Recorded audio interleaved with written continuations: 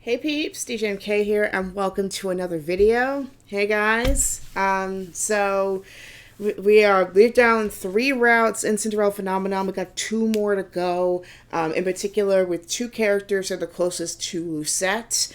We're covering Fritz, which is one of the members of the Royal Guard, who's basically been like Lucette's personal guard for basically her entire life, and the son of Sir Alcaster, and he has a little Red Riding Hood curse where he turns into Varg, the big bad wolf variety of character. And then we have Walt, who is the witch who actually trained under Queen Hilda personally, and has the Peter Pan purse and travels around with a circus and does shows for people. So we got those 2 routes left, and those are the ones that are the most intimate with Lucette. Now, in terms of Evermore, it looks like they might be aiming for an end of 2020 release date. But we shall see. It is a fan disc after all, and they are a little short on developers at the moment. Apparently there is a way you can volunteer on forums, and also a bunch of them are also in grad school, so I could totally relate there. So yeah, might be a while that I'm going to be able to play Evermore, but I'm excited to see where they'll take it. And also are adding animation, which is going to be pretty interesting. On a bit more of a serious note, as you probably heard from my Bixler broadcast, Delaware, my home state, has experienced its first coronavirus case. That has since increased to 4 people, which is basically a professor, a postdoc, and 2 grad students in the University of Delaware, which is where I work. We had a feeling it was probably going to happen at some point, but we didn't think that it was going to happen this quickly. Thankfully, all of us are fine, as you can see. I'm fine. I'm keeping myself healthy as much as I can. I decided to keep working there for the duration of this period. We have taken every measure to make sure that students and faculty and staff will be as safe as possible. So for me, even though there's probably not going to be as many technical events in the student centers happening as of right now, my main approach for this job at this point really is to keep morale up, keep people as cheerful as possible, especially during this time. This is a time to be aware but not anxious.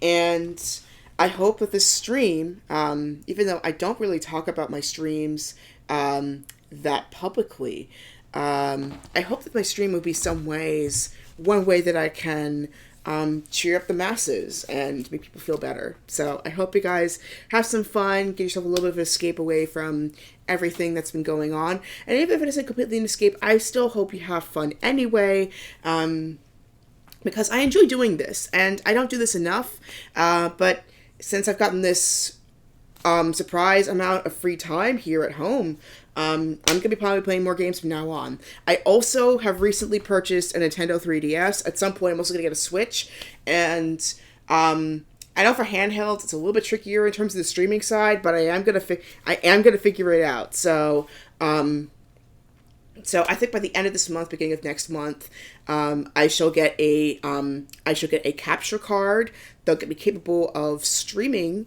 for you guys. So I got a 3DS XL recently. I also got 2 copies of games that I'm an absolute fan of, but I've never actually personally played myself, which is the Trauma Center series, specifically Under the Knife 1 and Under the Knife 2. And especially the fact that the timeline of this game actually takes place around this time period. And what's even funnier is that there is also a viral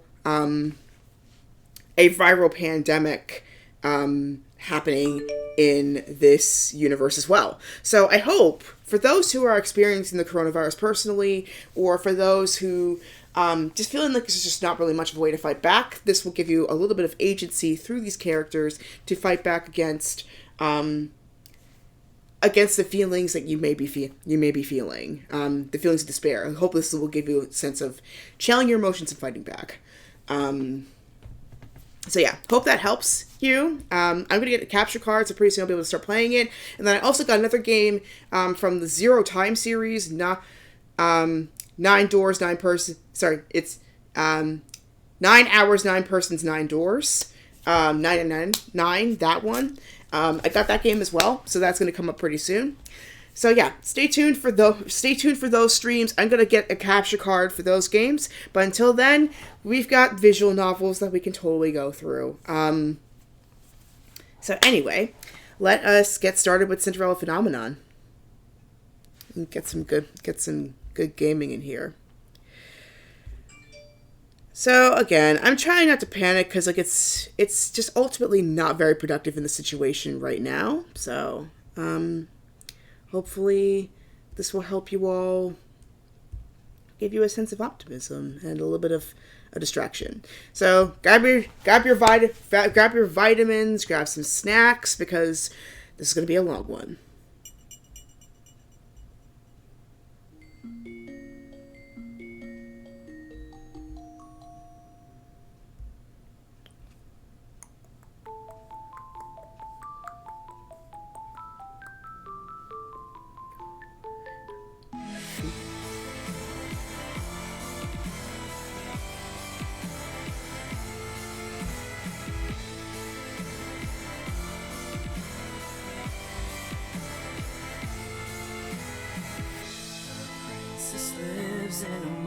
Okay, hold on one sec. I don't know why.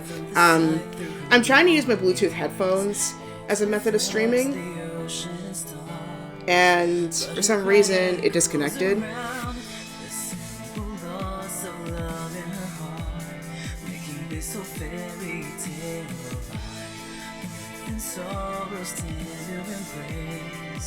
This was never meant to happen. The light of the day, you're the reason you have to stay. Hear me sing my song and just keep holding on. Cinderella, why don't you stay with me tonight? We will dance until midnight comes and we could run away. Oh, we will never ever be apart. Set aside all your fears, this magic lives inside of us. I am here, would you wanna stay with me tonight? Follow me, we will run across the bridge of fantasy. All the pain and steady feet. Believe in me, hold me close and never let me go. Come and stay with me forever. Magic lives so long as I am here.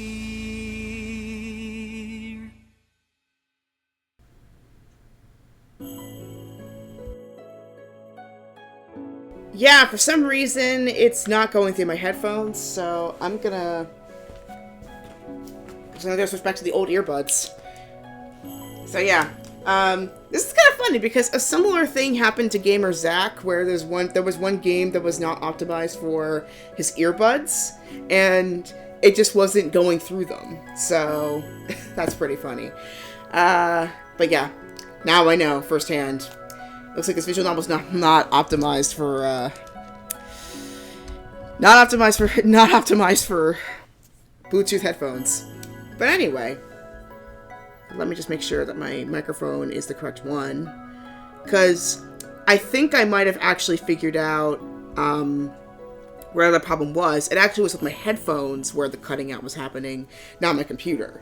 As I've realized, because it's happened with my phone as well, and I kind of realized it was the way my headphones are plugged in. So I've got an external one, my voice acting microphone, so hopefully that will reduce the problems that we've had.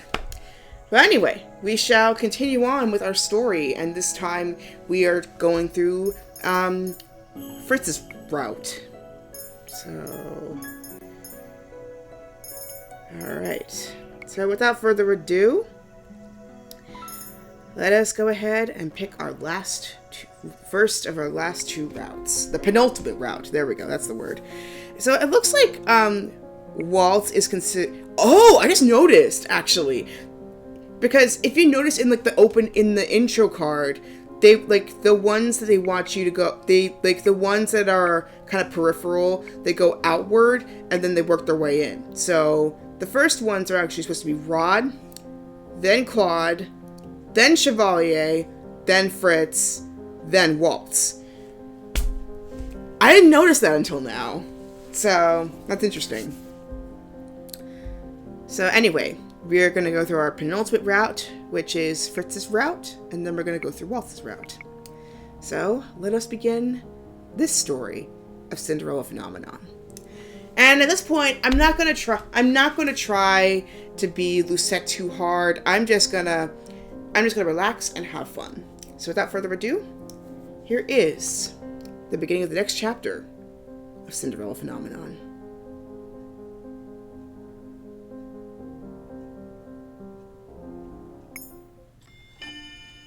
Chapter 3, Reunion. I'm in town with Waltz because Parfait needed supplies for her potions, and we were the only ones available to get them for her. I do not know why, but I feel on edge. Don't worry, Princess. I won't let anything bad happen to you.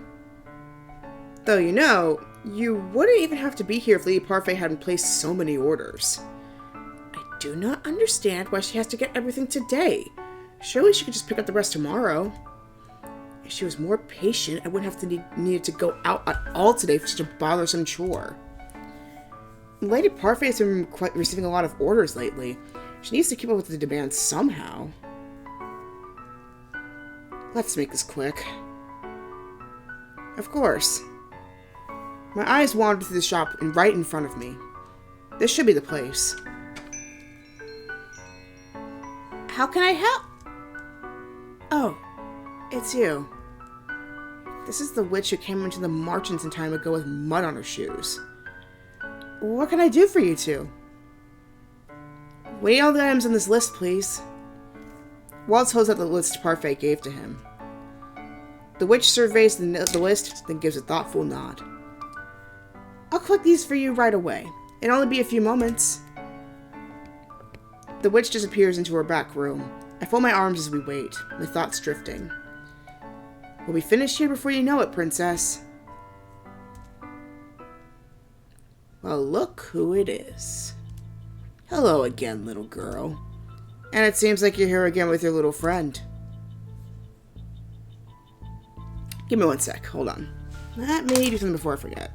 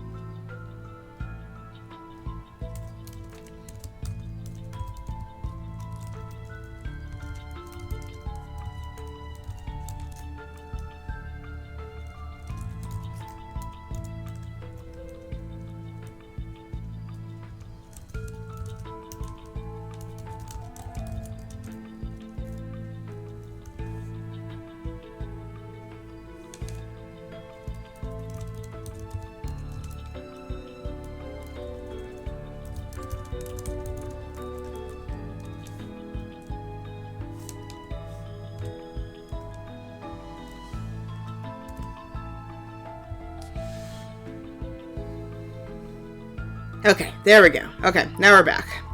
Sorry about that. Just want to type something because a little bit of a special gift for you guys at the end of the stream. So anyway, here we go. These are the men that tried to rob me back when I was on the streets. Waltz quickly steps in front of me as if to shield me from the men. Can he even protect me?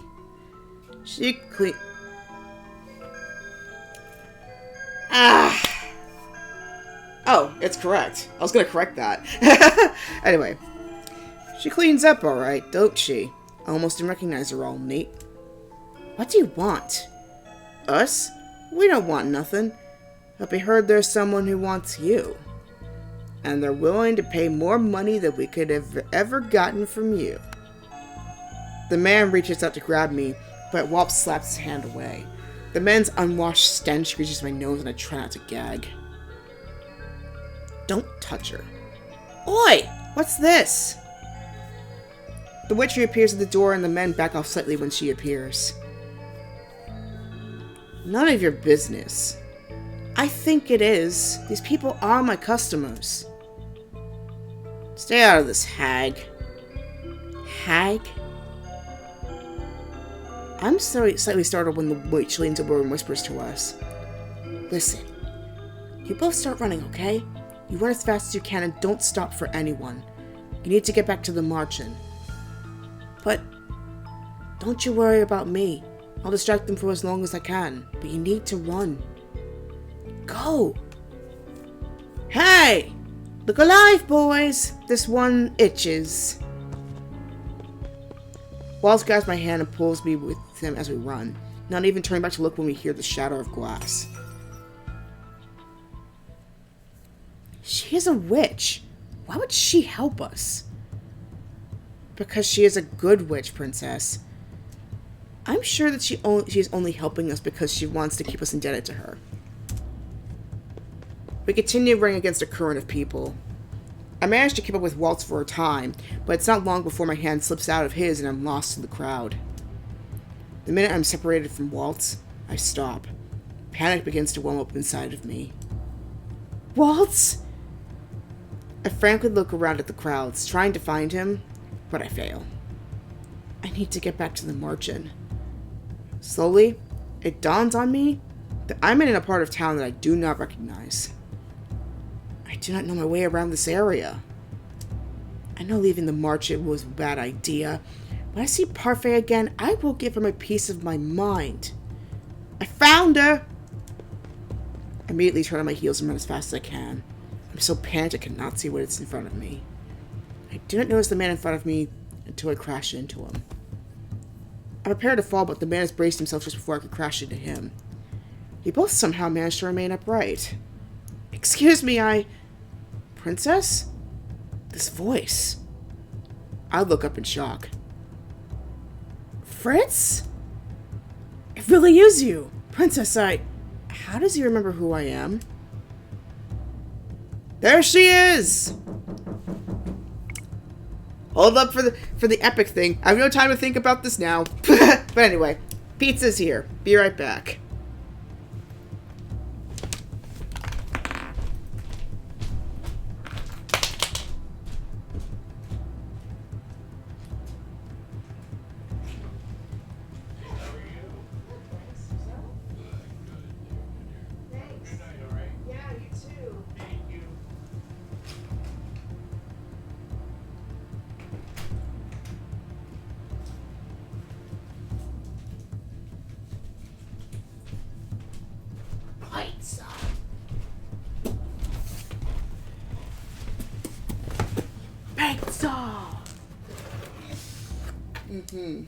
Well done and crispy just like I like it.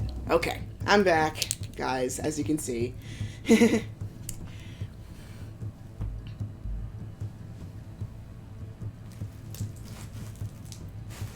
it seems like I always open or end a stream with food.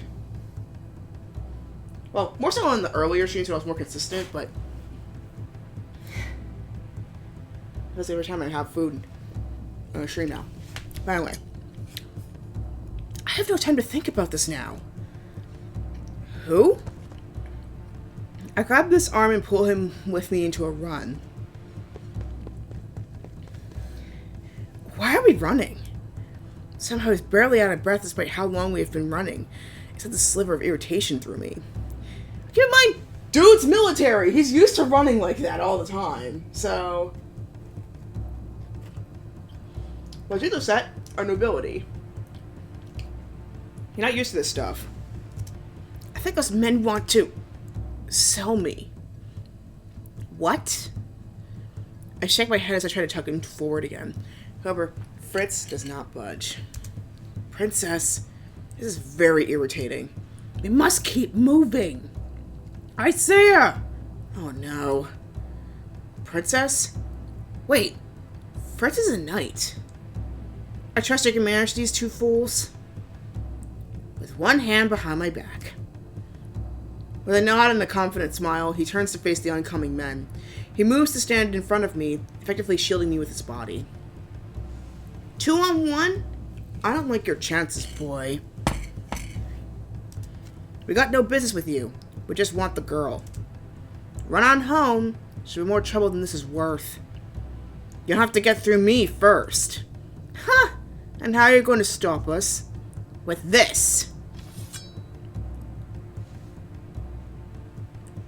He's against the wall? Seriously? Anyway.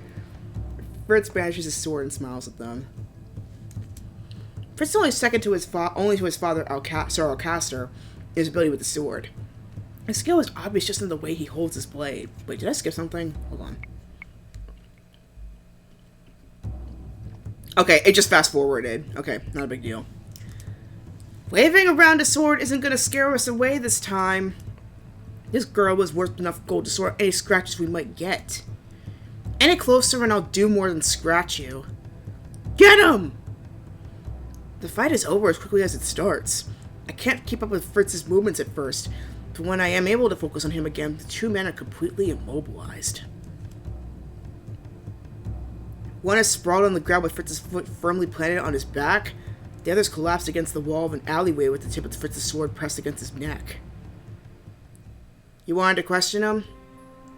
Fritz is completely unscathed. Keep in mind, dude is military! Anyway.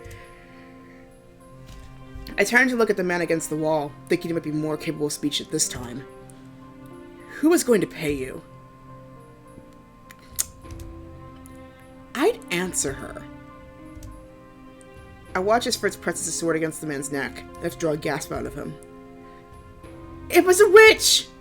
A witch? Walt insisted the witch we met was good, but it's just further proof that witches will always be inherently wicked. It was a witch, I swear. We got a note with your picture. Then it burned to pieces right before our eyes once we read it. What did the note say? Just to get you to the witch in one piece. That payment would come when it happened. How much was the payment? Answer me. 1,000 gold pieces! A whole 1,000!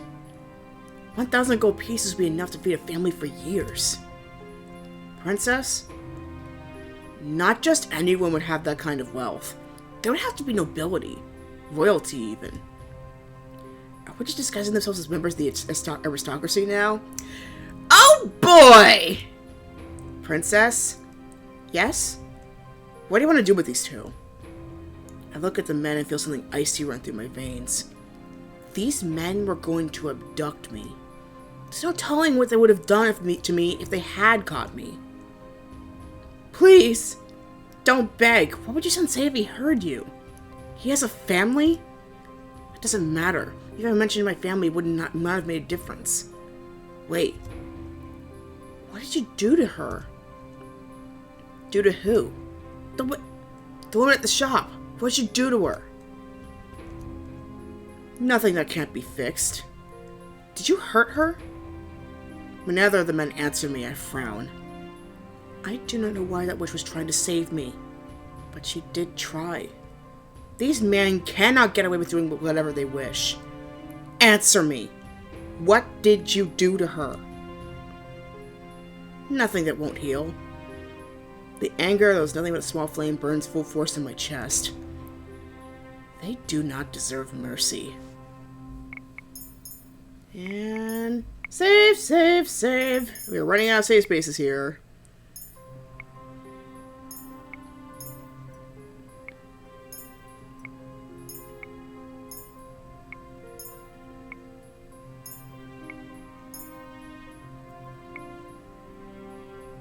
Alright.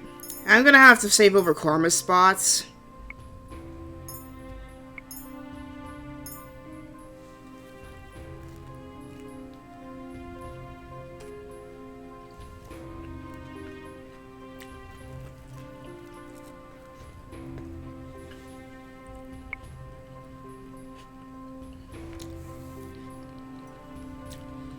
I think of Lucette, I mean, considering this is the beginning of her journey, and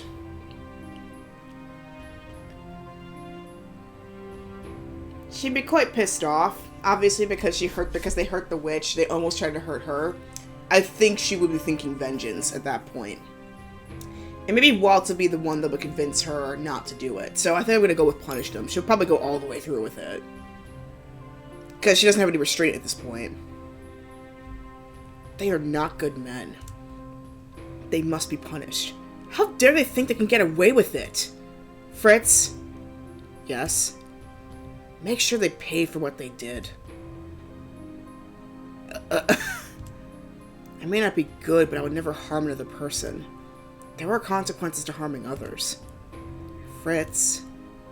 Princess, I can't. They will survive. Fritz and I leave the men behind in the alleyway. What did she do? Oh my god!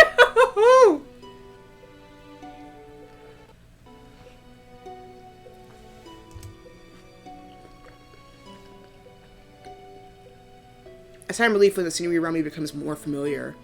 From here, I can probably find my way back to the march-in. Fritz is so unusually quiet that I barely notice him as become wrapped up in my thoughts. What does a witch want with me? As far as I know, I've never done anything to a witch. Princess? I'm starting with Fritz talks.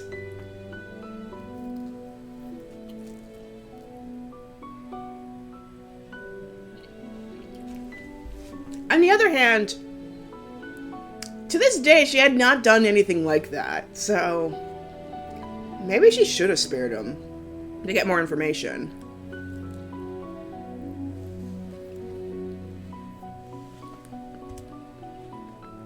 Guess?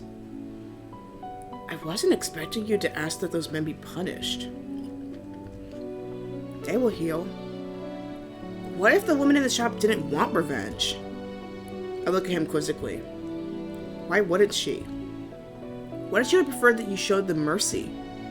They deserve what they got. Mercy? After what I did to an innocent woman? There's no reason why they should be let off without any punishment. I notice Fritz fidgeting. It's a sure sign that he has something else he wants to say. What is it? Where have you been, Princess? One day you just suddenly disappeared. No one in the palace seems to remember you at all. Why am I the only person who can remember you? Could Fritz be... Are you cursed, Fritz?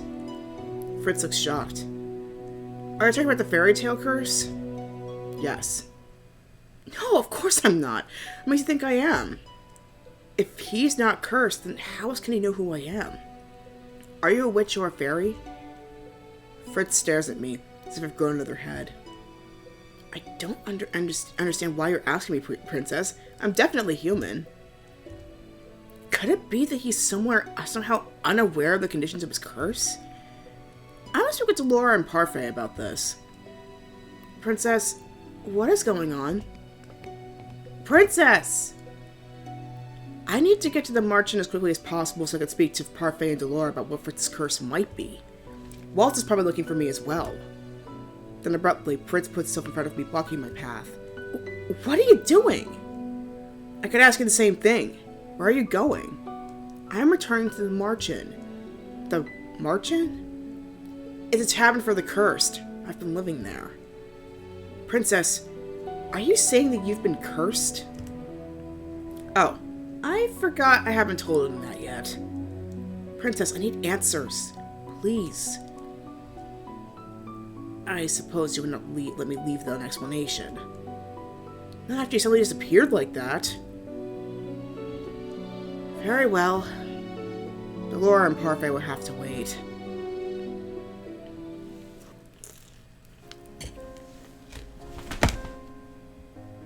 Ooh! New song! Whee! Fritz is convinced the only place I'll be safe is his house, and I'm not in the mood to argue with him. I look around the modest living room. I did not realize you had lodging outside the room in the palace. I grew up here. I was older than usual when I started training to be a knight, so I spent a lot of time in this house. He walks over and hands me a mug of tea. The comforting sound of it and the realization that he has made it precisely as I prefer it makes something lucid inside of me.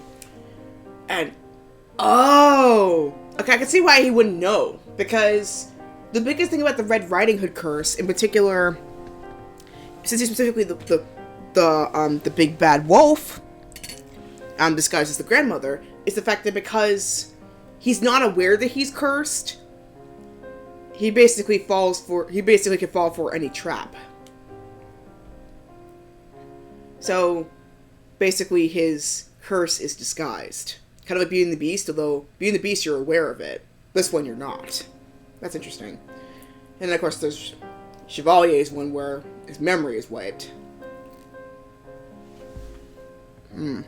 Interesting. Fritz sits opposite me, his eyes bright and focused. Start at the beginning. Please, Princess, I need to know in order to put my mind at ease.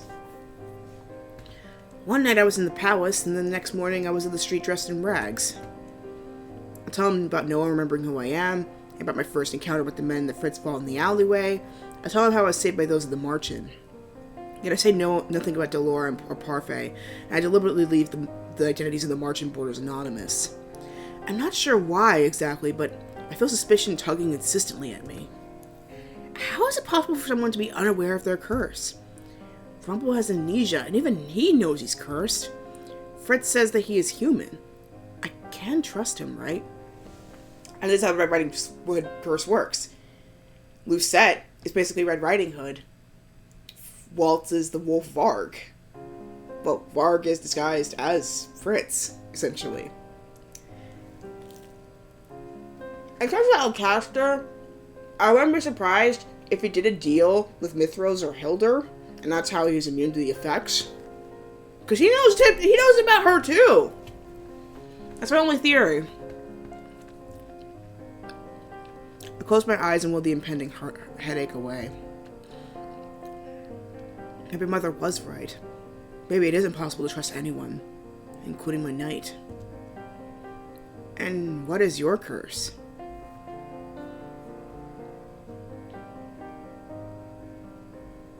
Oh boy. Princess? Can I still trust you, Fritz?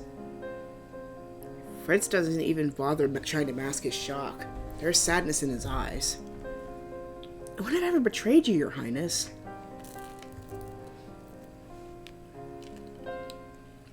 Fritz has been loyal to me ever since he was assigned to me. But every person I've trusted has turned me apart from Mother. Even my beloved doll betrayed me. I gotta be sure that Fritz will not do the same. I swear on my life that I'll protect you, Princess. I would never lie to you, or do anything that will put you in harm's way. Cinderella. I had to complete 3 good deeds to break it. Cinderella? Are you sure? That fairy tale is about... It's been reversed in my case. Oh, that. Makes sense. What will you do now? Return to the Marchen. I must break my curse. I can't allow that. Unless I stay at the Marchen with you. What? Why? I've been wondering where you were this whole time, Princess, trying to find you. And that I've found you, I must resume my duties. I need to protect you, and I want to make sure you are safe by staying with you. You're no longer my knight, Fritz. You work for Emmeline now, don't you? I'm not her personal knight. I work in shifts with their other guards, so I'm not expected to stay the whole day. Besides that, I am your knight, and I intend to fill that role until you no longer need my services. I failed to protect you from being cursed. Let me protect you this time, Princess. Fritz is very capable. No doubt he'll be able to protect me better than anyone else at the Marchen. And who knows how many people will receive the witch's note. The witch wouldn't even need to enter the Marchen herself so long as she had others there to capture me. No matter where I am, I'm not safe, especially when I have no idea who I can trust. Stay here. Stay with me. Okay.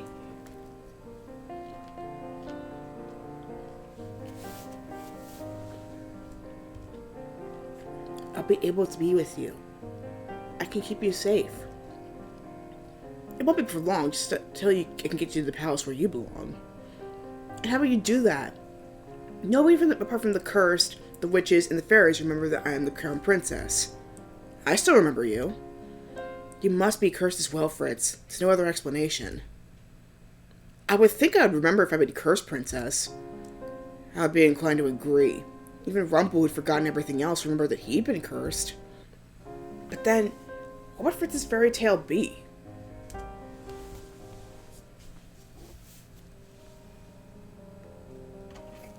This music is so good. I'm gonna like eat a piece of pizza and listen to it.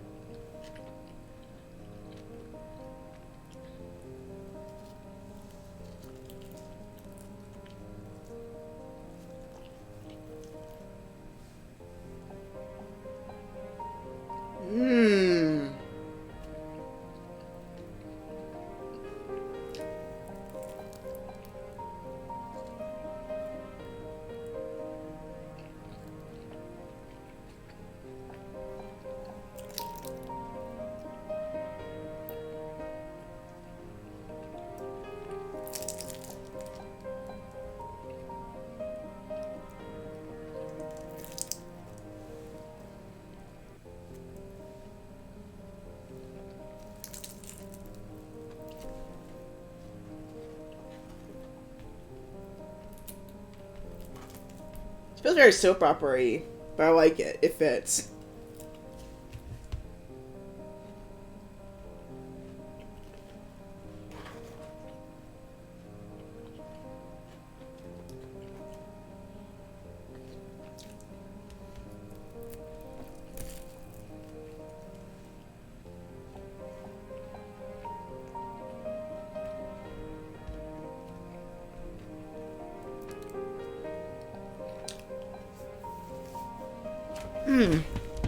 By the way, what's your favorite kind of pizza?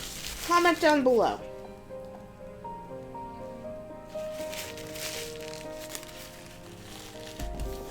Anyway. I hadn't truly accepted on staying with Fritz, but somehow the day passes by without me noticing. Before I know it, night has fallen. It's far too late to attempt to return to the margin on my own now. Even if for some reason Fritz allowed me to leave his house. You can stay in the guest room, Princess. My father returns here at night after his duties for the day are over. I'd almost forgotten. Sir Alcaster Leverton, Fritz's father and the commander of the Order of Caldera. I thought he'd have his own room in the palace like you do. My father's never stayed the night in the palace as far as I know. He always comes back to sleep here, no matter how late he leaves the palace. Oh, how early he has to get up to return there. Good evening, Father. Alcaster looks at me, then Fritz. Who is this? We know he's faking, as we've seen in the previous chapters. But anyway. The way of his stare makes me feel like looking away, but I manage to stare back at him coolly. This is Lucette Rial of Britain, daughter of King General of Britain III, and the current princess of the Kingdom of Angel. I am not in the mood for games, boy. It's the truth. I told you about her when she disappeared, but she'd been forgotten. Nonsense. She's been forgotten because of the fairy tale curse. Sir Alcaster's eyes are cold and calculating. I do not like the way he's looking at me. I don't blame you, Lucette! What is your fairy tale? I do not want to tell it. Sir Alcaster's gaze goes colder as his question is met by a long stretch of silence.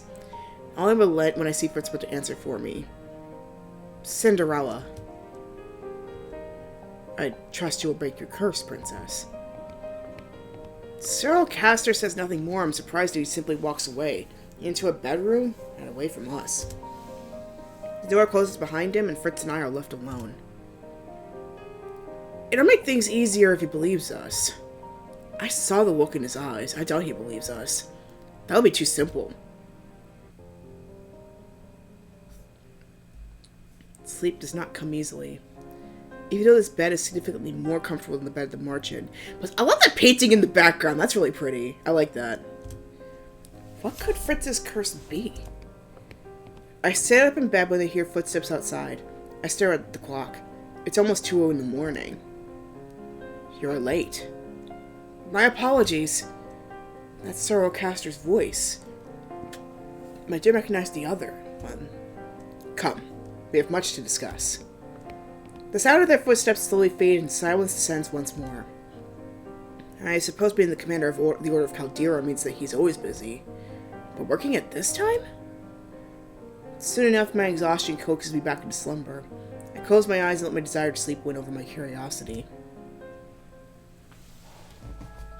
Oh, another dream sequence! It's true. She only takes after you-know-who. I heard rather than speak to people, she only ever speaks to her dolls. I can't believe that. She seems a little weird in the head. She's so strange. I can't believe she's going to be queen one day. Oh, good morning, Your Highness. Please excuse us.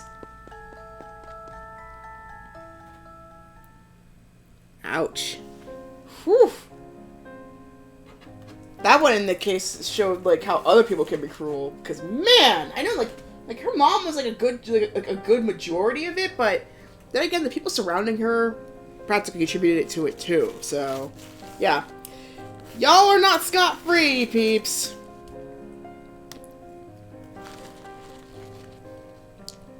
Despite my exhaustion, my sleep is brief with all the thoughts whirling through my mind. When I feel it is late enough, I found a step out of bed and make my way toward the living room. Sir Alcaster are both there, but they fall silent at my entry. Sir Alcaster? Princess? Are you leaving for the palace? Yes. Will you be able to get the princess back into the palace? I will inform Mithras of the situation. Sir Mithras? But, Father, Sir Mithras won't... Mithras will work as quickly as possible to resolve this. In the meantime, she will be safe here, won't she? I'm standing close enough to Fritz that I notice his body posture stiffen. I see the way he clenches his hands into fists and the way he squares his shoulders. Of course she is. I'm her knight. Then there's no problem. You and Sir Alcaster do not seem very close. Fritz sighs. He looks somewhat flushed, though it doesn't seem to be out of any embarrassment. Princess, should I have not said anything?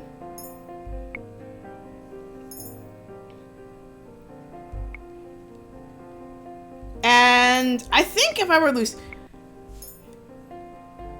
Another cancelled event, sorry. As not one of a concern, but anyway. I think she'd press the issue, really. Because she's not the type to dodge, I think.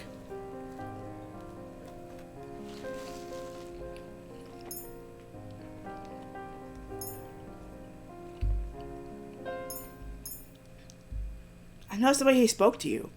In the past, I never saw the two of you together. I didn't think you would notice. Why? You're my knight. I spent a lot of time with you, so of course I'm aware about how the others treat you. Plus, I mean, on top of that, they already know each other, so I think, unlike the other characters, I think she'll be able to breach a lot more easily compared to the other ones. Because they personally know each other. So they don't have to be so tight-lipped.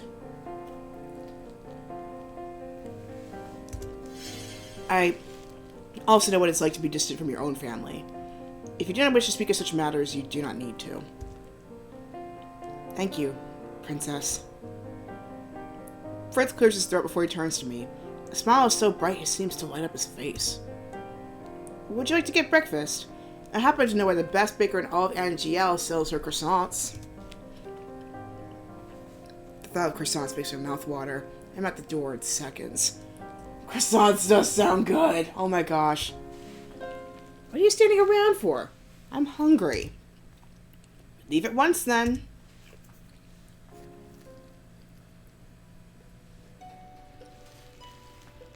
The shortest route to the bakery from Fritz's house leads past the palace gates. Princess, I'm sorry, I didn't mean to. Fritz's voice fades to the background when I notice the royal family eating their breakfast outside. Emma Lane sits underneath the shade of a cherry blossom tree, reading a aloud from some book in her hands. Rod is smiling as he pours tea from all of them, and Ophelia is looking on with clear love in her eyes for the family that surrounds her. The king laughs at something Emmeline is saying. He looks happier than I've ever seen him before. They truly are happier now that I do not exist with them. Father has not once looked at me the way he's looking at them. They can't miss what they don't remember. I'm sorry for bringing you here. I should have known it would be difficult. How could you have known? You're my charge. It's my job to know. Exactly how much does he know about me? I realized that we've been walking as Fritz talked. The palace gates are well behind us and the royal family is thankfully out of earshot. Here we are.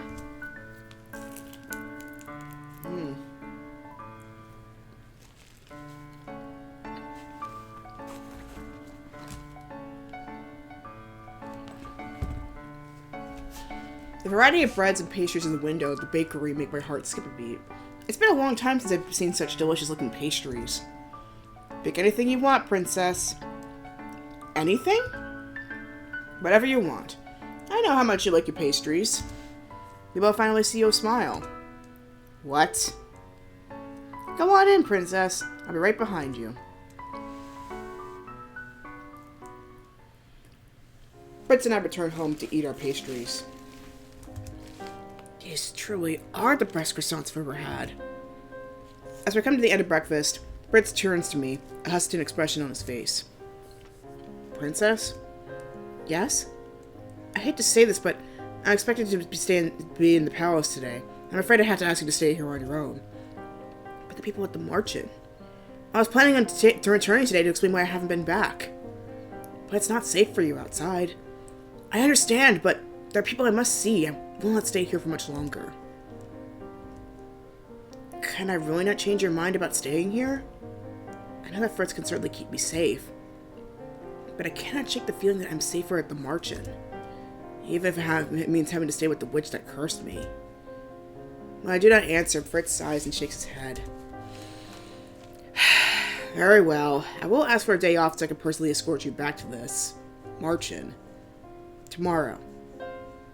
Sorry? Take me back tomorrow. Tomorrow, then.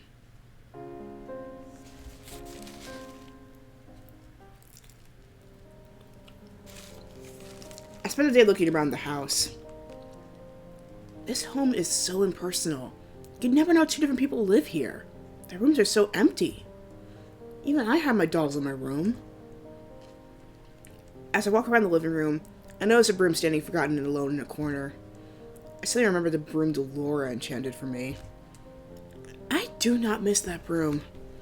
But this one could definitely use a ribbon. Ah, Mr. Broom.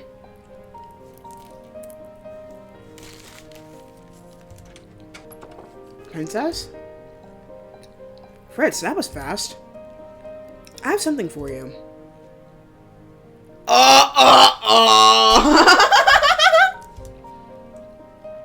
I found this doll in my room at the palace. She's one of yours, isn't she? The Laura doll was still in my room? But how? That's my question! Like, what the heck?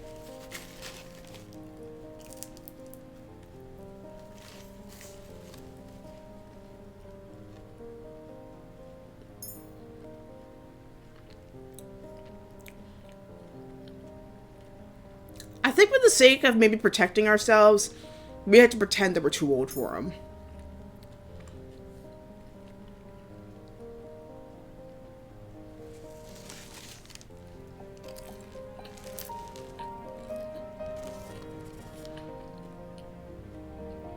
On the other hand,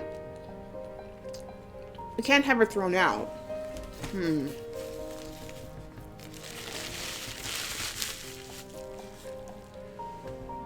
I think we should grab it. We should get it. She is. I thought so. Isn't she one of your favorites? Yes, she was. Until she cursed me.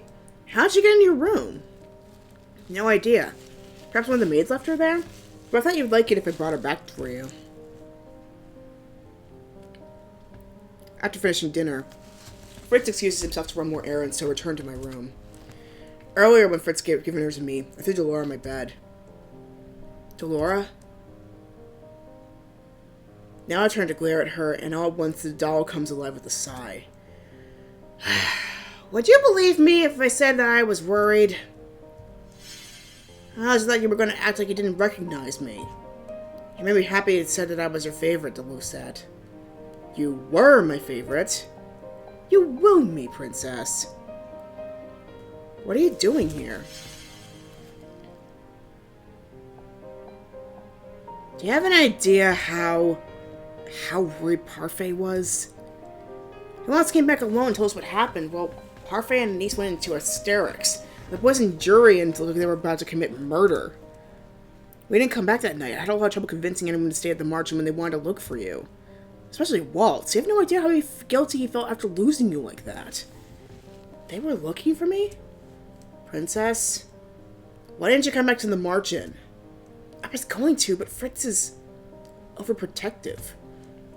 I know it's not... Hush. Don't hush. I stop myself when I hear footsteps just outside the door. This is entirely unnecessary. The walls have ears, Sir Alcaster. The two men walk away, leaving the hallway silent. This is just another one of Sir Alcaster's late-night errands. But my words die in my throat when I turn to Laura and see that she is eerily silent, her forehead furrowed. This presence. Laura? It is weak, but it's there. I can feel it. Delora? What are you talking about? Finally, Delora looks at me slowly, as if just now recognizing we were both in the same room. This is bad. We must return to the margin. Now. Chapter 4, Mask. I'm not surprised this one's going a lot faster, because again, we know this character. I watch as Delora paces on the floor alongside the bed. You're a witch! Can't you just teleport us out of here? Teleportation and portals are high-level magic that only the bearers and a select few can cast. I look closely at her. So you cannot cast that spell. I would have cast it already if I could, princess. I had thought by the bluffing you do, you'd be more capable. Any more sass and I'll turn you into a toad. You wouldn't dare.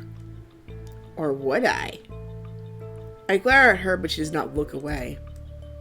Arguing will not get us out of here. We need to get back to the margin.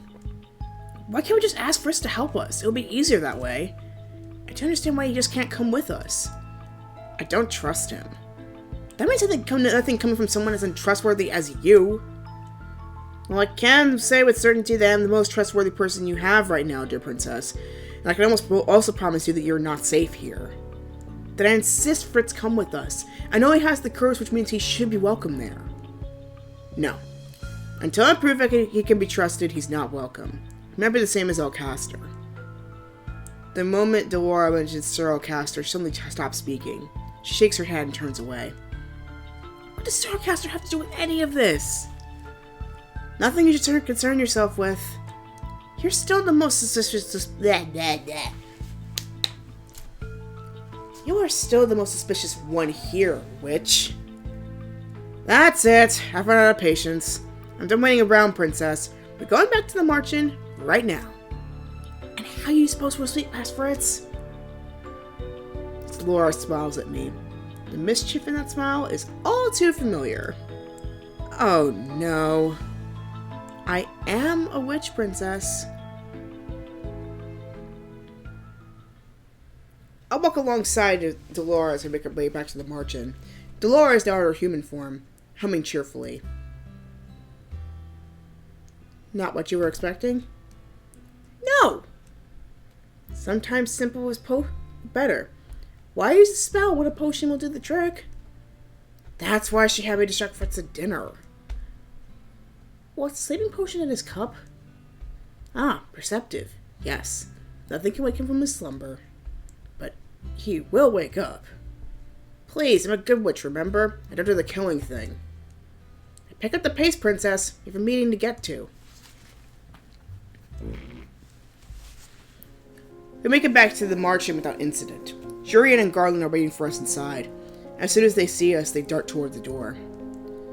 You made it. We were worried we might need to break in to get you both out. Don't sound so surprised. I told you I could handle this. Why did it take you so long to return here?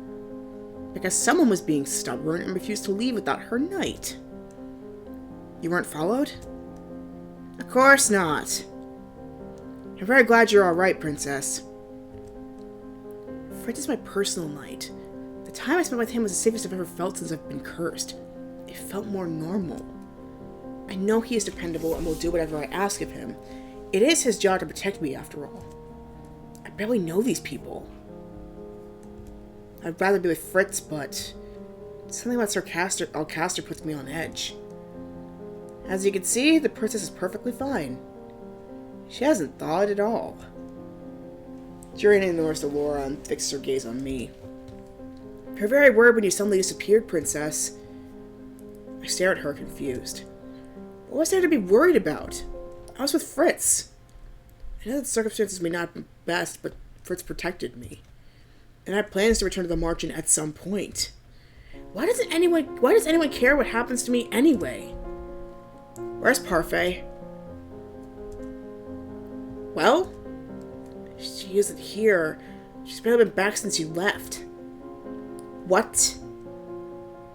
Ever since you got the message you found the princess, Lady Parfait's been absent from the margin. She returns, but only ever briefly. Does she say where she goes? No. She won't answer even if someone asks. Just smells that very smell of hers and says nothing at all. It drives me crazy when she does that. What is going on?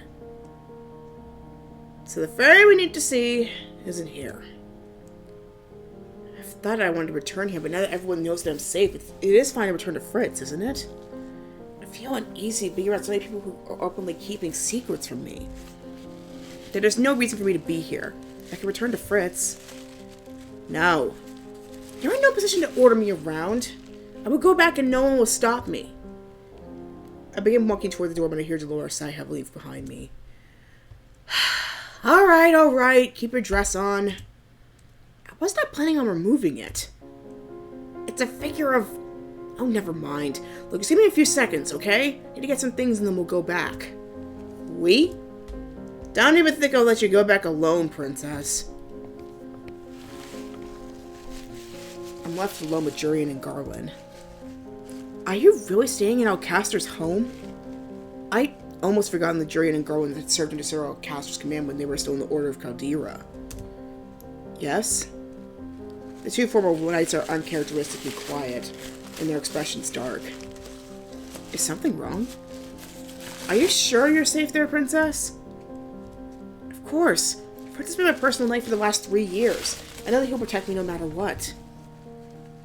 Just be careful around Alcaster. Did something happen between you and Sir Alcaster? I'd still be part of the Order of Caldera if it weren't for him. It was said that Jurian and Garland were discharged for disobeying Sir Alcaster's orders, but is that the whole truth? He's a two-faced traitor. Never saw him again. Jurian, what happened? It's something to worry about, Princess. Jesus! Why do you guys keep on hiding such essential information? This is the future queen of Angiel. She needs to know this stuff. God! I know the tension is real, but seriously, it's so freaking frustrating with these people. At the same time, this is why I keep playing. Delora told me the same thing. Why exactly are they hiding about Sir Alcaster? She should be worried about it.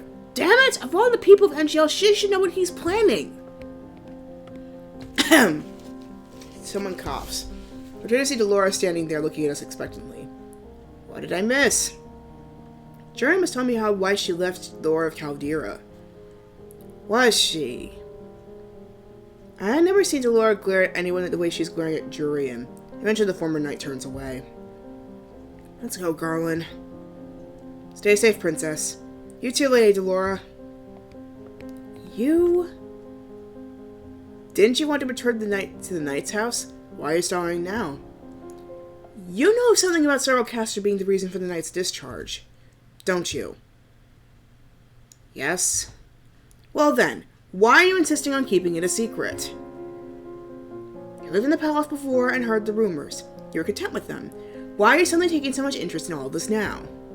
Because you and the knights are clearly hiding something about him. Curiosity can kill a cat, little princess.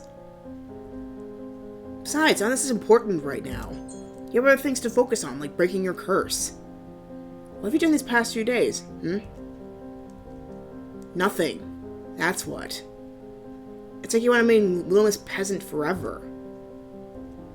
The only reason I am in this position is because of you, and you have done nothing to help me. Excuse me? All I've ever gotten from you are insults and snide remarks. I've been trying my best, but you of all people should know how difficult it is for me. I stopped talking at once. The anger and frustration inside of me makes it difficult to form words. Delora has been with me for almost a year now. She should know how difficult it is for me to be good. But she never understood. She still cursed me. It's as if she's mocking me. I turn away from Delora and head toward the door. Princess, wait. I have better things to do than get insulted by a witch.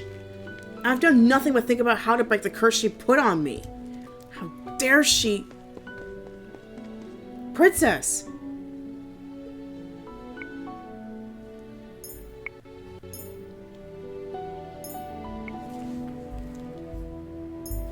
Take the time.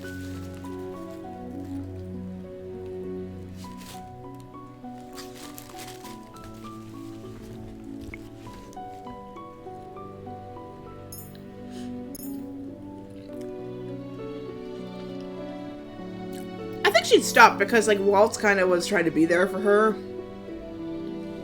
Princess, are you alright?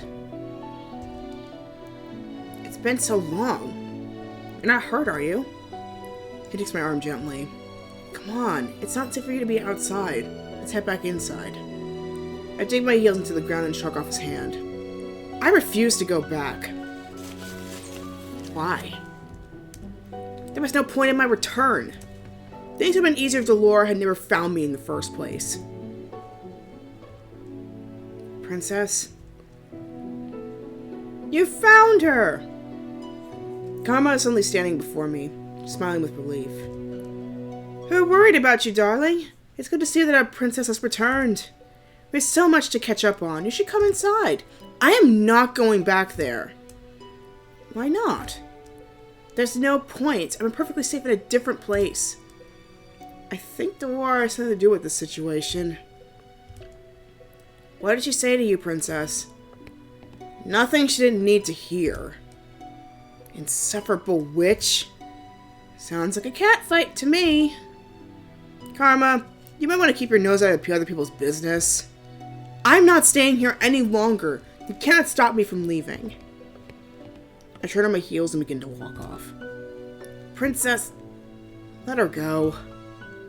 What? But outside she'll be... She needs some space to think. Don't go too far though, Princess. Are you daft? I said I'm not coming back. You will if you value your life, Princess. I cannot quell the irritation stirring in the pit of my stomach. I turn on my heels and walk off. It's so peaceful here at night. The sound of approaching footsteps makes me stop. Standing out here alone in the darkened plaza does not bode well. I quickly slide into an alleyway and stand with my back to the wall, hoping the shadows will keep me from sight. Why are you following me? That voice from the other night! You noticed. Sir Alcaster? Don't think I'm a useless idiot like the boy. Of course I noticed. I would take care of remembering that me and the boy are nothing alike. Don't think you can fool me, Varg. Varg? I have to know. I move silently, sticking my head out of an angle so I could see the man standing before Alcaster. The plaza is empty except for two people. Sir Alcaster is looking at a man that wears an elaborate mask. I notice he also carries an odd-looking cane. That must be Varg, but who is he and how does Sir Alcaster know him? I've never seen anyone like him in the palace before.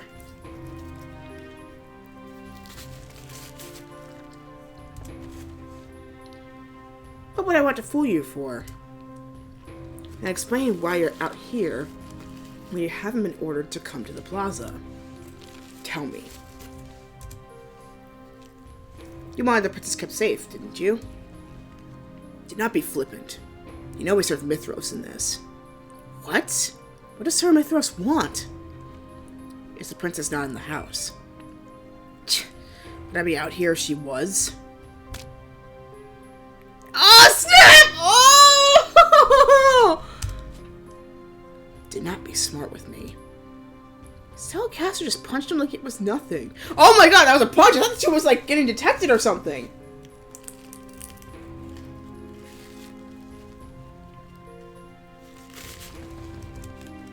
How is he still standing? That blow should have knocked him down to the ground. Answer me clearly. Has she left the house?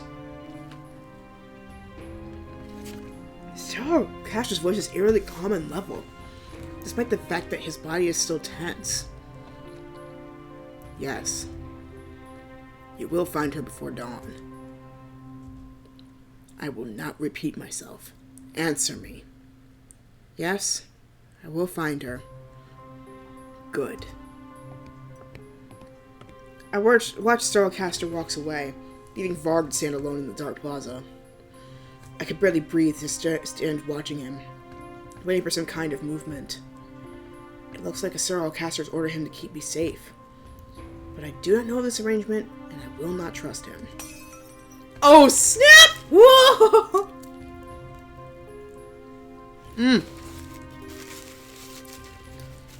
She definitely got detected now. The sound of shattered glass echoes across the plaza. Varg immediately rushes off to investigate, moving away from my hiding spot. I feel myself instantly following after him, despite my mind's logical protests. Hush! The Lord places my hand over my mouth to muffle my voice. We both watch Varg until he disappears and there is nothing but silence for company. Then, and only then, does the Laura move her hand away from her mouth. That man, did you catch his name? What? His name. Sir Alcaster called him Varg. Varg. Who is he? Judging by the mask and the cane, probably works for the witches. That's what Parfait and I think. Looks like he's working for Sir Alcaster too. We look up and notice Karma and Waltz running after us. Here comes the cavalry. Late, as expected. Waltz looks winded but does not stop him from glaring at me. Don't ever do that again! What is happening here, You two look awfully suspicious hiding out in an alleyway. None of your business. I'm surprised when Delora takes my arm and pulls me away from Waltz and Karma. Where are you going? Masters are afoot, kid. We're not going to solve any of them by waiting around the march and for Parfait to return from her business. Where are you taking the princess and why? That's a good question. Delora, we all decided that the march is the safest place the princess can be. Technically, the princess is safest wherever either Parfait and I can keep an eye on her. And now we have an excuse for the princess to be somewhere else. She speaks as if I'm a child to be babysat. You're only a teenager, kid! Move and lie. But anyway, I'm so questions that need answering, and I'm going to need the princess to get them solved. Besides, she's really involved with some mess, and she wants answers too. Something seems off about this whole thing. Sorry to say, but your opinions in this matter are irrelevant. Let's go, Lucette. Delora? The solemn expression on Waltz's face is foreign to me. There's darkness in his eyes. A warning. I trust you. As you should. Delora nods and turns back to me. We'll be in touch. Let me know when Parfait gets back. Our trip back to the Leverton home is silent. Delora has reverted to her doll form. I hold her close to my chest. Both of us are quiet, and I'm lost in my own thoughts.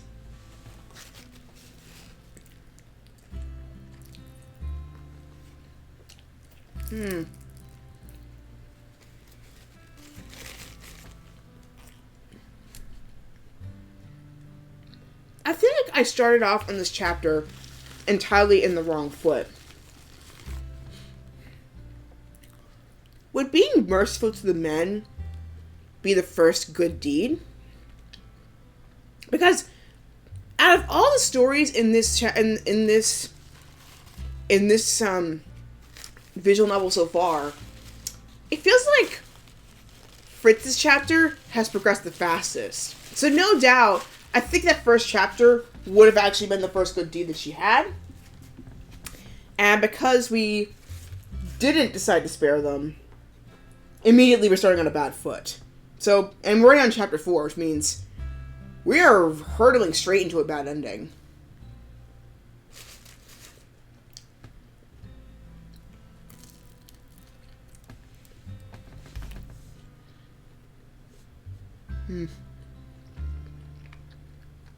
But I'm only an hour into this.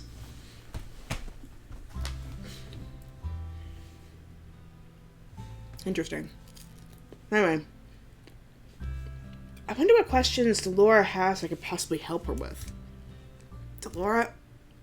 Princess? We speak at the same time. Alright, you first. Or not. I'll go first then. I want to apologize. Don't look so surprised. I can admit when I'm wrong. That's a lesson you need to learn too. That's for another day. I know we're going to break the curse, and I know you've been putting a lot of effort into it. I know why it would be difficult for you to accomplish 3 good deeds. I want you to know that I do want you to succeed, Princess. Most of the time it doesn't feel that way. I'm sorry. I wouldn't have cursed you if I didn't think you were capable of overcoming it, Lucette. I truly believe that you will break your curse. We turn onto the path that leads to the Leverton home. I pause to squint at the oddly shaped shadow by the doorway. I cut myself off the road behind the nearest obstacle.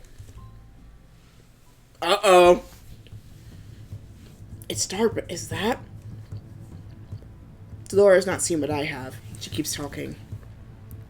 More to the point, you must break your curse. It's vital that you do as soon as possible. There's a very good reason why I put my hand over her mouth to muffle her. I had only just managed to hide her when the shadow moves. The moonlight goes off his mask for just an instant, but it's enough. It's Varg. He starts to turn in my direction. Oh my god!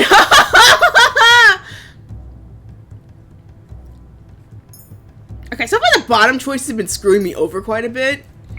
I'm tempted to move back, but I think he hasn't seen... he's seen him, she's seen him, but she hasn't seen her. But he hasn't seen her. So I'm thinking, maybe try to stay still, because I feel like a noise would set him off. So try staying still. I freeze in place. There's no one here. Look away. Look away! Delora is still struggling in my arms. I do my best to still her with my hands. And she gets us caught. And then, as if by magic, the clouds move, obscuring the light of the moon. An inky black, almost unnatural shadow falls over me. After a heartbeat, he turns away from me. I watch as he slips around the side of the Leverton home and disappears from sight. I run back to the plaza, but Waltz and Karma are no longer there. What do I do now? Not even a thank you? Delora pops her head out of my pocket, shaking out her hair. I just moved some clouds and played with some shadows to keep us hidden for a crazy masked man, but you know, I do that all the time. That was you? Well, it wasn't the wind. I had no idea she had such power. Well, hello there. Oh! The clock and this. Oh my god. At least my clock is a bit more accurate, so.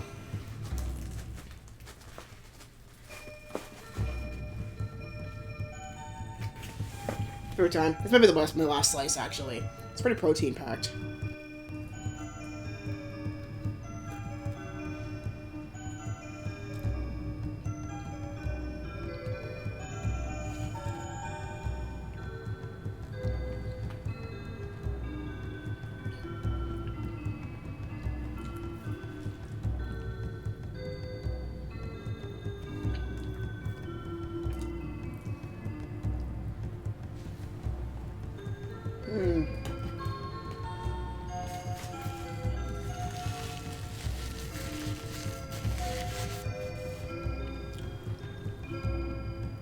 And now back to regularly scheduled programming. I roar around, once again keeping my hands over Delora to hide her from sight. Ah! Was gonna cut anyway! Dang it! Anyway, if it isn't the crown princess herself. Surely good princesses shouldn't be out on their own in this time of night. But then, you're not all that good, are you? Good girls do what they're told and stay in one place. But you're not one of letting people keep you rooted in place, are you? Do you have any idea how long I've been looking for you?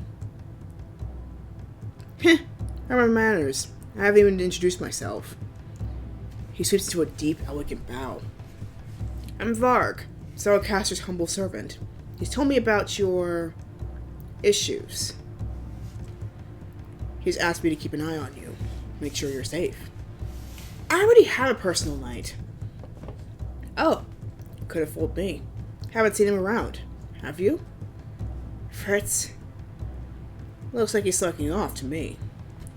Fritz is not slacking off, he's just under the influence of an extremely potent sleepy potion is unable to wake up. Also, we could sneak out. This is all my fault. A crown princess shouldn't have to make excuses for her knight, don't you think? Sounds like he's pretty incapable. Varg approaches and holds out his arm. I'll escort you back. I stare at his arm but do not take it. Varg tilts his head to the side. I cannot read his expression through his mask. Don't you trust me, princess? No. What were you expecting? Wasn't expecting you to be honest. The princesses were meant to be shy and sweet all the time. You know, like Emmeline. I am not Emmeline. So I'm learning. Varg reaches out and grabs my hand. He places it in the crook of his arm with a smug smile. Let's go. I can do nothing but follow as he forces me along. I do not appreciate being dragged. I don't like waiting around for something that's not going to happen. This is for your own safety, princess. He flashes an almost predatory smile at me. His teeth startlingly bright in the darkness. He says he's meant to keep me safe. I feel like he's going to devour me. Oh snap! I actually ended up back at the house! Okay. I am still shaking when I return to my room in the Leverton home. I've already heard Varg leave the house, but I'm not convinced the lock on the front door will keep him out. Well, that was exciting. Are you alright? I cannot show weakness. Not now, not ever. I'm fine. I never knew there was a back door to this place. Pretty convenient for sneaking past your guard dog, isn't it? I wonder how Varg knew the door existed. Hey, chin up. You did well back there. I froze. I did nothing. I was useless. There's nothing you could have done. He already seems to be an accomplished tracker. But nothing. If anything, this is my fault for not being able to protect you. I didn't know why I'm so afraid of Varg. He would work for Sir Alcaster. He wouldn't hurt me. Just the look again. It's because of her suspicions of Sir Alcaster, or because she suspects that Varg is serving the witches. Alcaster mentioned Sir Mithras before, but I had no idea how he plays into any of this. No point in worrying about it now.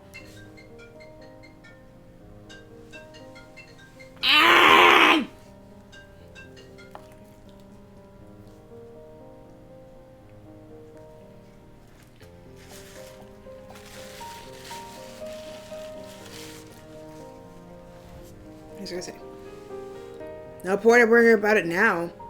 We're not going to get answers just by staring at the wall. Might as well get some sleep. What aren't you telling me, Delora? An awful lot, Lucette. I'm not going to tell you anything until tomorrow morning, so go to bed. I do not think I'll be able to sleep tonight. Unless... Delora?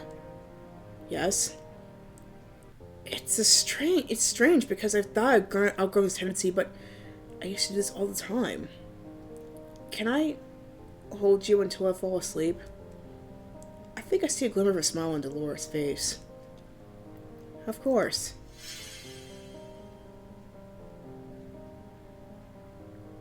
I grab Delora and hold her against my chest. Her weight and shape are familiar and comforting. When I was in the palace, hugging my dolls made me feel like I wasn't alone. Sweet dreams, Lucette. They should have done a shot of her doing that. Like, that would have been that would have been pretty adorable. My queen. That voice? It's familiar. Fate and the traitors approach. The Tenebrum grows weak. Mother? You will prevail. You are far stronger, far more beautiful. Enough! But beauty is irrelevant. The tide of the war is turning. We must consider our options. But your majesty, if you must wait for my revenge, then I will. What will you do? As my queen commands.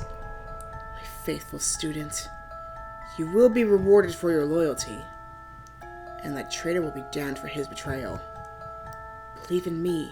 Believe in us. We will be victorious. The humans and the traitors will pay. I sit up in bed, my heart pounding.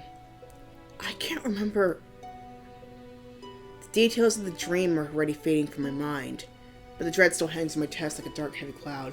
So, okay. So, to kind of explain, because I kind of figured it out really quickly because the other backstories were kind of already revealing that. So, essentially, Mother is Queen Hilda. She is the Tenebrum bearer, which Lucette will be next, after some training. The man who was speaking in there was Mithros, and the people they're referring to as traitors are people like Parfait, Delora, and Waltz. And a la Frozen style, Lucette's memory of those events was wiped. Not completely though. It's just like, honestly, the memory wipe makes 10 times more sense in Cinderella Phenomenon than it does in Frozen. Like, what the heck? Like, that's like, if someone can explain Frozen's memory wipe thing to me, please do, because it really doesn't. Like, Elsa could have confessed. It's been 2 films. She hasn't confessed what happened, and it's been impacting every single action she does in the movies. Why hasn't she confessed? Why? I mean, there is a running theory that, like, having the knowledge would actually reopen the wounds that she had and would kill her off. Like the way it almost killed her off back then. There's a second theory that, like, because, like, the trolls influenced her memory, which is a lot easier to repair than preparing her heart. Which I guess only love can thaw a frozen heart.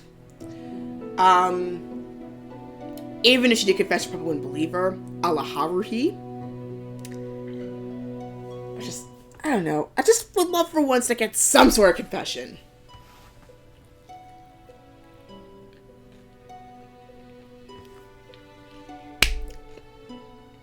I think there's like the memory things like don't. But then again, you probably don't miss. You don't miss what you don't know, like they said. So it's entirely possible. But some part of Anna was still aware that like they had a big connection. Or is it like Tsubasa, where at the moment she tries to remember anything before that point of the movie, her memories are kind of like re-wiped because of the troll magic. I don't know. I don't know. Anyway. The details of the dream are already fading from my mind, but the dread still hangs in my chest like a dark, heavy cloud. It must have been a nightmare.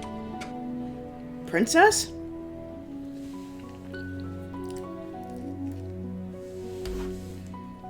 I turn and see Fritz standing in the doorway, his eyes filled with concern. I didn't mean to. I heard you and I... Are you okay? Fritz? Maybe it was stress of what happened with Varg? Maybe it was the nightmare that I just woke from? And maybe it is relief of seeing a familiar face.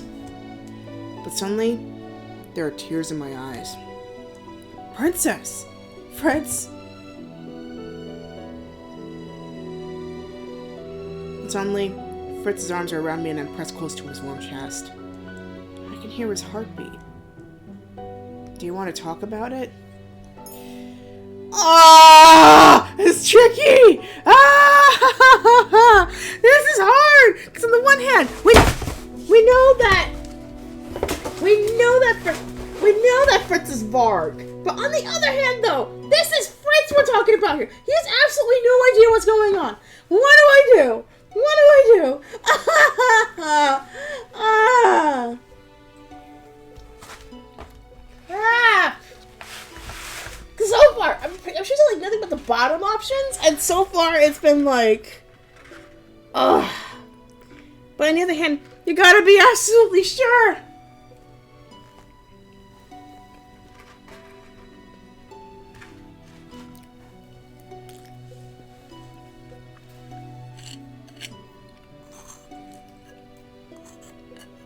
Man, these peeps are making this hard. Why are you making this hard?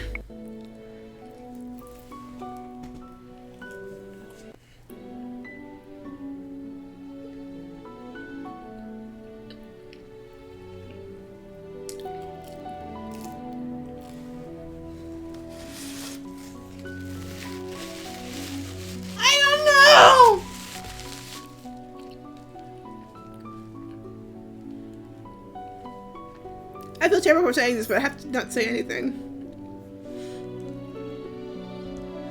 I understand. I won't ask. I'm too overwhelmed to speak, but I managed a small nod against his shoulder. You know, Princess? I'm glad I could comfort you at this time, even though I was never able to before. How did you know I had nightmares? It was on my night patrols. Sometimes I would pass by your door and hear you. You never said anything. Fritz runs his hand through my hair. His touch gentle and comforting. It was never my business, personal night or not. I figured if you ever needed to tell anyone, I'd be there for you. I only know time is passing because of the shifting shadows in my room.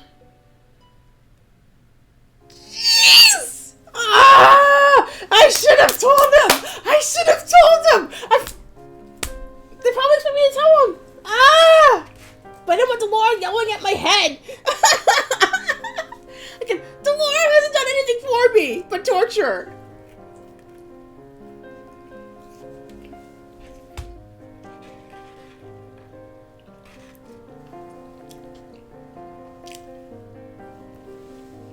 You know what?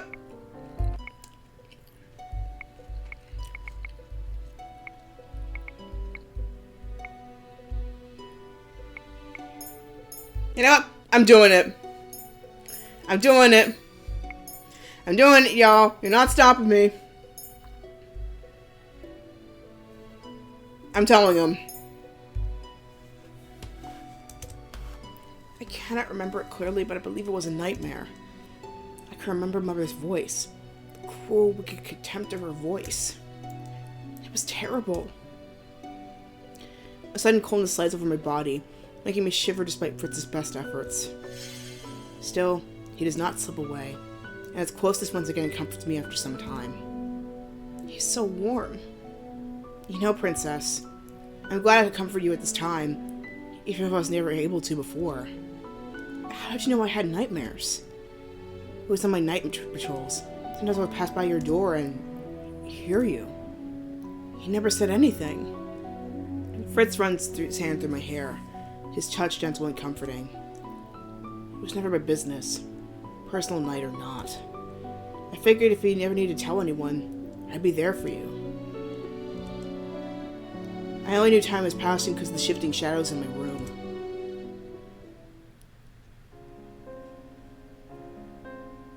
And too soon the room brightens at the dawn of a new day. I feel safe. I had forgotten Delora was with me, but now she squirms subtly in my grasp. A small flutter of emotion that doesn't even catch Fritz's eye. When Fritz moves away, I quickly hide Delora behind me. Why are you smiling at me like that? It's just nice to know that some things don't change. What? Oh, Princess, you didn't have any of the tea I've served yesterday, did you? The tea? That we slipped the potion into. Now that he's brought it up, I had no idea what to say. I managed a weak shrug on my shoulders and shake my head, telling him I did not. You should really try it sometime. I haven't slept so well in a long time. I feel remarkably refreshed. I feel Delora shaking behind me and I can tell that she's trying not to laugh. I pinch her arm. Sure. Let's go with me and stands up. Speaking of tea, it's actually time for breakfast, but we'll pass on the tea today. Did I ever tell you about the best bakery in NGL? No, I think you told me about the best baker? Oh, but Princess, there are two different things. There are all kinds of shops in the town plaza. Two different things. The baker makes the best croissants, but the bakery, well. I'll show you. First, I'll let you get changed.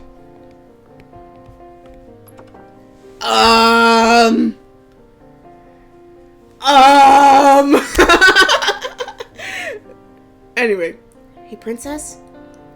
Fritz might be fine, but his father is clearly not. Be careful today. Are you not coming with us? I'm gonna stay here and see what I can dig up if no one else is looking. Lucette? I never heard her say my name so seriously before. I mean it. Be careful and stay safe. If Varg shows up when we're not here, you too, Delora. Be careful. Much to my surprise, she sinks into a polite curtsy. As the princess commands. Chapter 5. Revelations. Pizza time!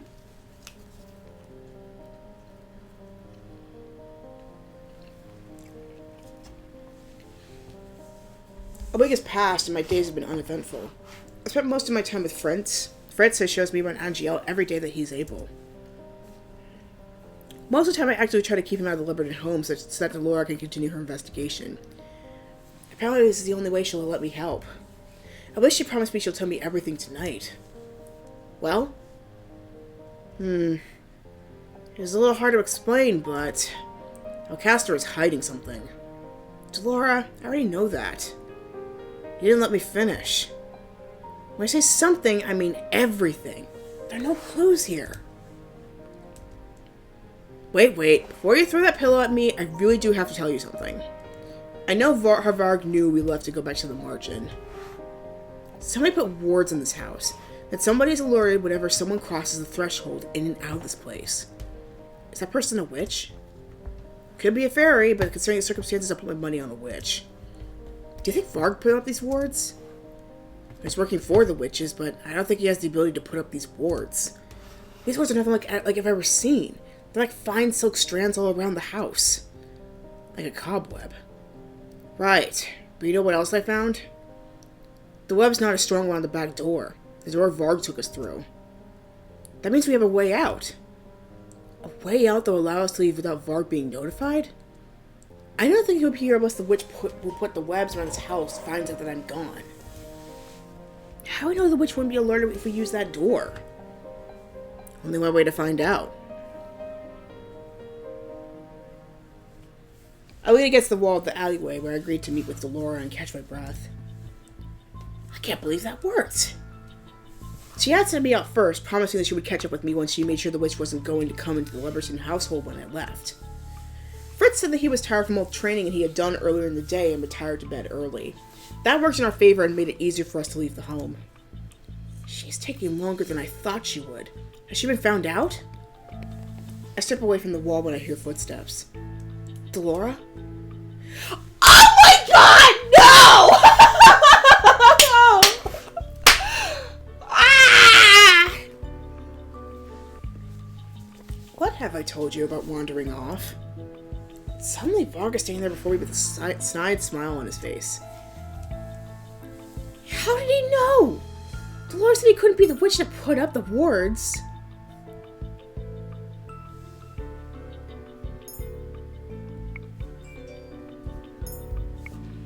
Ah! I thought we avoided him. Oh my god!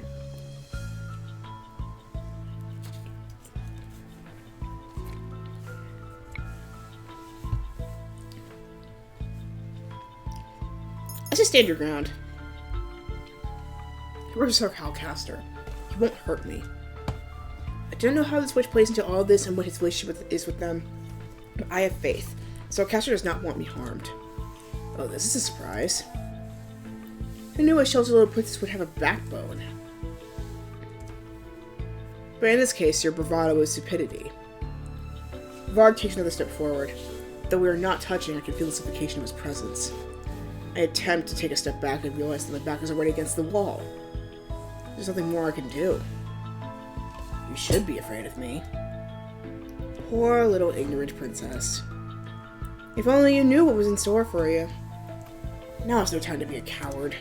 Why don't you tell me then? Varg throws his head back and laughs. Ha! You're always surprised, aren't you? Well, I'll tell you if you ask. Very nicely. How dare he? I like the defiant look in your face, princess. Varg moves forward, so close I can really feel his warmth. What is he doing? He's far too close. But I think I like this look of fear even more. Come on. I'm waiting, princess. Or do I overwhelm you? You have no right to tell me what to do.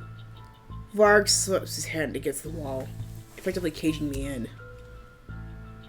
Should I have ran? He leans down and is toward me, his smile predatory, but I do not flinch away. Still so brave. I admit it. I'm impressed. You're interesting, princess, and a lot more fun than I thought you'd be. As thanks for the entertainment, I'll share a little something with you. Alcaster doesn't want you safe because he's a good man.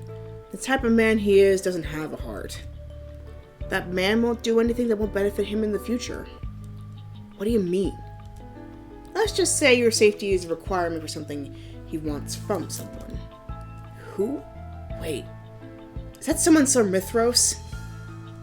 Varg's eerie smile stretches further across his face. Oh. So you can think for yourself. What does Sir Mithros want? A lot of things. Ask me again when you can be more specific. Now why don't you enlighten me? What's a good girl like you doing out here at this time of night? I needed some air. Is that so? Well, I'm sure you've had quite enough, so... Varg pulls back from me the moment the footsteps sound. He swivels around the spot, his body tense. I feel a hand on my shoulder and realize belatedly that it's not Varg's. I'm pulled away from his grasp. Waltz? Quickly! What? Varg is cut off as he... Your device isn't registered. For help, go to its companion app. I'm not talking to you! No! Varg is cut off as he defends himself with his sword, suddenly strikes in his direction. Now keep your eyes on me, scoundrel. Otherwise do not fear being skewered. That man, he was the one who was with Waltz when I was chased down the streets. Quad! Woo! His features are familiar. Is that... Karma? Come on, Lucette. But... we need to get you back to the Marchen. You're not going anywhere, princess. Try as you might, you're not getting through me. I have to fight you clowns? Don't make me laugh. I see Varg with his cane, but Waltz pulls me around a corner before I can see what happens next. Whoa! There's explosions in this thing? Jack of pizza.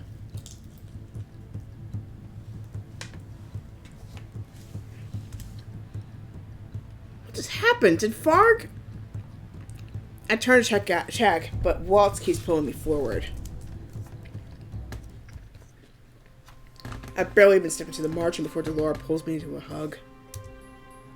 Thank goodness you're safe. Delora, Karma is still... Waltz pauses in surprise as intense light erupts in the middle of the margin. For a few moments, I'm struck blind. As the light begins to fade away, I see Parfait. Her expression is as grim as she holds into the man who helped us earlier.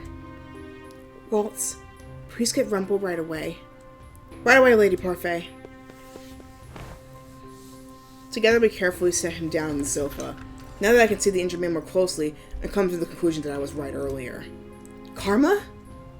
Yes, he's badly injured. Parfait, what are you doing using the teleportation spell? You know what it does to your body? It was his cane. It was enchanted. I didn't think... Parfait shifts on her feet before losing her balance and stumbling backwards. Delora catches her before she can fall. I didn't have a choice. He would have killed him otherwise. I was right then. I should have gone. What's all this noise? The instant Rumple sees Karma, his puzzled expression sharpens into something more serious. Rumple strides forward with a confidence I did not expect.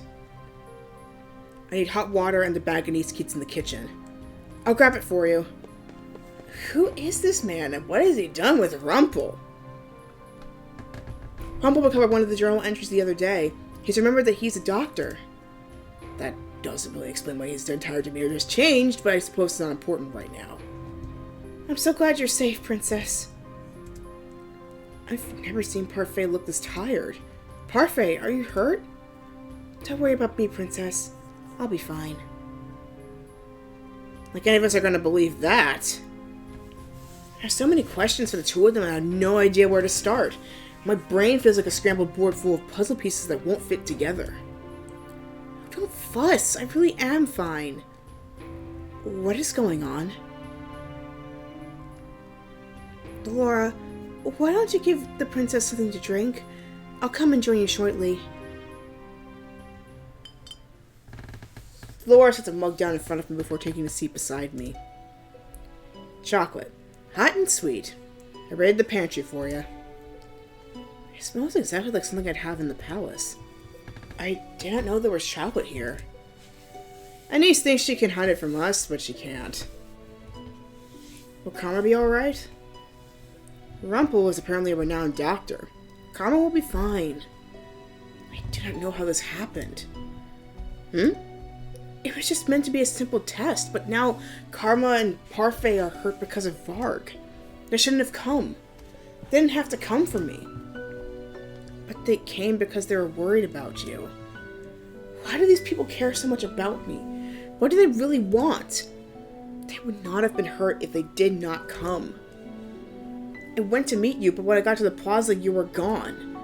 I thought there might be some magic barring me from seeing you, so I went to the margin and asked for everyone's help.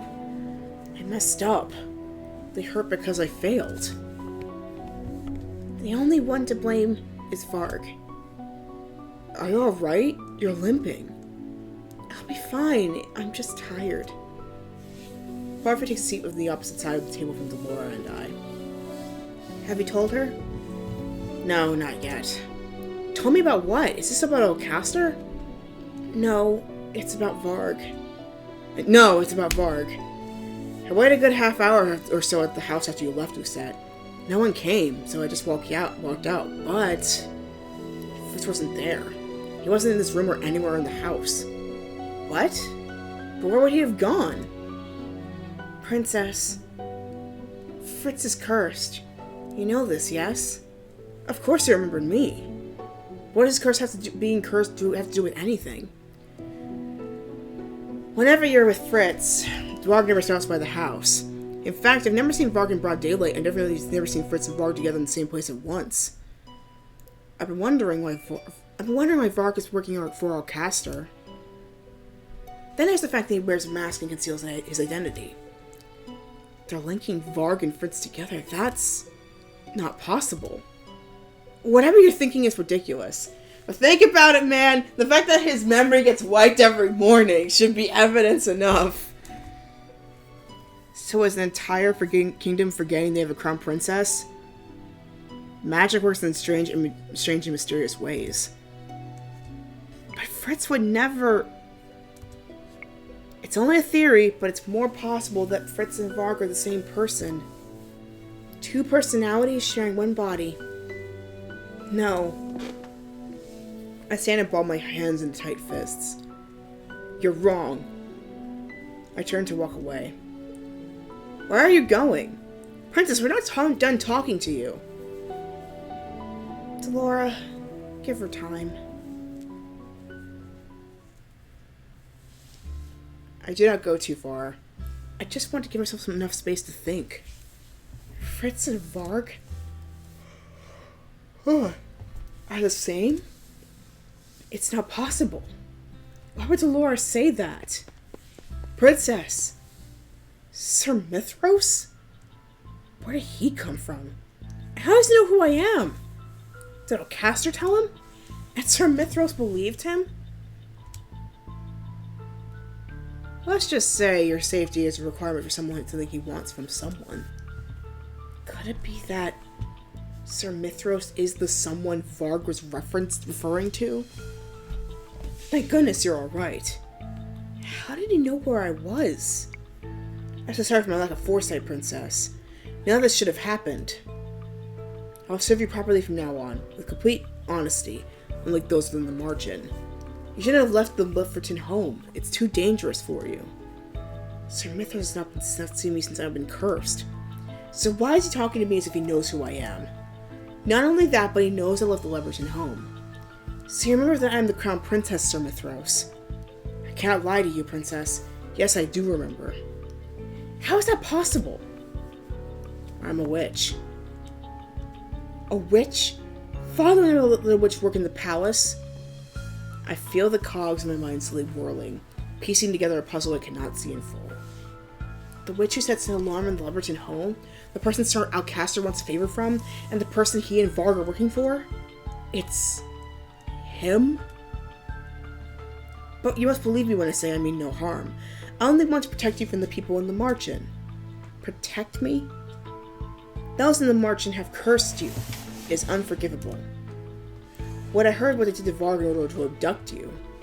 Abduct me from Varg? Who is Varg? You would not believe me if I told you the truth. I believed you when you said you were a witch. True. Forgive my assuming, Princess. I feel a deep breath and look at him in the eyes. Are Varg and Fritz the same person? Yes, and that they inhabit the same body. So Delora was telling the truth. But it was necessary. Fritz was not willing to follow some of my orders that ensured your safety. Varg, however, is obedient, and a more capable bodyguard. Nothing can be allowed to stand in your way of your safety, least of all the knight who is meant to protect you. Are you the one that cursed him? Yes. He said that without even batting an eye. My princess, you must believe me. Those in the margin are only lying to you, trying to keep you away from your destiny. They are your enemies. How can you know that? I do not wish to bring uncomfortable subjects, but you must be aware of the public's opinion of you. Yes.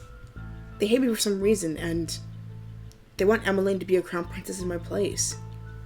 Sir Mithros nods, his expression solemn but flickering with sympathy.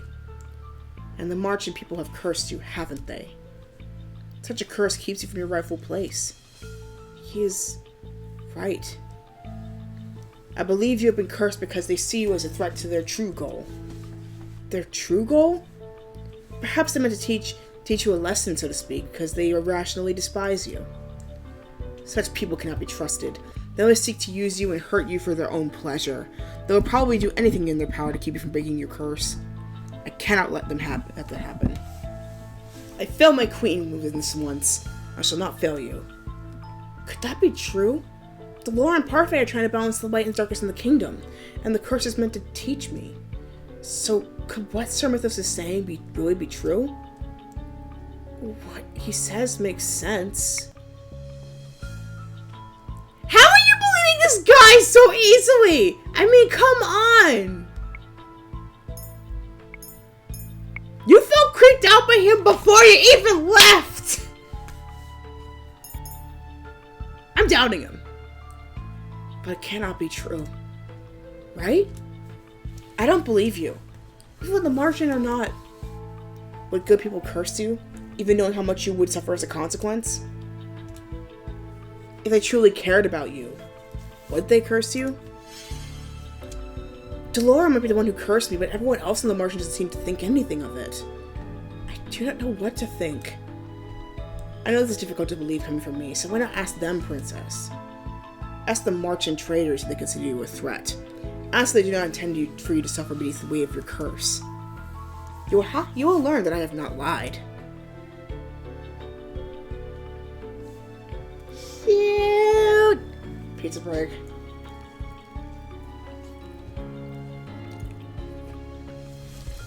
I go back to the margin with dark thoughts swirling in my head. There you are!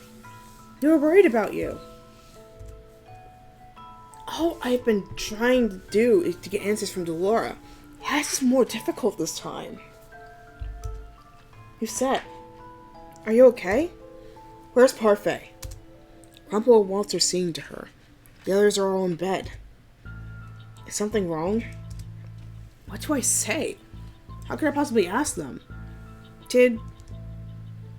My throat is closing up. Did you know what would happen after you cursed me? Did you intend for me to suffer? Lucette, that's... Did she? Could Sir Mythos have been right? Anger rises up within me. Do you know how I felt to sleep out in the cold, without shoes, without food, not knowing if I'd ever have a roof over my head again? Do you know what it's like for my own father to look at me and not see me as his daughter?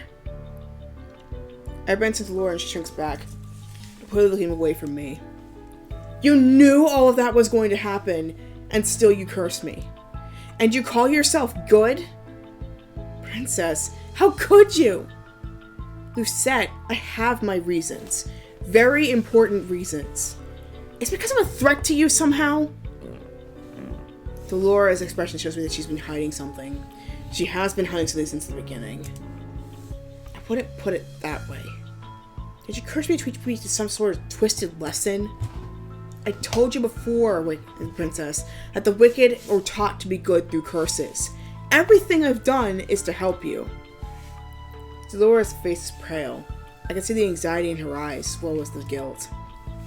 She's not ready to say anything else. Delora cursed me to hurt me. If she had wanted to break it, she would have helped me rather than just criticize my every move. All she has succeeded in is keeping me from my birthright. And those in the margin all agree with that sentiment. Lucette, I'm serious. I really just want to help you. Serious? Would you do nothing to help me? The answer is obvious. Delora does not want me to succeed. They're not different. They're the same. They're the same as everyone else. Sir Mythos was right. I cannot believe I trusted you. I thought everyone here was different. I thought you were different. But I was wrong. I turned to leave. Lucette, wait! I make my way back to where I was earlier, making sure no one has followed me. I see that Sir Mythos stands firmly in the same place. As I draw nearer, I notice that his expression is concerned, his eyes gentle. Are you alright? I take a moment to assess my feelings. There is anger, but also resignation. Was I expecting him to be right all along? Rough night, huh? Where did Varg come from? I'm afraid our princess has learned the true nature of her marching friends. I did not have to speak to everyone to know. No one in that place had any reason to help me. It's naive to think their kindness does not come with a price. Come, let us leave this place at once. Sir Mythos holds his hand out for me, but I do not take it. I instinctively take a step back. Is something wrong?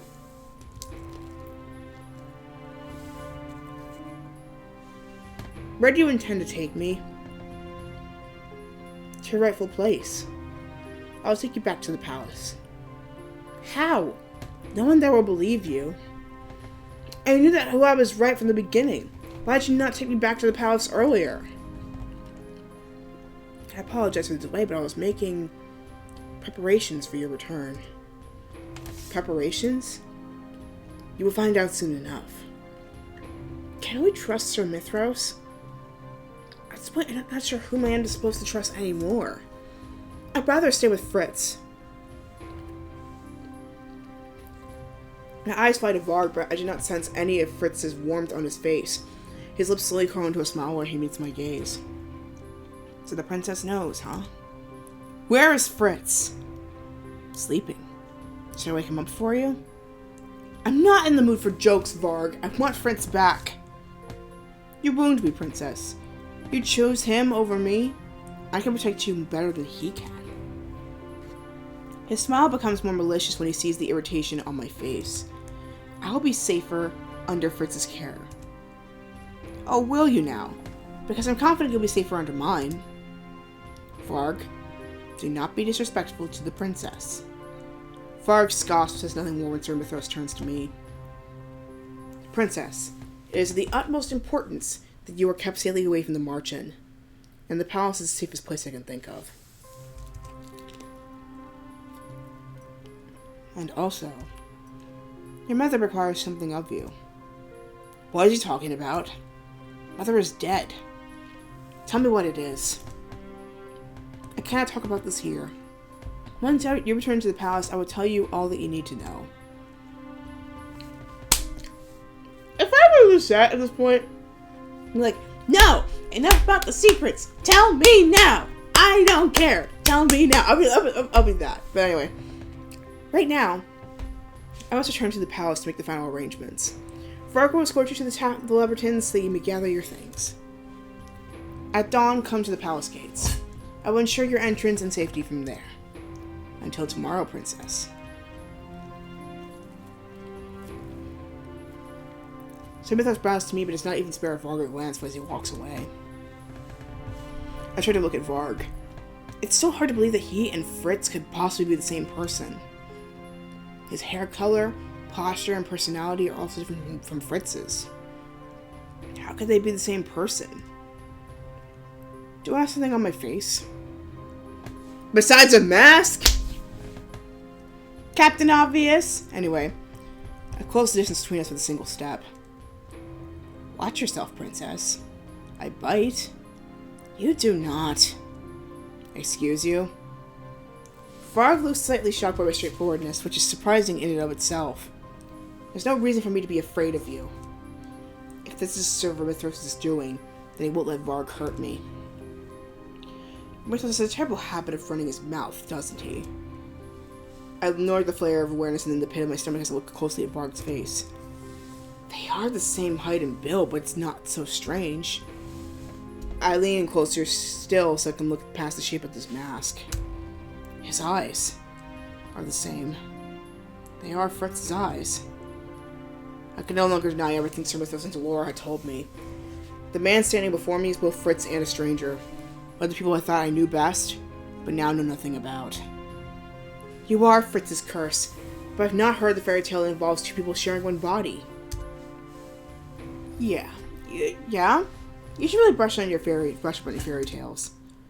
Varg's voice suddenly lower, a low growl in his throat. I feel a shiver run down my spine. I try to run away only to have my attempt thwarted by Varg, who starts reaching out to grab my arm. Oh, the Red Riding Hood thing's internal. Fritz is the Red Riding Hood, and Varg is the wolf that's aware of practically everything. Okay, I get it now.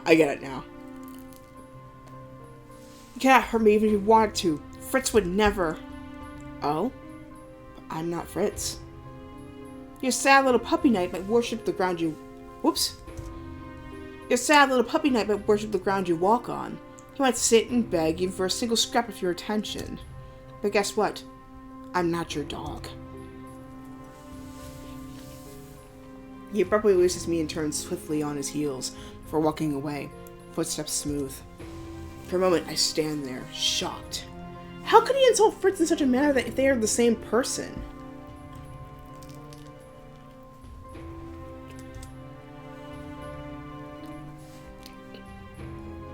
How could a curse change Fritz to someone like Varg?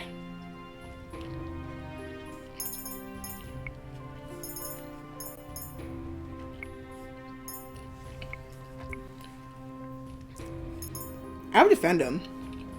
Fritz is not a dog. Really now? How much do you know about your precious knight? I try to say something, but nothing comes out. It is true that I do not know about him at all. You know nothing about him, so stop pretending you do. Varg continues to walk forward ever so slowly, but I remain rooted in place. Eventually he rolls around and looks at me. I need to hang out, princess. I study his expression and body language. While his glare might have made me nervous earlier, it does not faze me now. All this time, I've been uneasy about you. Even though it is your mission to keep me safe. But if that's the case, why do you seek to frighten and overpower me at every turn?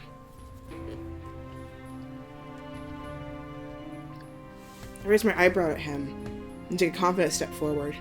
This time, it is Varg that shrinks away from me. Does having to answer to Sir Mithros and Sir Alcaster chafe at you, Varg? If it does, perhaps you're more similar to Fritz than you think. Varg's hands clench over his cane as he glowers at me. We always talk about that idiot. Do you know how sick I am of hearing about him? You want to know the truth, Lucette? You're wondering how two personalities can share the same body? Well, sure. Magic was the catalyst. But the other part of the magic, well, that was all Fritz. What? You think Fritz is some great honorable knight? Well, if that was true, his intentions would need to be good to the core. And then you know what? I wouldn't exist. What is he suggesting? Can't make something out of nothing. Some part of your precious Fritz became me, princess. There was already something dark and twisted in his soul. The curse just brought it to life. And now, here I am. No, you're wrong. Fritz, twisted and dark? I do not believe it. I think I know Fitzgerald a lot better than you do, Lucette. Don't think I act this way of my free will. At least not completely. Well, everybody does have a dark side. And Fritz, as awesome as he is, certainly is no exception to that. But the biggest question is, when did he get cursed? So, we know for Rod, he was actually the first. He was technically the first one in the Britton family to get cursed. So he was cursed before Lucette was, obviously. Then Karma, he was cursed for a long time too, because he ran away from his kingdom because of it. And then Rumpel, I think, as well, was probably in between those two, I guess, because it was like one of the early ones. I think Waltz is the one that has the curse the longest, because he was serving under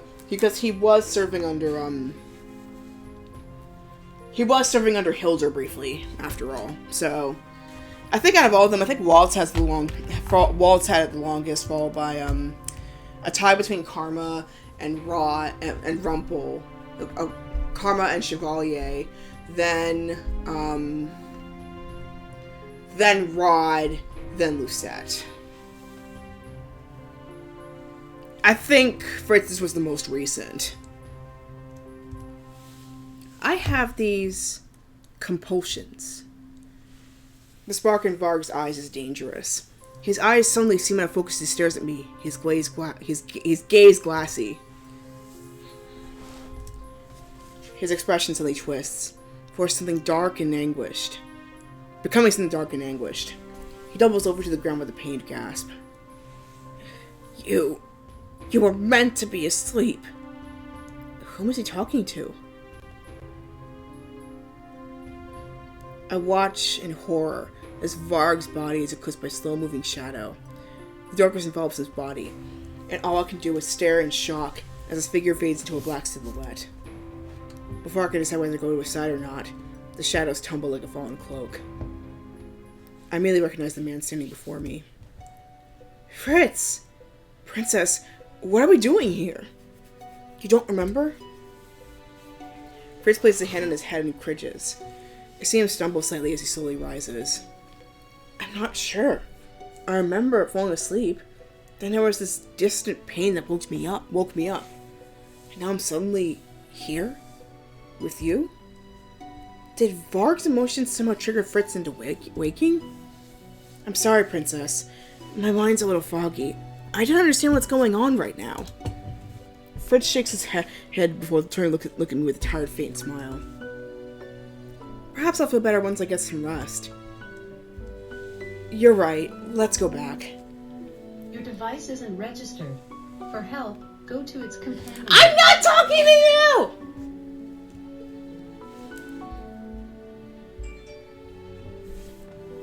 I feel the tenses come back into my body as I remember all the things that transpired at the march-in. The building is dim at night, and looks more like a place of shadows than anything else. I clench my hands into fists and try not to shake. They intended to hurt me. They wanted me to suffer. My heart hardens into something cold and sharp as ice. That kindness was a lie. Mother taught me that people were like this. I should have listened to her.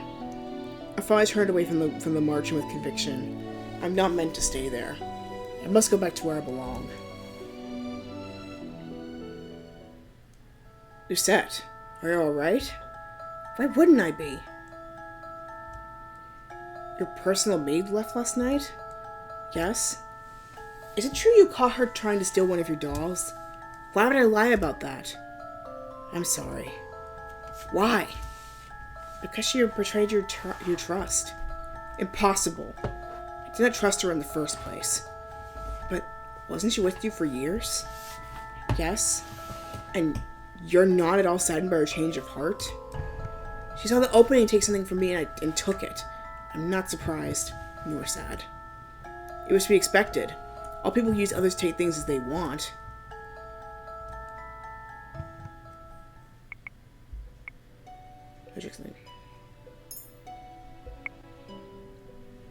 Princess, why are we here? Hero doesn't remember anything about last night. I guess his memories must truly be separate from Varg's. I've been trying to remember, but my memories feel like they're slipping through my fingers. Why won't you talk to me, Princess? If I said or did something wrong yesterday, I'm sorry. You did not do anything wrong, Fritz. He was the one at fault, not you. He?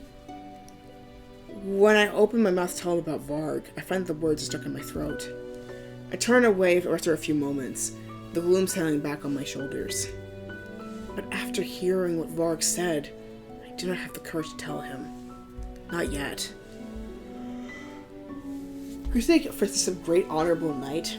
Well, if that was true, his intentions would need to be good to the core. And then you know what? I wouldn't exist. Can't make something out from nothing. Some part of your precious Fritz became me, Princess. There was already something darker and twisted in his soul. The curse just brought it to life. And now, here I am. Why won't you look at me? Have I been a fool to so blindly trust Fritz all this time, too? Princess. Princess, you are here.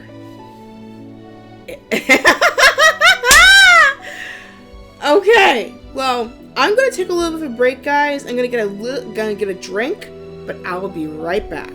Stay tuned, people. Remember to take your supplements and wash your hands.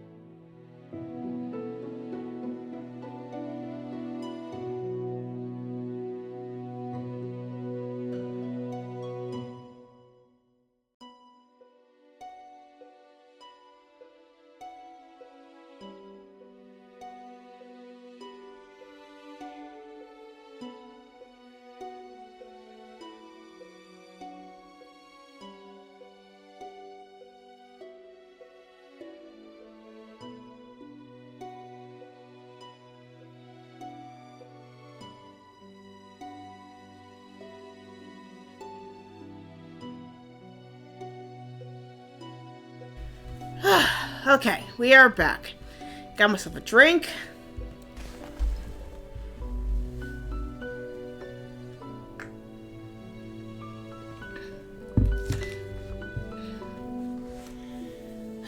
Much better. So, shall we continue? Sir Mithros, the preparations are complete. You're now free to enter your old home. Sir Mithros pushes open the gates and walks through. I take a deep breath and then follow after him. I've had so many emotions inside of me right now that I can't even begin to parse through them. Excuse me. Before I take more than a few steps forward, Fritz's fingers curl around my wrist. Princess, what is happening? The look in his eyes is familiar. He wears the same concern and worry for me that he always does. He seems every bit himself, but he's no longer the same person to me. I'm going home, Fritz. I pull my arm away from his grasp and follow Sir Mithros into the palace, without looking back.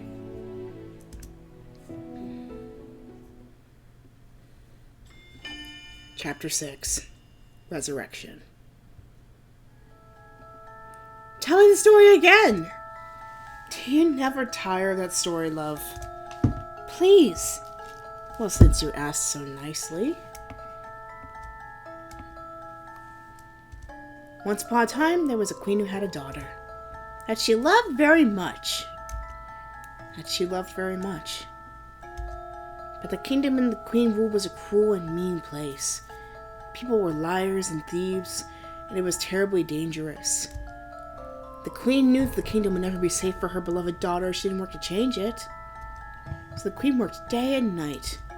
With magic! Hush, dear.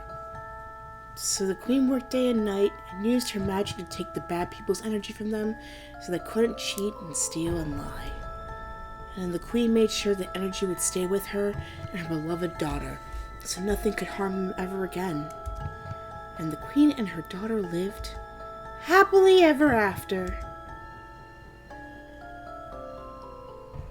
There are 2 days remaining until my 18th birthday.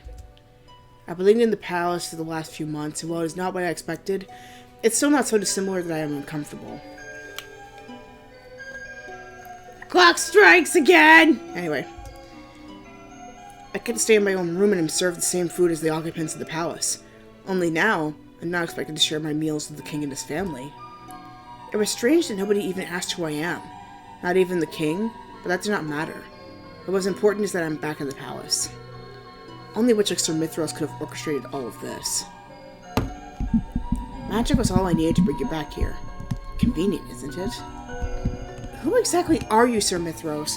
What is a witch like you doing in the palace? I'm your mother's faithful servant, Your Highness. But I do not recall ever seeing you here until after Mother passed away. I did not work within the palace at the time, but once your mother passed, I took a job here to fulfill her wishes to protect you. I was consumed with worry that when you disappeared all those months ago. I suspected immediately you were cursed and that the Lucis bearer had acted to keep you concealed from me. If only you could understand the relief I felt when you learned that Fritz had found you.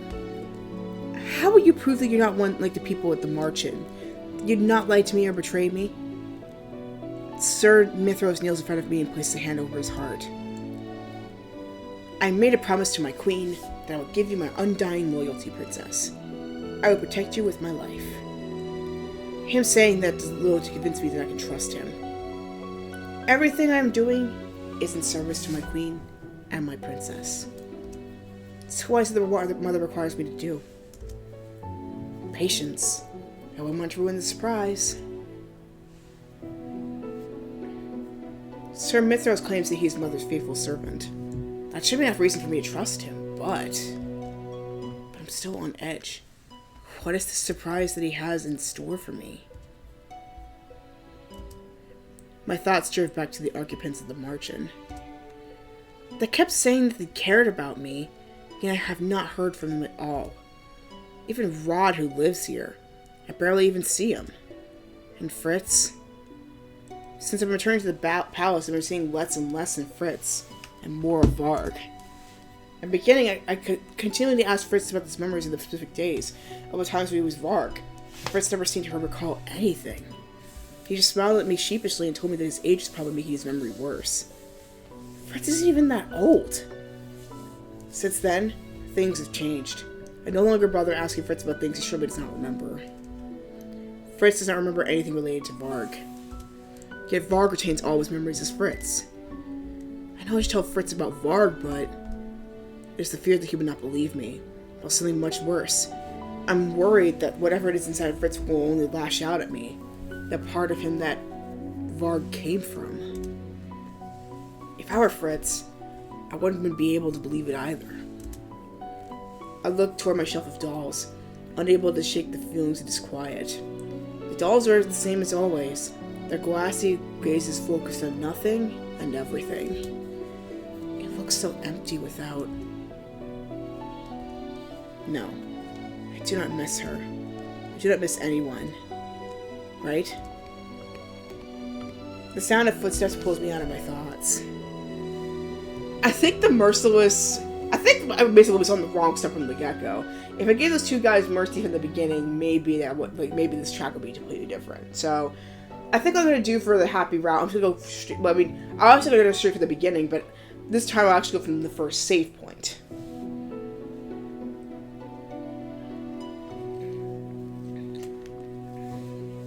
And this time I won't fast forward through anything because Fritz's story is too important. Anyway. The sound of footsteps pulls me out of my thoughts. Who else is wandering the halls at this time of night? I'm able to restrain my curiosity, and the emotion soon drives me from my room and out into the hallway. I gingerly follow the faded footsteps down the hallway, and there I see two familiar people. Sir Mithros and Sir Alcaster? I grow impatient. 2 days is an insignificant amount of time when you've already waited so long. I've been waiting years. The princess is safe and will continue to be safe, just as you have required. Our agreement was clear, Sir Alcaster. I will not help you until after the princess turns 18. I remember that sort of the aid you requested of me.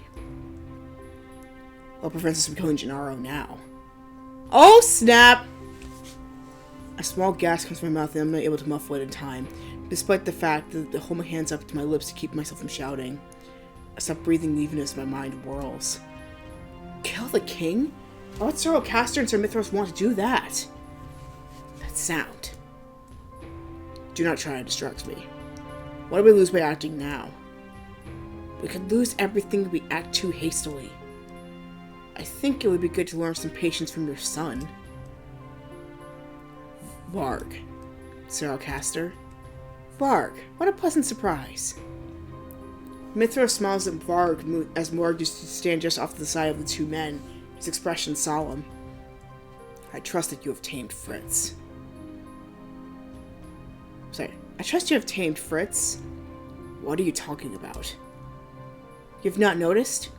Even when your own son is being overwhelmed? Varg is gaining control. Slowly but surely. He no longer has Fritz's consciousness to descend into sleep. In a few weeks, perhaps even days, Varg may be able to help us during the day. Then that is why I've only seen Varg at night. If he can act during the day as well, what will happen to Fritz? I hope you're not trying to avoid your mission and staying here. How curious. Perhaps Fritz is stronger than you think. That weakling? Don't make me laugh. I just find this extremely boring. Varg shrugs before walking away. How interesting. I do not approve of his methods. What would you have me to do to improve him? He completes every task you give him. He is softened. Well, let us see if he completes this task. Then we'll know for certain where his loyalties lie. And Sir Mithros and Sir Alcaster begin to walk away. I exhale. I feel a slight shudder when Sir Mithros stops and gazes behind him, his eyes wandering to my hiding place at the end of the hall. My heart thumps loudly in my ears. Let's wait for him to hear him leave. The wind has a bitter chill to it tonight, like ice. Mithros turns on his heels with a slight twitch of his lips before he disappears. I make my way back to my room in a daze. My whole body feels weak, and when I eventually get to my bed, I crash down on it, feeling numb. They mean to kill the king, but why? Sir Alcaster and Sir Mithros are two of his most trusted advisors. What could the king have done to make them desire his death? And why does Sir Mithros want to wait until I'm 18? What happens then? Does that have anything to do with the gift he was talking about? Does Sir Mithros plan on using me for something? I clutch my hands into fists and inhale sharply. I think of the other things that came up in the conversation. They say that Varg will be able to act during the day soon. Does that mean Fritz will disappear? My breath catches in my throat at the thought. Princess, there's no need to look at me like that. It's my job to know you, Princess. And right now, I know something is not right. It's your job to protect me. Knowing me is a very different thing. Princess, please, perhaps you should worry more about yourself.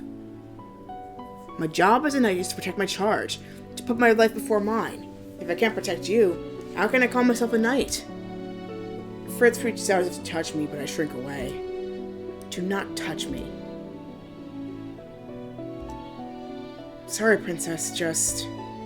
please know that I'm always here if you need to talk. If Fritz disappears, what will happen? I almost jump when I hear someone shouting just outside my door. Quickly! Emmeline! Quickly! Emmeline! Rod? I quickly stand up and move toward my door, pulling it open to catch a glimpse of the outside. I end up opening the door into Rod's face. He comes to an abrupt stop and guards at the door that blocks the straight path. His hand is outstretched as he meant to reach for my door. Rod? Emmeline? It's so late. What are they doing out of their rooms? Rod's fingers tighten over Emmeline's hand. They both look exhausted and Emmeline is on the verge of tears. What is happening? Rod seems to consider something, before he finally comes to a sound conclusion. His eyes glare right into mine. Get out of the way. Rod's voice is colder than usual, even for him. Emmeline's eyes widen as she stares at him in shock. Rod, but I thought... This isn't the time. Ah, so here's where the rabbits escaped. Varg? Varg is slowly making his way over to us, his posture relaxed, expression indifferent. He does not even look winded. Well, this is a complication.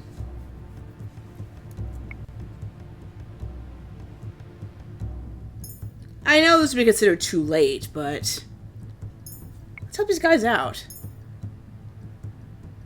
Is this the mission Sir Alcaster was referring to? Rod tugs at Emmeline's wrist to prop her into motion, but the two of them are too slow. In one swift movement, Varg circled them and tripped Emmeline, toppling her to the floor. Varg moves forward to grab her. Before he can do so much as touch her, I jump into action, pushing Varg from the side. I move to stand between Emmeline and Varg, but I hear Rod helping her sister up. But my eyes are trained on Varg. What are you going to do to them? Why do you care? Why do I care? Because I know this is something Fritz would do. Varg hesitates, giving Rod time to act. Rod throws a vial that breaks upon impact with the floor. It releases a cloud of smoke that envelops everything around it. I feel someone's fingers at my wrist, and then I'm being dragged away. When my vision clears, I see Emmeline standing before me, holding my wrist tightly. Come on! What was that? It's something Lady Parfait made for our escape. Our escape? Did you really think the Marchant gave up on you? I must move. We run toward the palace tunnels, a place I had not visited in many years. I thought they barricaded this. Not quite. Do you think we've lost him? No, not yet. Emmeline turns to me, her eyebrows drawn over her eyes in a look of sympathy. I'm so sorry you got caught up in this. I know we were all meant to escape together according to Rod, but we were not expecting it to be like this. It was difficult to get a hold of you with Varg hanging around. But thank you for what you did back there. I don't know what I would have done if you hadn't helped us. I'm suddenly comfortable speaking to her, so I try to face Rod instead. What does Varg want with you? My best guess is that he wants us dead. That can't be. How else would you explain the way he came after us, Em? But why would he want you dead? Rod's bright eyes seem fiercer in the darkest of the tunnels. I think it must be what his master wants. After all, dogs only respond to orders. I'm offended, Prince. You. I roar around, dread rising in my chest as I turn to look at Varg, who is slowly catching up to us. This is meant to be quick. Excuse me.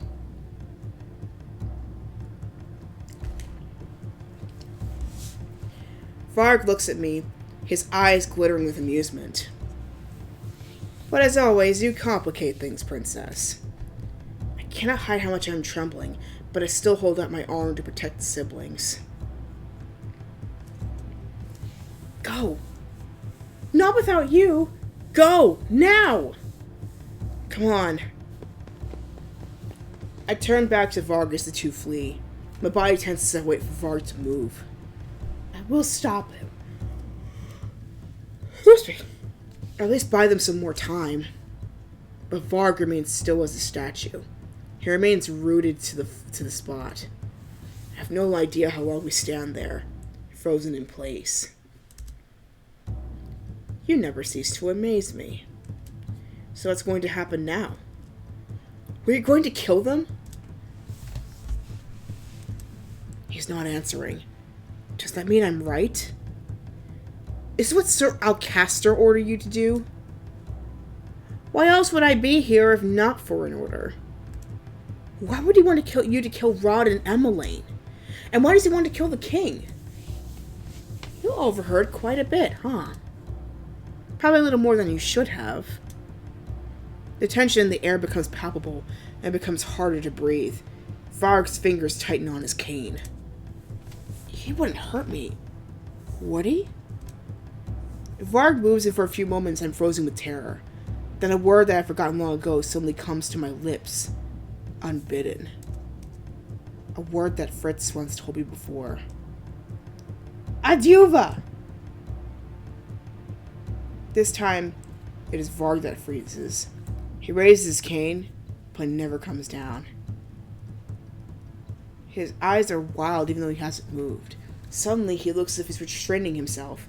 I could see the struggle in his contorted expression, and then I realize that he's fighting to stay in control. It worked? I remain still for another moment, my mind racing. Now, considering it's 2 days until she turns 18, some of her powers might be emerging at this point, so it makes some sense why it worked here. Varg drops to his knees and sees shadows forming beneath him. Tendrils of darkness shake their way up his body, beginning to engulf him. This is what happened last time when he changed back into Fritz. There's still awareness in Varg's eyes, however. His gaze is cold and accusatory. It remains that way even as the shadows creeps their way up to his face. I find my feet again and rush past Varg to the depths of the palace. I run, too frightened of what I might find if I look back.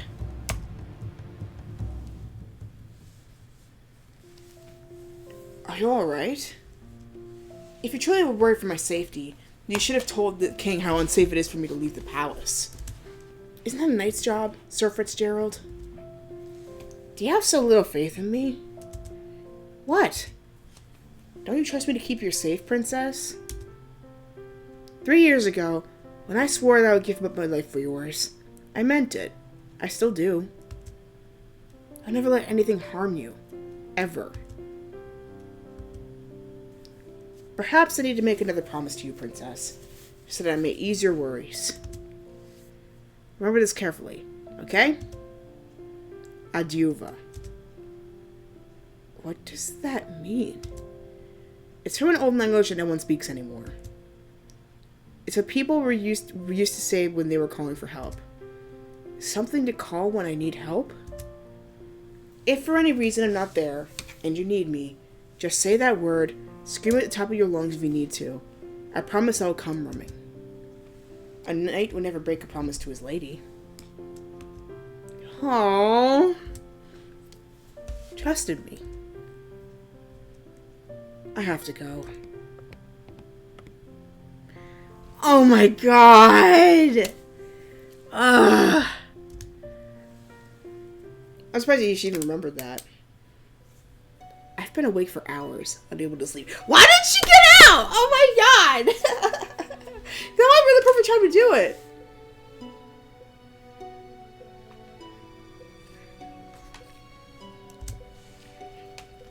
I stand still at my window waiting for something. Anything to happen. But all is still beyond the glass window pane. I have no idea what I ought to do. What is going to happen now? Should I tell someone? I return to the palace because my room still feels like the safest place, but why? Am I here because I feel like I need to tell the king what happened? Because I hope that Fritz will return? I don't even know if the king is still here. I haven't seen him at all. And you know, I realized, like, even though, like, she apologized to Delora and helped Emmeline and Rod, not a single one of those counted as a good deed. And even the call for Adiuva, none of those things contribute to a good deed. Which means, I think that action from the get-go, where we didn't show mercy to those two guys, basically got rid of any chance of her being saved, essentially, like breaking the curse. Because up until even to this point, she still has that non-trusting mentality. Whereas with every other ending that we've done so far, she developed that trusting ending to a degree. Here we're just not getting that at all, despite all the choices I made. So I kind of wonder, did I basically fall into that destiny the moment I said, don't spare them? I don't know. I think that's what happened here. The moment I said, don't show mercy, boom, that was basically it. Bad end automatically. My hand instinctively... Wait, what? I stand corrected! I stand corrected! Oh my god! My hand instinctively reaches out for my necklace and I realize that there's an additional piece.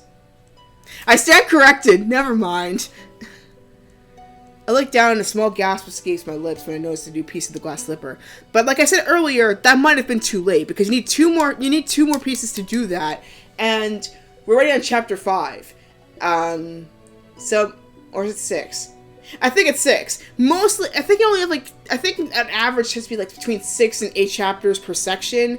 And, yeah, we're almost at the end. We're practically at the end game now. So the probability of her getting 2 acts in 2 chapters or less is pretty low. So I think we're on the bad ending already. But let's see how it goes.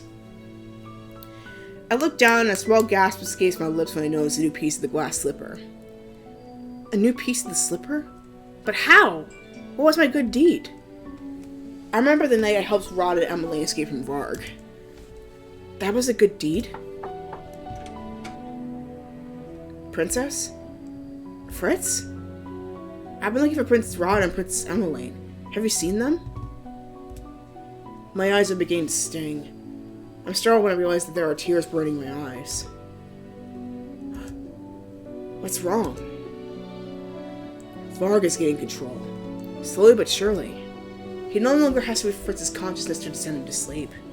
In a few weeks, perhaps even days, Varg may be able to help us during the day. Can I even trust Fritz now? Fritz looks at me with worry clear on his face. He draws closer to me, his hand reaching out for me. I pull back immediately, a breath caught in my throat. Princess? For a moment, I just saw Varg. What is going on? Will he believe me if I'm straightforward? Something's been wrong ever since we returned to the palace. Princess, please, Fritz clenches his hands into fists. His face twists with obvious pain. Please let me help you. Ah! This is hard! Ah! Oh my god! Why? Just why? Oh my god, because on the one hand, if we tell him, it might just bring Varg further to the surface. But if we don't tell him, we don't know. This is actually Fritz, or this is Varg. I don't know! I don't know! This is too hard! Ah!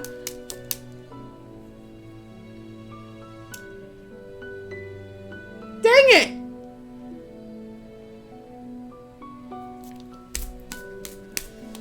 Ah! This is hard! Why? Just why? Why do I have to be so tired too? I feel really tired. Again, I ate like a lot of pizza. Gosh darn it! Why? Why?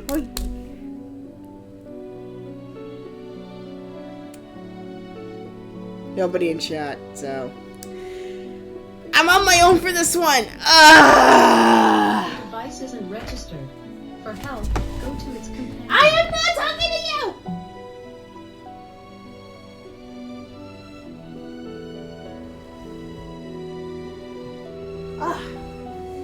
Much better. I'm tired of you being Skynet. Oh my gosh. Much better. Do I let him? Or do I doubt him? A question I do not feel up to answering today. And again, we've been at this for 2 hours. 2.5 hours.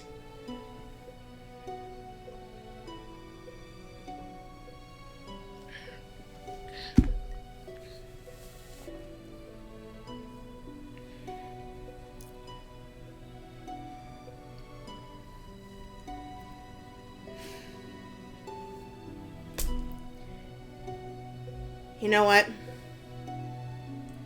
Even though there's a pretty steep risk that he may not be himself, I still, in the end, believe that Fritz is able to fight back.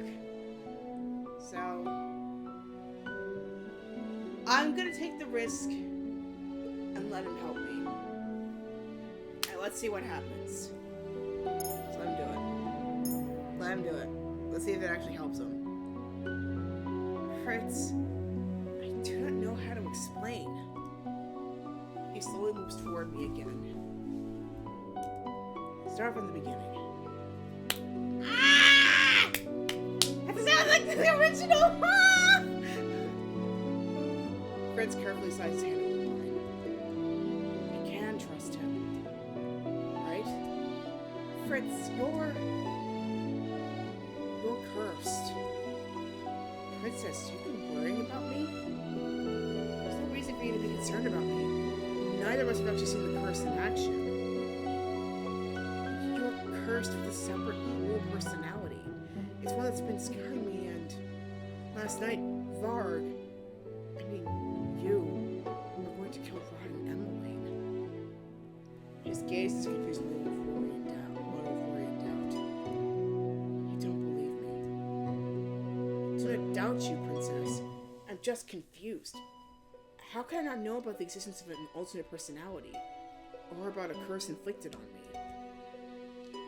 I pull my hand away from him and cross to the side of the room, so my bed acts as a barrier between us. But Varg knows about you. How is it possible that Varg is so aware of you when you do not even know he exists? I begin to pace, my emotions whirling. And how am I to trust you when you won't even trust me? You were supposed to believe me. How could you not? Why would you think I would lie about this? Last night, I thought Varg was going to kill me, and I used that word you told me because I felt like I was in danger. What? I said it, and he stopped, and I thought maybe that it was you who heard me say that word. The words became torn in my throat, choking me. I trusted you. Fritz's eyes are dark as he drops his gaze to the sound of the floor. And now I don't know if I'm meant to. Someone's depends upon my will. And if I look at Fritz again, the man I see is a stranger. Gone is the Fritz I once knew, and standing in this place is nothing but a shadow. I thought he'd be different. He showed me so much kindness and pretended to care, and yet... Arthur was right. Arthur was always right. I felt a dull ache in my chest, determined to heal swiftly for Fritz. This is what happens when you trust in someone. This is what happens when you begin to believe in others.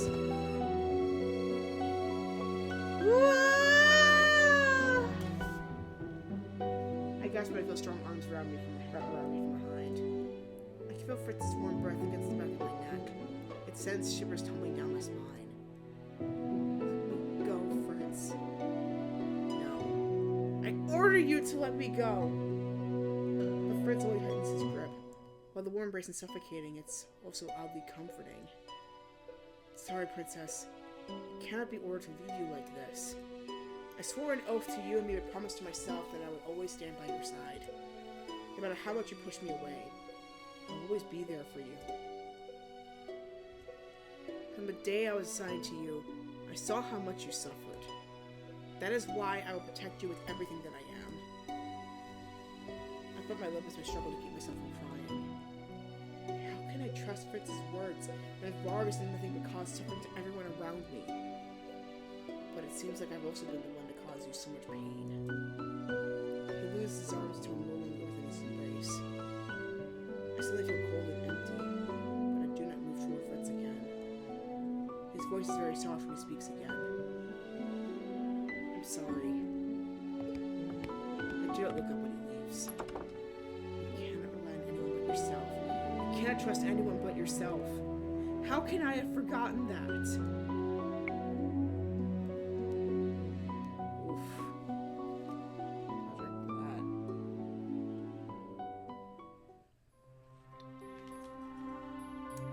If I had been able to have my way, I wouldn't have left my room at all.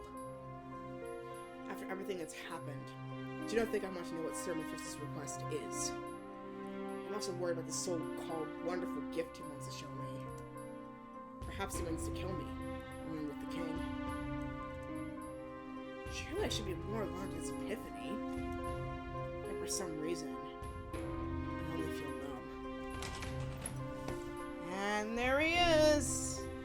The man of the hour. I'm sinking down because I'm getting tired of sitting in this chair. And I want some on my back. Oh, much better. Ooh. Yeah, that's so much better. And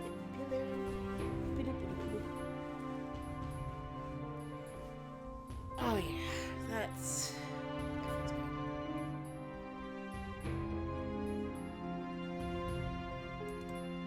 I do not acknowledge Varg when he enters the room. Princess, I'll ask what you think about it, but it's written all over your face. That, and I happen to have the memories of it too. Poor princess. Your knight in shining armor turned to be less of a hero than you thought. Stop it. Hurts, doesn't it? Well, I did tell you. I wonder why you're so surprised. Varg, you...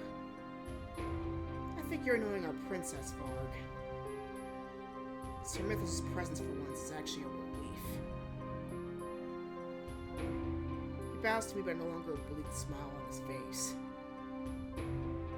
Princess, you must have the most sincere thanks for agreeing to meet me at such late notice. What is it you want to show me, Sir Mythos? Actually, answer me this first, and it has been troubling me for some time. Why do you want to kill the king? I see we have much to talk about. Let us walk and talk, if you don't mind. Sir Mithras looks at Varg. You'd have to stir us, Varg. Varg disappears back into whatever shadow he emerged from as Sir Mithras and I make our way back to the hall. You know what? I'm not going to do auto. I think I'm going to save auto for, like, at the end. It seems my suspicions were correct. You did overhear Alcaster and I the other night, didn't you? Princess, I must assure you, you have had nothing but your best wishes at heart. It is not I that wishes to remove your father from power. That is Sir Alcaster's desire. Is this what Jurian spoke of all those months ago? Did she discover Sir Alcaster's motives only to be discharged from the Order as a result? Why did you agree to help him? I require Sir Alcaster's assistance for certain things. It was a mutually beneficial decision for both of us to work together. But do not worry. I have never had any intention of going through with your father's murder. Is this why you were delaying him until after my birthday? Sir Mithras' smile is almost genuine. My princess is wise, just like her mother. Or at least it's Sir Mithras has led me into the secret tunnels. Where are you taking me now? My princess is also impatient, just like her mother. The impudence of this man! He said Varg answered to you, but he also carries out Sir Alcaster's orders. It was Sir Alcaster's desire to take over Angel as quickly as he could. He sought to accomplish that by killing all those who claimed to the throne. Sir Rod and Emily. That's interesting that they have a claim, though, because Rod and Emily would be considered commoners, so they would be considered late initiates. And in most monarchies, they would be considered legitimate, which is kind of interesting. Almost like they have like some code that goes out of the way to make them legitimate, which maybe Gennaro might have done in that case. Royalty's weird, bruh. I come from a universe where constitutional monarchies and elective monarchies, like the ones in Black Panther, are a thing, so.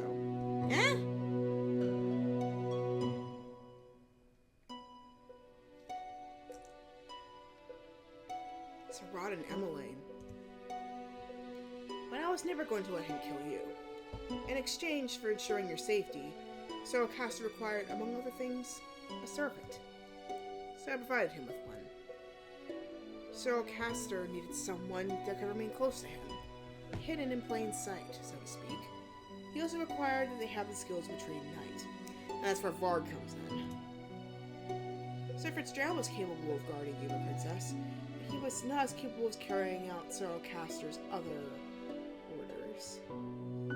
Why go to such lengths to curse Fritz? Princess. Sir Mithras focuses his intent gaze on me. Something dangerous and bright shimmers in his eyes. I shrink back.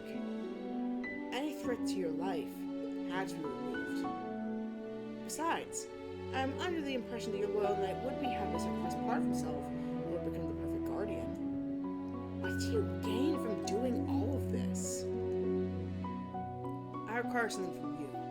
Something only you can provide. It's something I had to wait for as well, as you need to be 18 in order to give it to me. I've prepared this gift for you for a long time, my princess. It is the gift of resurrection. I will bring back the queen. What? Will you help me?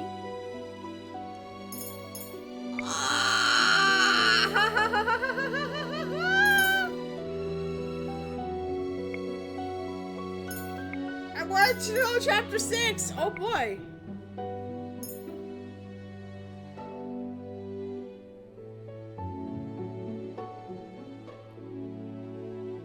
Mama is dead, though.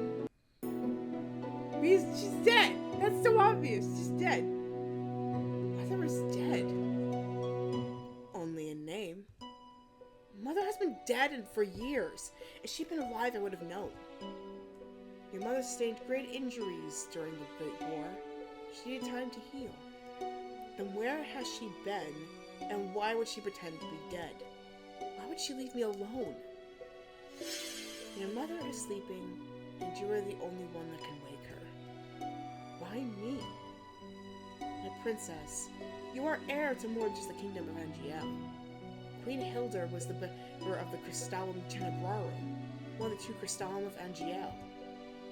What? As her daughter, you are the next bearer. You're destined to be a great witch, just like your mother. My mother? A witch? Impossible! It is the truth. You were so young then, my princess, and the world was so cruel to you. And now I'm thinking Imperial March! Just cue the Imperial March in this part. Why do I not remember any of this? The Queen sought to protect you, and shrouded your memories of the pain you suffered at the hands of humans. Oops. Is this why the people of Angiel despise and fear me? Once you turn 18, you will inherit the full abilities of Tenebrarum Bearer. With that power, we can revive your mother. Is this not what you've been dreaming of since you lost her? I dare not even dream it was possible. For so many years, all I wanted was for mother to return to me. But now? No, I cannot falter. Mother was the only person I could trust. She's still the only person who loves me. I've made my decision. Tell me what I must do. Sir Mithras smiles and steps aside. Behind him is a large rusty door. Come with me.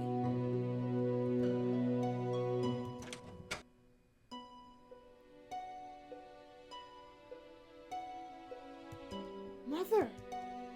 She is still as beautiful as the day she became one with the Tenebrarum.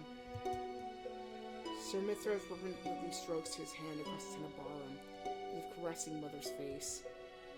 These last 4 years, I've come to visit her as much as I possibly can. But I cannot wait to see her beauty grace the halls of this palace once more. Sir Mithras turns to me. Place your hands in the Tenebrarum. Wait, before I do this, Sir Mithras, you said you had no desire to kill the king. Yes. Swear to me that you will not allow Sir Alcaster's plans to succeed. Swear that you will protect the lives of the royal family. I do not wholly understand why I'm asking this to Sir Mithras, yet a part of me feels compelled to do so. I may not see them as much of a family, but they have done nothing to deserve death. My princess, swear it. Very well. I swear I shall not allow Sir Alcaster to kill any of the royal family. The clock tower chimes. The bell echoes in the chamber. The sound dull and eerie. Sir Mithras' eyes flashed as he gestured his hand wildly. That would have been perfect time for that clock to go off, but no, it didn't go off. Anyway. Now, princess. Now. The air in the room had become so cold. So cold I could actually feel my body becoming like ice. Something is wrong. This does not feel right. I try to move away, but my attempts are thwarted by some kind of magical force. The Tenebrarum was pulling me toward it. Sir Mithras? It's too late to turn back now, princess. No. The pull is strong. I'm drawn to it like a magnet. The invisible force renders me a puppet. It takes hold of my body and forces me to raise my hands to the crystallum. I press my palms against the face of the Tenebrarum, my hands framing my mother's face. Her expression is gentle in an unnatural sleep. The Tenebrarum is freezing beneath my fingertips at first, but it steadily begins to warm as the clock continues counting down to 12. The warmer the Tenebrarum grows, the colder my body feels. It feels like it is sapping all my energy. The Tenebrarum is feeding off of me. The pain starts slowly. It creeps up and down until it's flooding my entire body. I attempt to twist my body away from the Tenebrarum surface, but my hands are stuck. I turn to Sir Mithras for help, but there's nothing but crazed gleam and smile. Yes! Yes! His eyes are focused on the crystallized form of my mother. I become dimly aware of the tears that are beginning to fall from my eyes. I cannot go on like this. My vision starts to blur until I feel myself falling into endless darkness. Mother? Yes, my sweet? What are you doing? I'm planning, dearest one. Mother has to be ready for when she takes over NGL. But doesn't Father rule over NGL? Oh, sweet. Father will soon be too tired to rule. Mother will rule for him, and when you are grown, you shall follow in my footsteps. I will make NGL a kingdom to behold, my darling. You will never be hurt, and no one shall deny you anything. People will bend to your whim, and you will behave as they ought to. There'll be no bad people? No, dearest one. There'll be no bad people in our kingdom. I will make sure of that. Chapter 7. Perspective. Opening my eyes and moving my body is a struggle. I feel sluggish and numb, and there's suffocating heat in my chest that makes it difficult to breathe. When I finally do rise, my thoughts are tangled and confused. Where am I? She lives. Oh, God!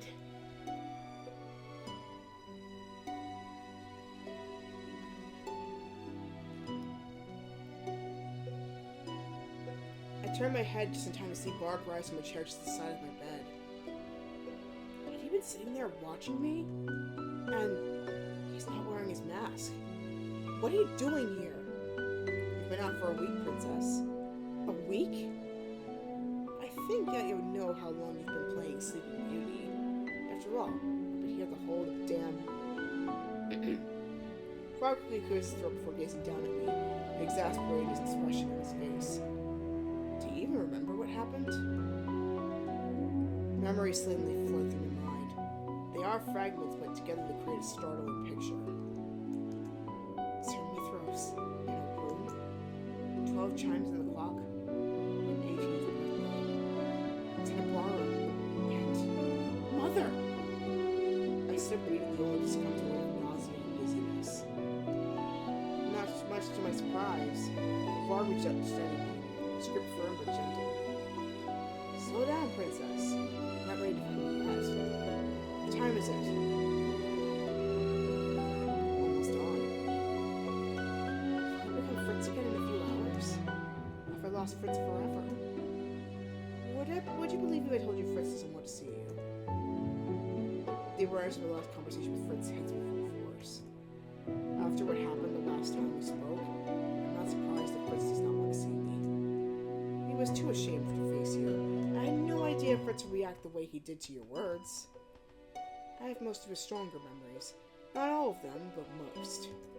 I thought you had most of mine too, but I guess it's not the case. What memories do you have? It's none of your business. The expression of his face is clouded. For a few moments he's silent, thoughtful. In the beginning, they were mostly of you. What? Varg glances away. I notice the way his fingers drum uneasily on his cane and stare. I've never seen Varg look like this. I carefully slide my way over to the edge of the bed, allowing my feet to dangle to the floor. Fritz cares for you, Princess. Take a word for it, if no one else's. Why is he suddenly telling me all this? Unless Fritz's consciousness maybe have come into Varg somehow after all of that? That's my theory anyway. Will I ever see him again? Or has he lost to you? Varg flinches back from it. Taking a few steps back to put some distance between two of us. I can't say. I watch Varg closely. I've never noticed before, but Varg's emotions are very clear if you know what's going for.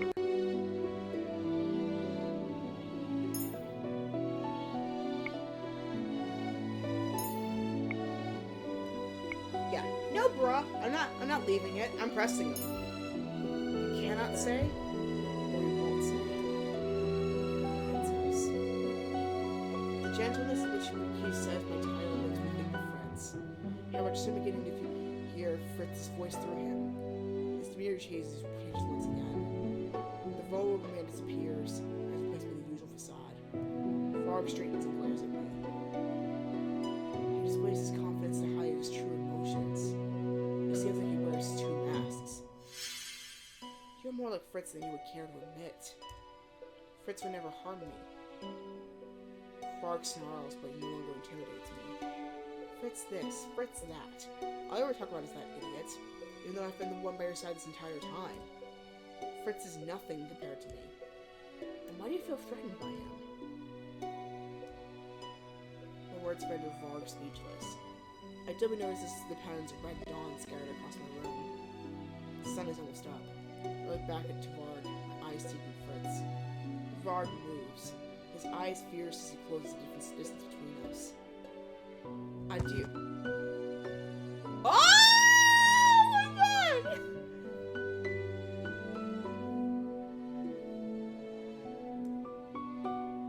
Okay!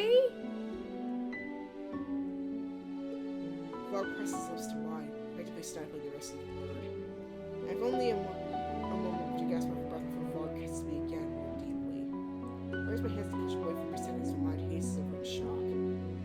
Varg takes advantage of my confusion and moves forward again, and a readable expression in his eyes leans over me. I try to pull away, but Varg turns his hand in my hair, until his back presses his lips firmly against mine. No, this is not right. I tremble at his free arm sweeps down my back and eventually comes to rest on my waist. Why is he kissing me? He doesn't even like me. Anger clears my mind.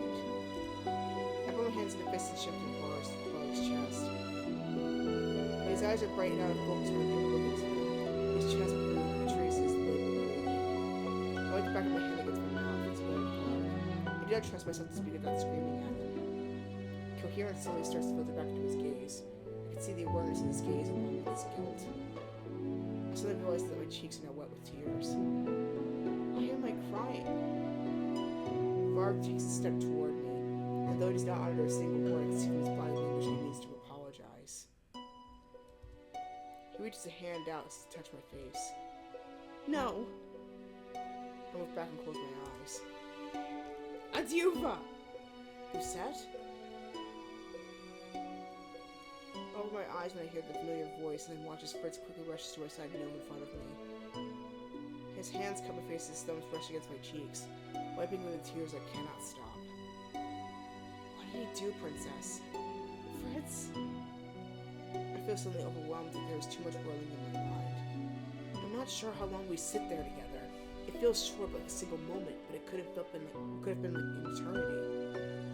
I'm sorry, Princess. I shake my head in an attempt to clear my fragile thoughts.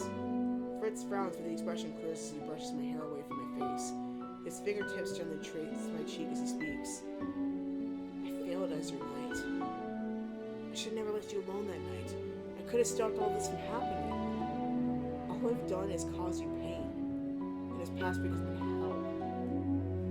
I didn't know if you'd wake up, or if I would be able to be with you when you did. He looks at me, his expression grim. And I wasn't there when you did. Varg was.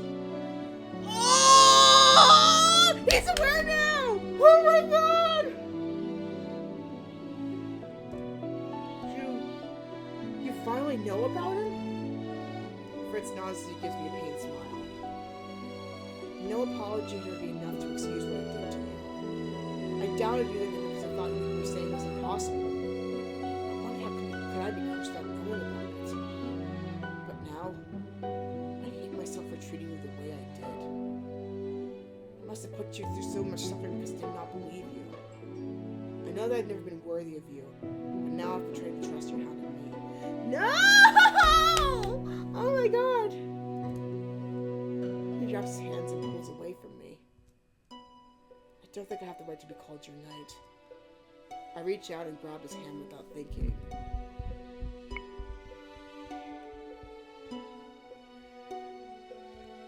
Don't say that. Fritz looks at me in shock. His wide-eyed gaze only makes me feel embarrassed and I have to focus and keep on floundering. After a long moment, Fritz manages to smile at me. It is small, but genuine. I don't deserve your kindness. Kindness? Is that what this is? We sit together in silence for some time, enjoying each other's calming presence. My room is quiet as the sun slowly starts to rise. Do you know what has happened during the last week?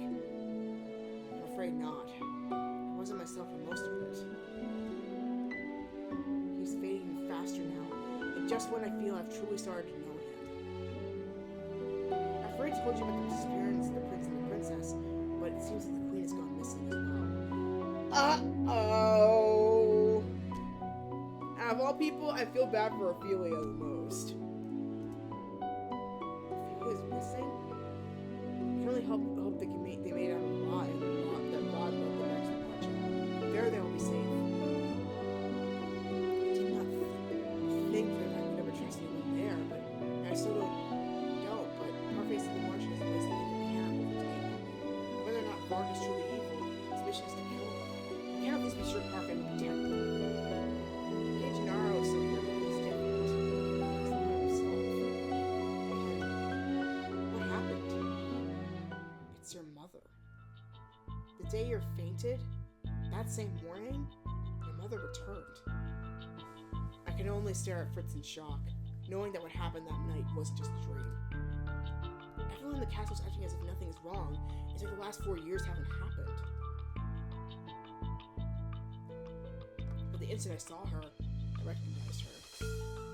After that, well, I don't remember what came next. My next conscious moment was today, when I saw you.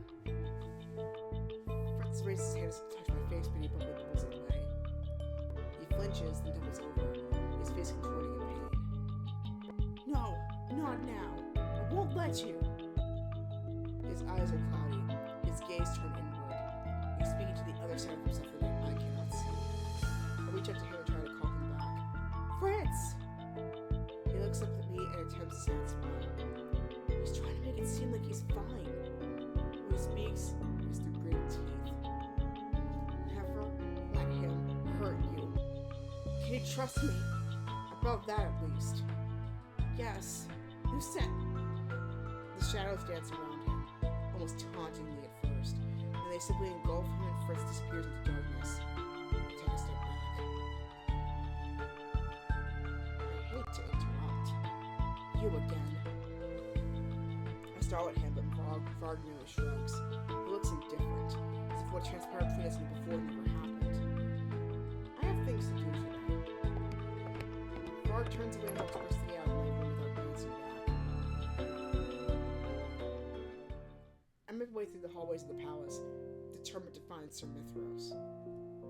Over the past few months, I've been all but invisible to the people in the palace. It allowed me to pass undisturbed. I'd always figured it was because no one remembered who I was in my curse. But today, things are different. A maid sweeping the hallways just inside of me before quickly curtsying. Your Highness! Her eyes are downcast, and she does not look up at me as I pass by her. As I walk past her, 2 other servants heading in my direction also move to the side of the hallway. Your Highness? Your Highness? They remember who I am now? But how? Has my curse somehow been broken? I spend the entire morning searching for Sir Mithros, but he is nowhere to be found. The only room I have yet to search is the throne room.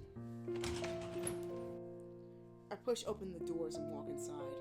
There I met with an unexpected sight.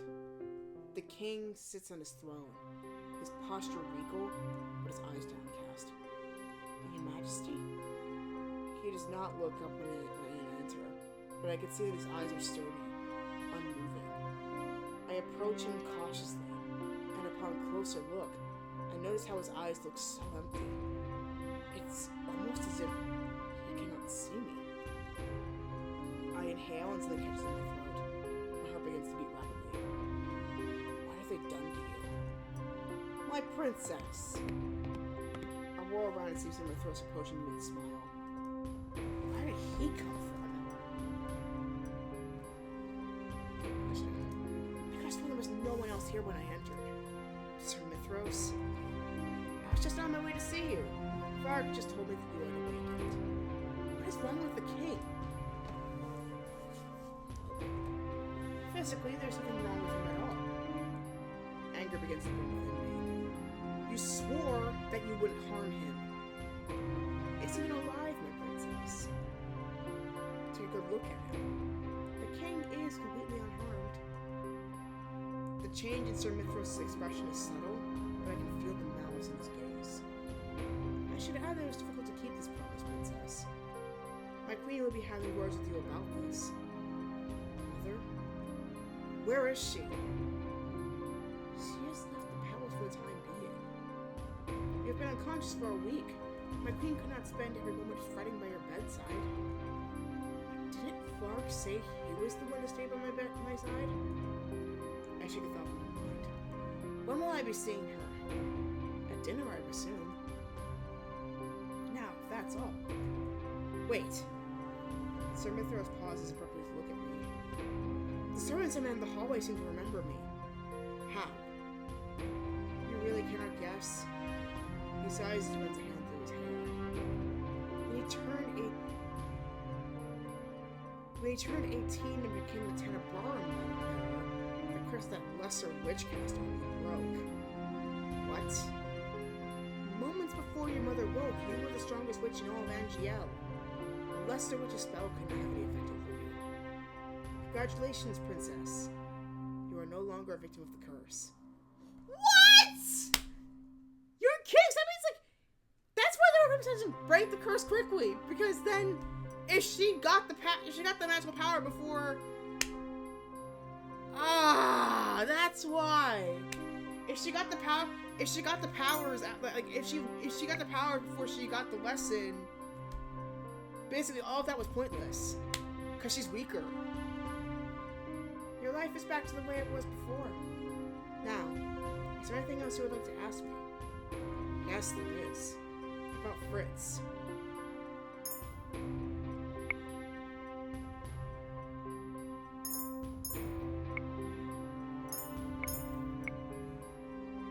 Honestly, I don't trust him to remove it. Considering I'm the more powerful one, the better a question would be for me to ask how do I break it. But of course, I don't think he'd tell me. Much to my astonishment, Sir Mithras begins to laugh.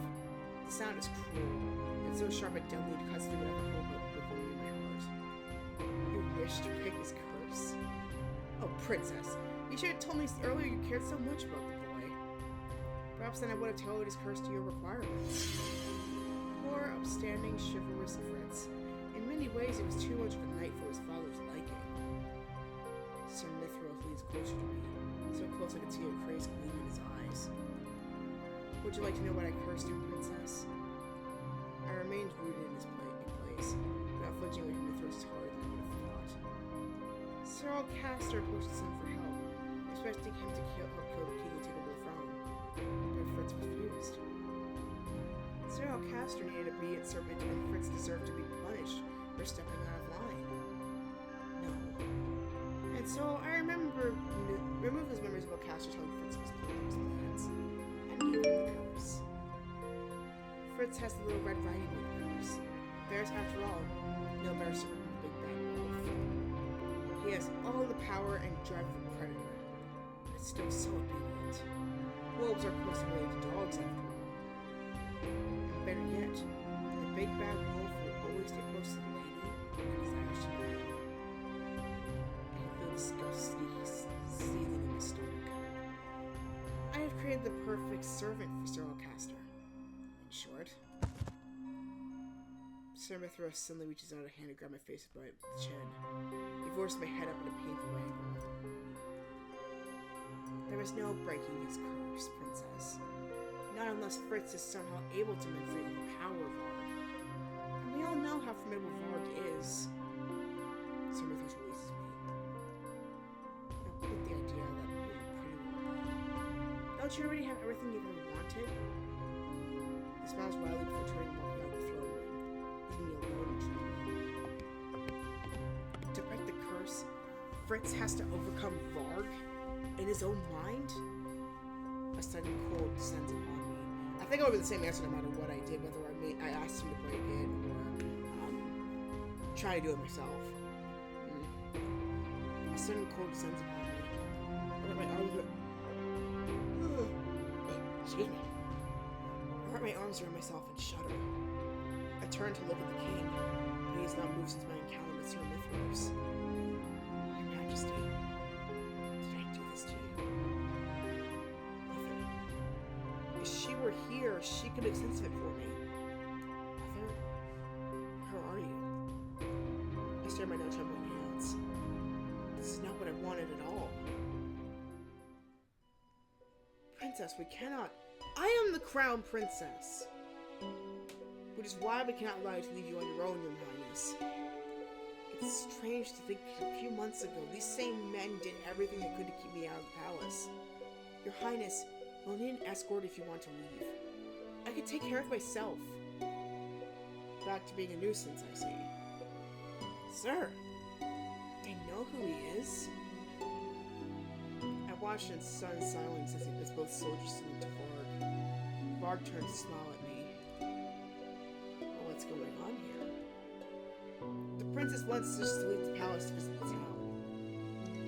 Does she now? I can hear Varg's eyes on me, but I refuse to look at him. Fine, I will accompany her. But the queen said...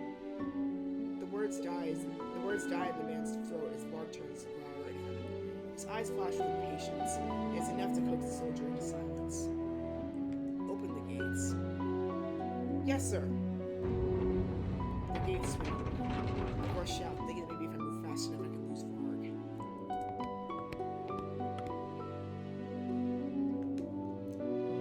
So what are we here for? Oh, my trembling heart is shaking.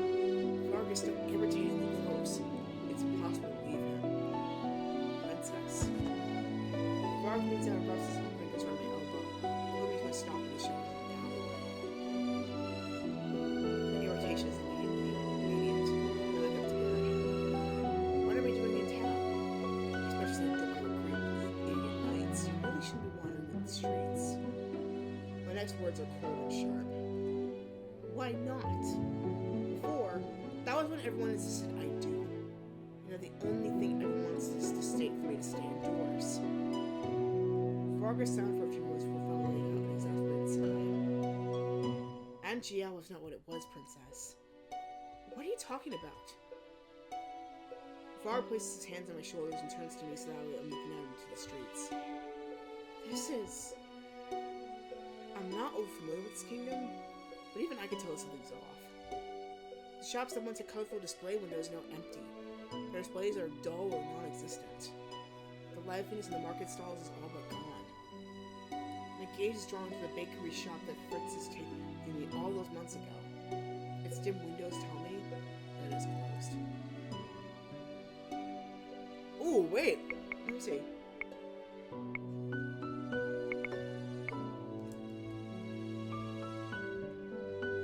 There's so many different sweets here. Buy whatever you like. Are you certain?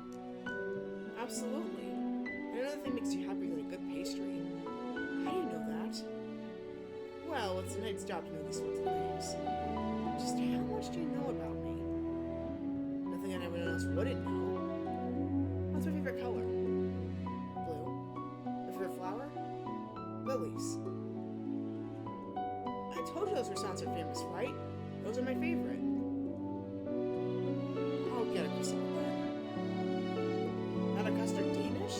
I like those best.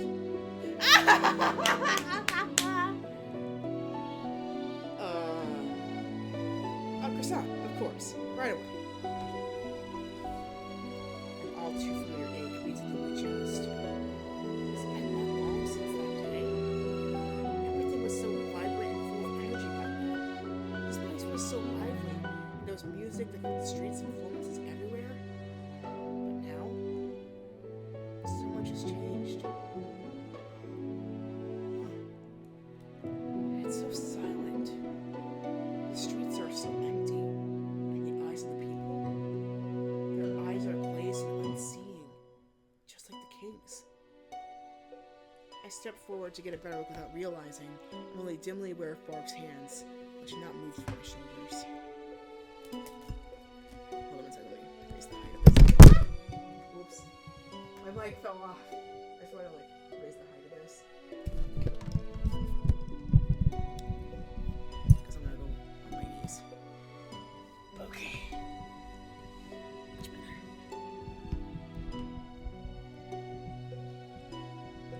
What happened? The queen happened. But the people. She can take control and can demand obedience. She can't force love or loyalty. The people of Angel are being crushed, Princess, and they know who's responsible for it. Varg's voice is hushed. But he still draws stares. I flinch back at the expressions of the people's faces as they look at us. There is fear in their eyes. I instinctively retreat until I fall back into Varg. His hands tighten on my shoulders. They know that you're my daughter. These are the looks they've always given me. This is why they have feared me. Abruptly, Varg draws his cape around me and closes me in darkness. When light finally filters back in my consciousness, I'm facing a completely different street. What did you do? Smoke and mirrors. Things might have gotten out of hand back there, so I got this out. He suddenly reaches me and pushes me forward. Can we return to the palace now? I grip my teeth. I still want to see the town. Is it impossible to think that the entire place is so changed? How is that possible? Said Mother was out. I really need to see her. It's almost dinner time, Princess. Your family will be expecting you. Mother will be expecting me. I should see her at dinner, right? Thinking about everything that's transpired exhausts me. I rub my eyes and sigh. Fine. Let us return.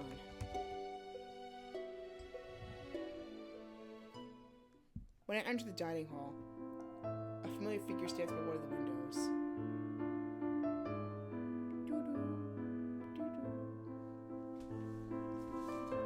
It's been a while since I've heard this route. I've heard it once in this route.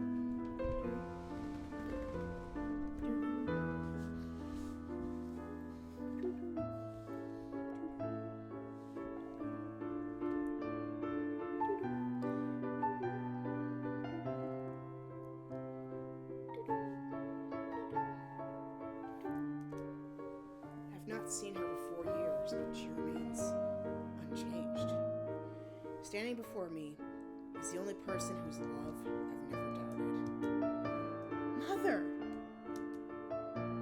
My dearest one! I move toward her immediately, like a moth drawn to flame. Soon I have my arms around her in a hug. I do not care that I'm crying. Mother! I've missed you so much. And I have missed you. I can't believe Mother is indeed alive. I'm crying so hard tears from my eyes it takes effort to speak. I thought you died. Mother presses a soft, cool hand to my cheek. Her touch is more comforting than I remember. And it is thanks to you that I did not. I'm so proud of you, love. I thought her warmth would envelop me longer. Mother's quick to draw away from me. I look up at her in confusion and flinch when I see that her gaze is cold. But I heard you left the palace today. Oh, God! She's really terrified from the nightmares, but I'm more terrified to see what she'll do here.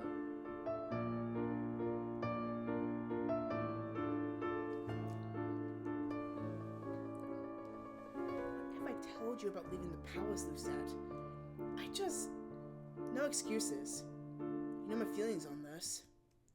But have you truly become so disrespectful when I was absent? Let's not fight. Not tonight. Yes, Mother. Come sit. I take my usual chair and stare at the now vacant seats in front of me. There's a heaviness in my chest and I remember who sat in them. Those are Ophelia, Rod, and Emmeline's places. And the king. I turn to look at him, and I feel my heart falter, then sink. Lucette? The king is sitting in his usual seat, but his expression is as vacant as it was earlier. It's nothing. Mother follows my line of sight and frowns. Mithras told me of your request. I've not anticipated that you would require something from him in exchange for reviving me. But no matter, I had no desire to see Alcaster's plans come to fruition. Where is Sir Alcaster? My mother beckons quietly with a wave of her hand, and and serves me to place platters of food on the table. Exiled. There's no place in this kingdom for a snake like him. Oof. Even if she knew, like, dang, man. And why is Varg still here? My mother looks at me with knowing eyes as the servants spoon soup into our bowls. You still need a guard, my dear.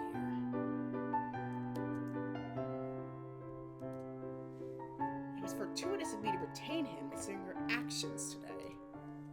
I looked down, my mind racing. But enough of these inconsequential notions. Let's discuss your training.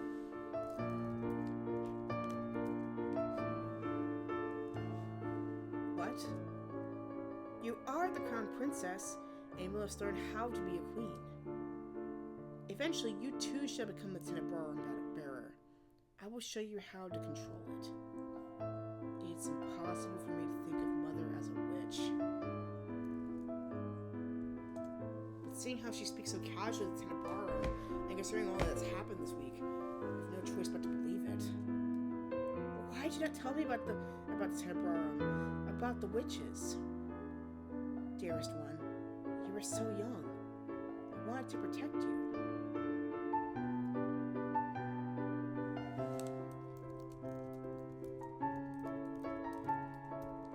Excuse me.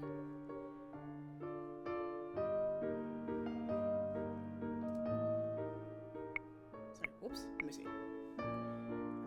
And it's no matter now, for I am here. I will teach you through practical demonstration. I've always found that to be the most effective way.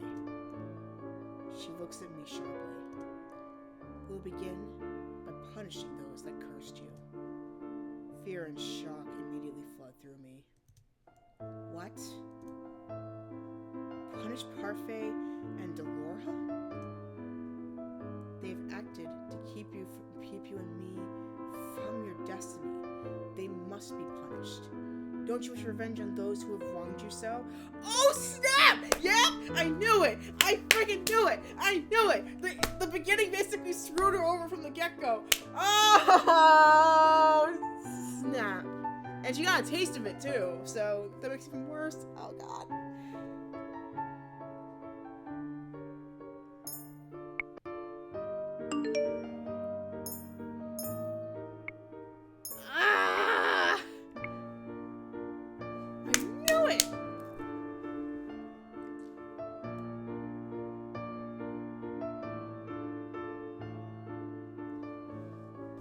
Teenager, Lucette, but you are a very resilient teenager. Protest your mom! I do not want revenge. Mother sets down her spoon. Dearest one, need I remind you of how the people of this world will seek to abuse your nature and your position in order to use you? Have you not experienced selfishness and greed of the people firsthand? Were you not cursed by such people? Delora and Parfait, they've been kind to me as well. Mother goes back to eating. Regardless, we shall start your lessons tomorrow. For some reason, my eyes are drawn once more to the king. He has not moved since dinner began. His soup is still untouched. The king is barely conscious. Mother is right here, so close to me, and yet nothing feels right. You will succeed me in all things, my daughter. Mother speaks and my intention snaps back to her. I expect nothing but for your full devotion to the task. I'll be right back. I just need to get a little bit more hydration, but I will be here in a bit, so stay tuned, my friends. Because, man, this is getting pretty thick. We see Lucette's mother in the flesh.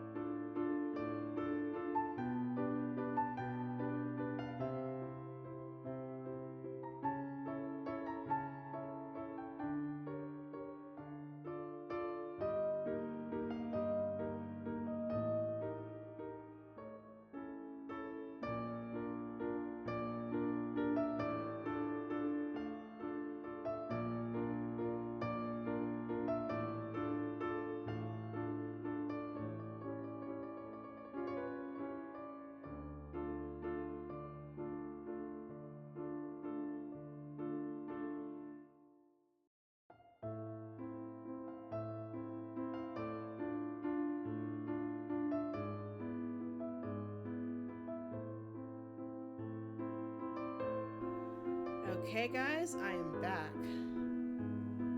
Whew.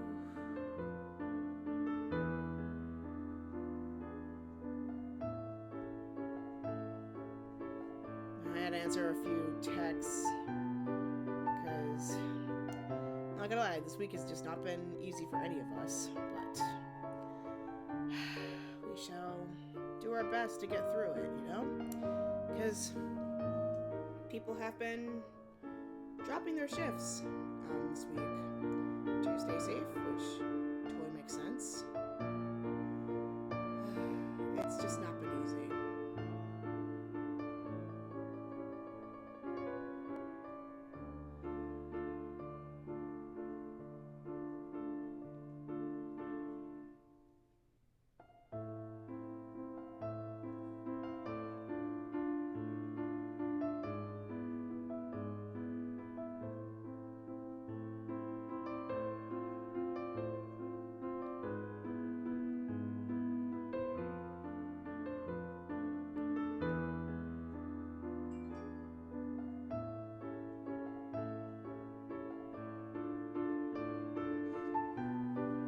But yeah, so how's everybody doing so far?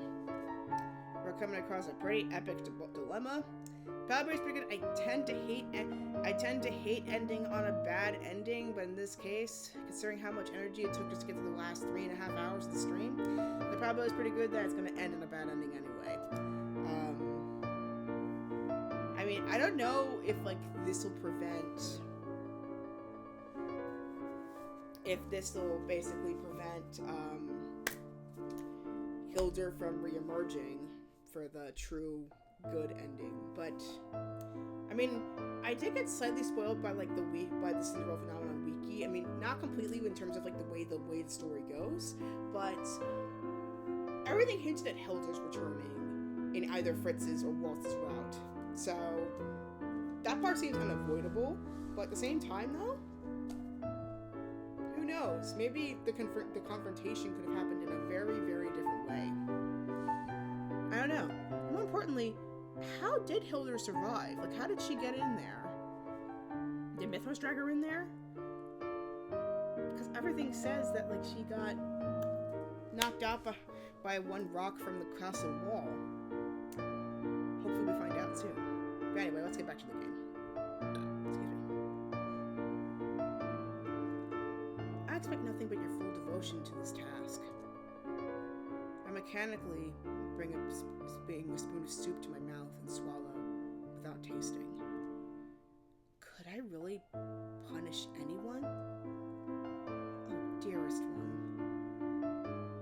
Mother's voice pulls me from my thoughts. She reaches over and brushes my hair away from my face. Her touch is heartbreakingly familiar.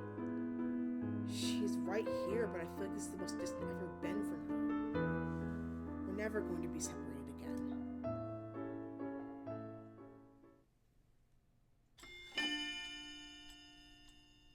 Chapter 8, Uprising.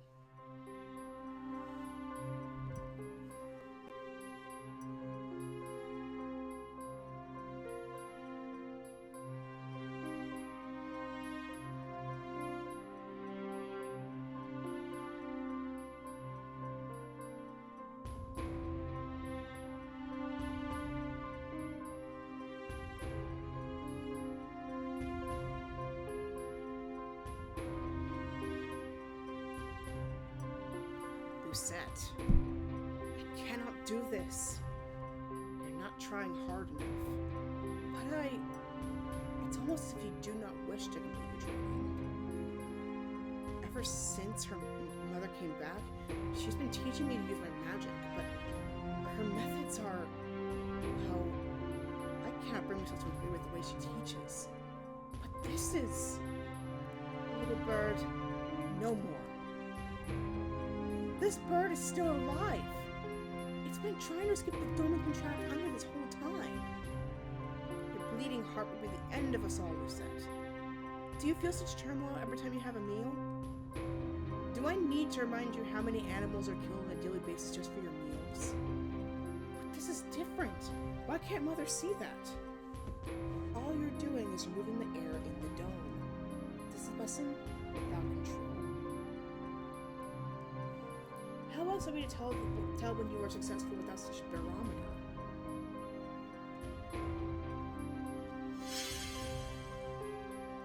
Mother raises her hand, without any apparent effort, manipulates the arrow of the dome.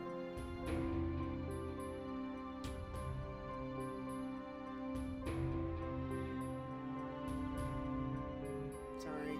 It's been emotional in the chat right now. Kind of want to respond.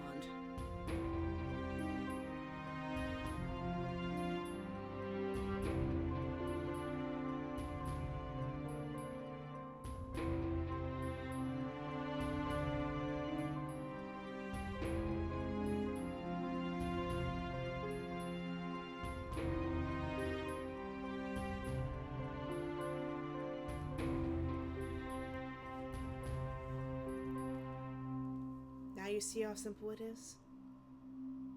I stare at the bird's lifeless body inside the dome. The sight of it brings back old memories. This happened before. And even then I was not able to save the bird's life. I still cannot save anything.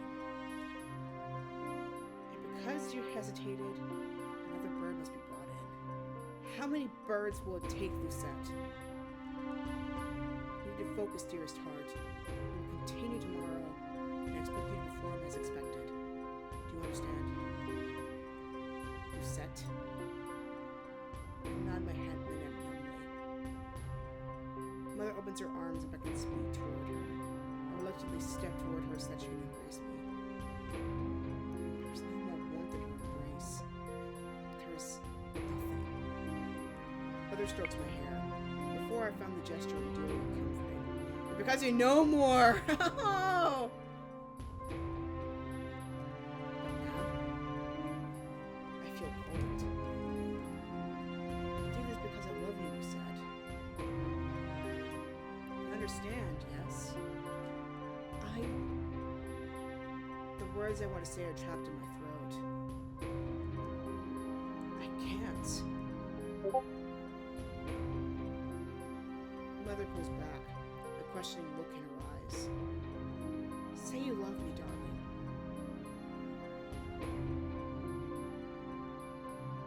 Of course I love you. I do love her, but things are different now. I can't deny who she is, or what she can do. Mother sighs heavily before releasing me and turning around. Varg. The door opens and Varg steps inside immediately. He kneels before us. Your Majesty, take my daughter back to her room. As you command. Varg rises and bows before going to open the door for me. Princess. Good night, Mother. I curtsy and follow Varg out of the throne room. Ever since Fritz disappeared the day I woke up, he's not returned. That hope that he will return and that Varg will be destroyed is slowly disappearing. Every morning, I wake and find Varg standing outside my door. I become more disheartened. I look at Varg's back as he walks in front of me. How am I supposed to bring Fritz back? Varg is only getting stronger each day. At this rate, Fritz will... Adieu, You know that will not work on me anymore, Princess. Fritz used to come when I said that word, but no longer I see any signs that he hears me. Worried about your night? Let me tell you something that might lift your spirits then. He's not gone. What? He doesn't think he can afford to lose. He's not giving up control without a fight. That you might want to know. Why are you telling me this? You haven't been yourself the past few years. But why do you care? Varg stops and turns to look at me. He's been looking at me the same way Fritz always does, with gentle acceptance. I almost believe I'm looking at Fritz and not Varg. I've been asking myself the same question. I know these feelings for you aren't my own, and yet... Feelings for me? I guess emotions for you are too strong. It's rubbed off on me, and I'm stuck caring about you too. Varg's expression changes, a subtle sadness creeping into his eyes. Stupid. We both know who you'll choose when the time comes. What? Varg smiles, but it's devoid of any cheer. He turns around and continues walking without waiting for me.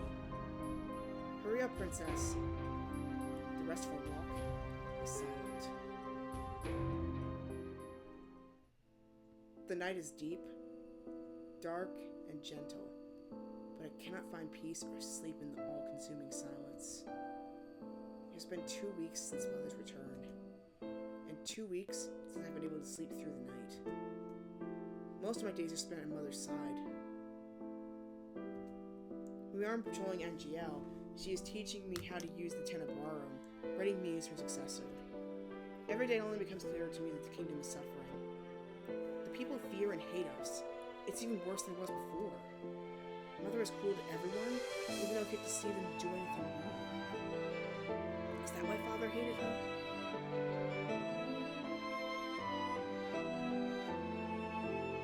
Your Highness, I beg your forgiveness. My child was not watching where he was going. The man's son had wandered out in front of us. The soldiers' horses would have crushed the child if the man hadn't pushed him out of the way. That stopped when the road is causing delay and our arrival back to the Grand Palace. Mother had been visiting an old friend, a witch.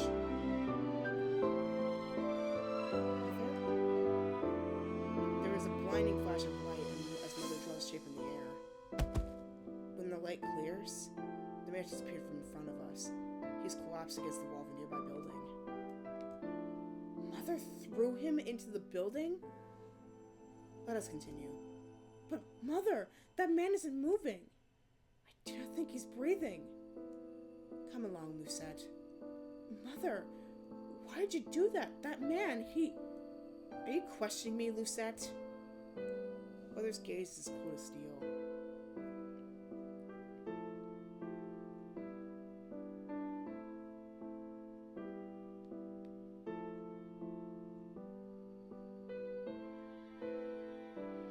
Sorry. Man! Oh my god! That is crazy.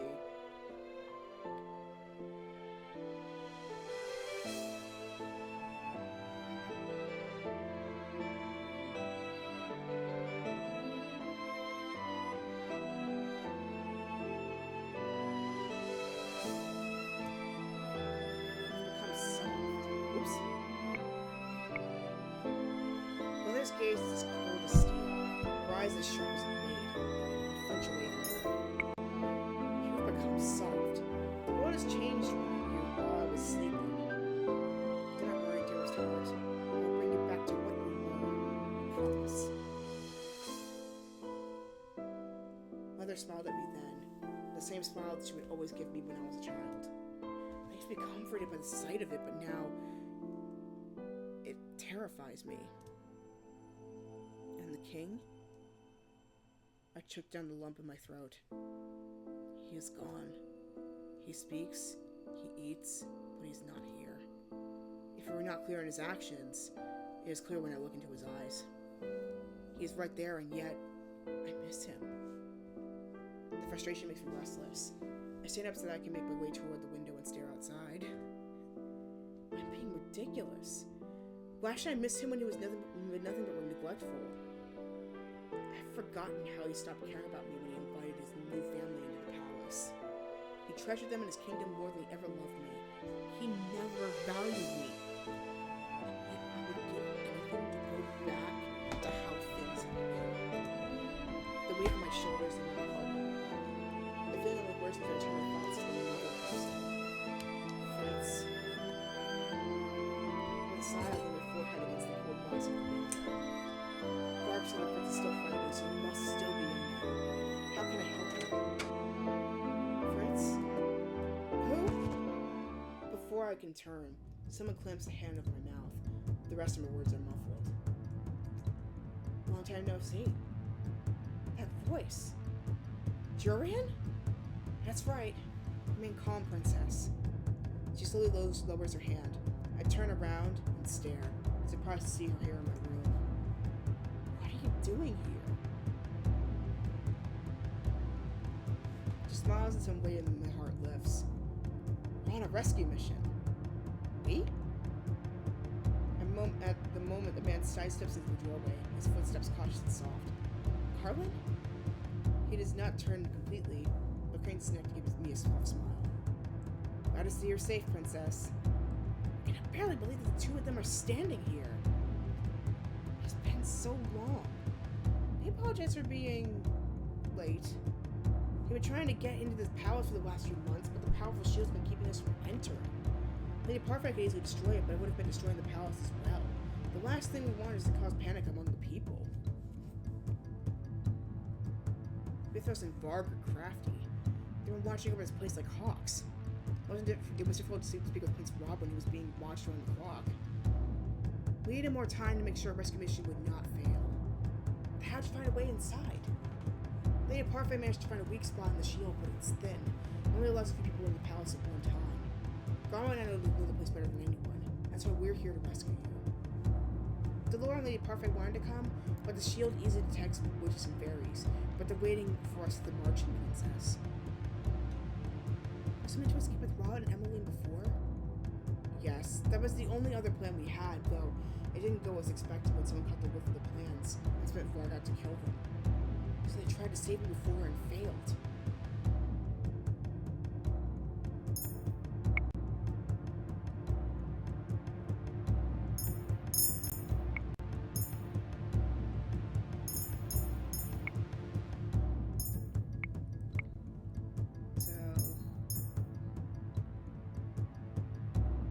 All this stuff. How did they supposed to come for her?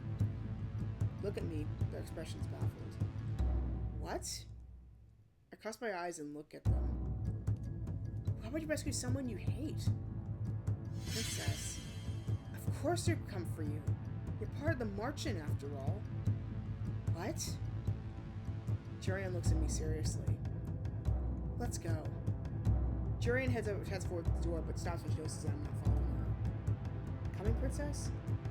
How can the Marching take me back after everything I've said and done?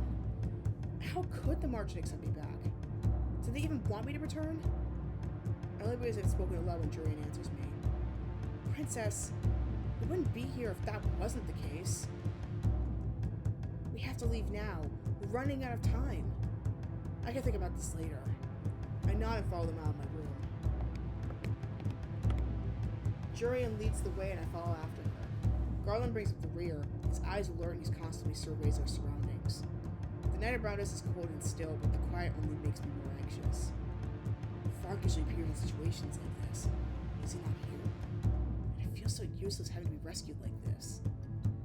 Garland reaches out to place a hand on my shoulder. We're almost out. I nod, not trusting my own voice. Shh. Garland stands in tension as we continue slowly moving forward. Eventually, a figure moves to block our path. And what is this? I cannot move. Jurian and Garland, however, already have their swords out. The deadly metal glitters in the great glow of the moon. And here I thought the fairy had given up. Mithros. Her voice is a little growl. It's so full of malice it makes the hairs on the back of my neck stand on end. Let us pass. And if I did, where would you be taking the princess? Jurian's shoulders tense. Garland glares at Mithros from behind her. I could lie, but it also would be easier to just kill you. You're as bloodthirsty as ever. Unfortunately, I can't allow your mischief to continue. Sir Mithros has just begun to raise his hand when Jurian darts forward, his sword gleaming as she raises it to slice his arm. Sir Mithros howls, falling hard to the ground as he curls into himself to curl his injury. Go! Quickly!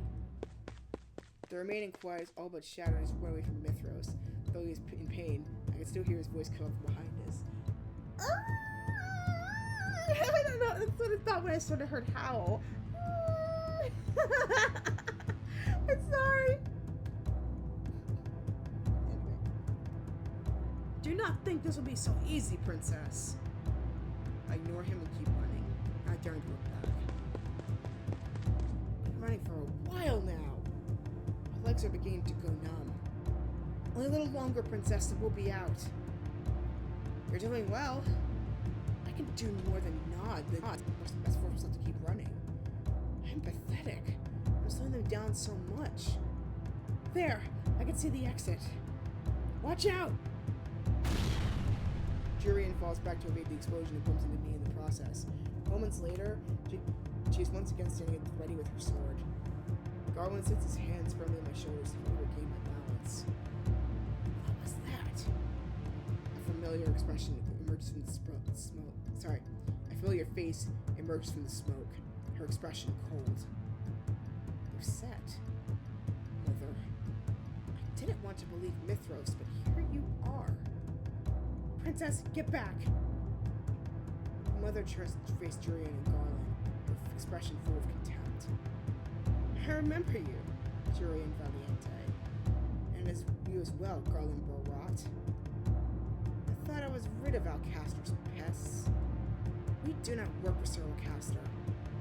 No, you and your pet have changed allegiances, haven't you? What? What did you call him? The smile on Mother's face is bright and cruel. I sense chills trailing down my spine. Is that not what he is? Mother casually waves a hand at Garland, who remains quiet. He follows you around like a lost puppy. He's so desperate for a scrap of affection that he would do so anything for you regardless of his own pride. It's admirable how well he knows his commands. Stop it. Come, Garland. Sit, Garland. Good boy, Garland. Shut up! Jurian, don't! But his words came too late. Jurian marches forward, her body nothing but a blur, her teeth bared in savage hatred. Jurian is fast, but Mother is faster. She raises her hand and sends Jurian back with a terrible flash of light as Garland catches her. And you defend his honor as if he were some poor maiden. How pathetic. Garland's voice is soft as Jurian. Jurian, please. He's just trying to get a rise out of you. I know that! Jurian throws his hands off. The murderous look in her eyes as she glares at Mother. Mother remains in the same place, smiling the terrible smile of hers. She's amused by this. Nothing more. Get the princess out of here, Garland. What are you saying? I'm not leaving you here. Once she's safe, come back for me. Jurian finally turns to look at him, a soft smile on her face. Trust me, Lan. There is a long moment of silence as the two gaze at each other, and spoken words between them, and eventually Garland caves. Right. Both of them tighten their grips on their swords. Are you done? Mother hasn't moved, but her presence in the small tunnel is overwhelming. Her magic smothers the very air. Jurian sticks to her stance, her body loose and poised, seemingly unperturbed. Ready when you are. Mother does not attack.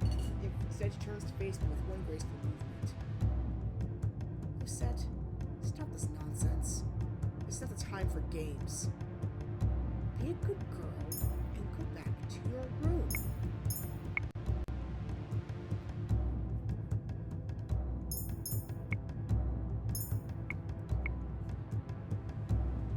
Okay. Let's see. I feel like she's beyond convincing, but standing her ground actually would set her off even more.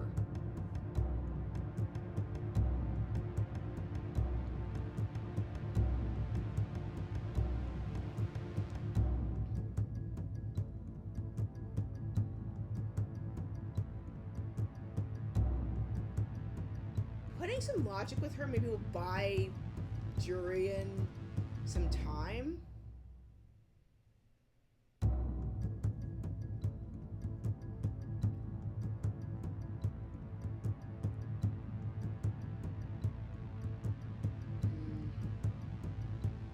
On the other hand, we can't tolerate her behavior. It's just getting really way out of hand.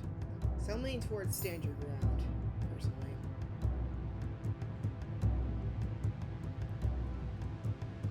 Dearest one, I stand resolute and take strength from Garland's steady presence behind me. What Mother is doing is wrong. What she wants isn't right and has never been right. What she's done to the king, what she's done to Angiel. How am I to look at her the same way? My voice is quiet when I finally speak. No. What?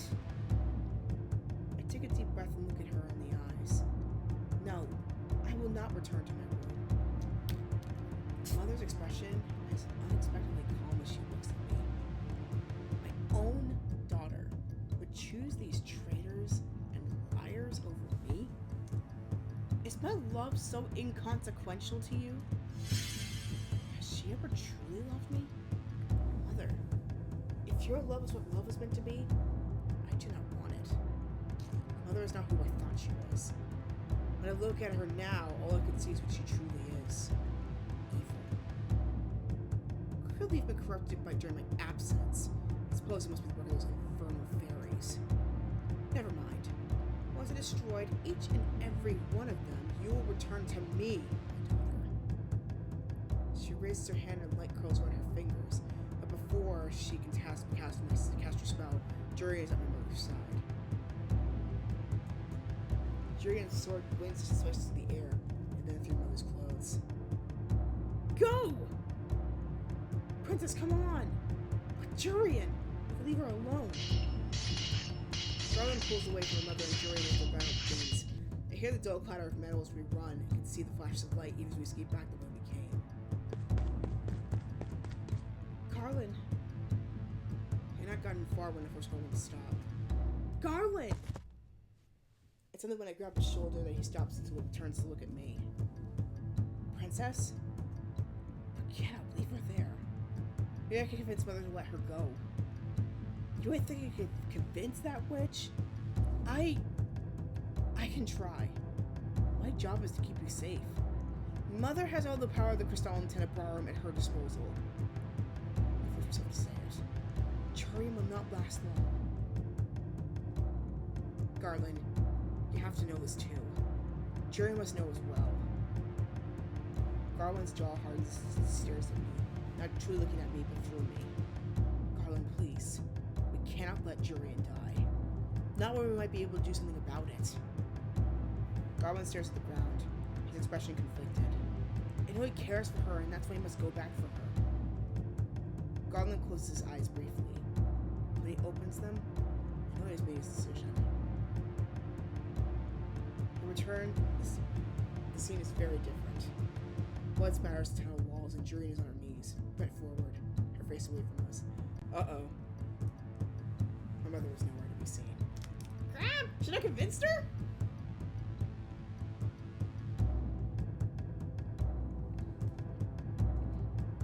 Jurian! Garland is suddenly in front of me, almost racing towards Jurian. Jurian! All at once, she seems to come alive. She gasps out her breath and coughs. Garland, what are you doing here? I told you to. Her voice as Garland crouches down in front of her. He folds himself around her and pulls gently to his chest. His eyes are shut tight as he burrows his face in her hair. Jurian chokes back a sob as she reaches him to hold her tightly. I exhale in relief.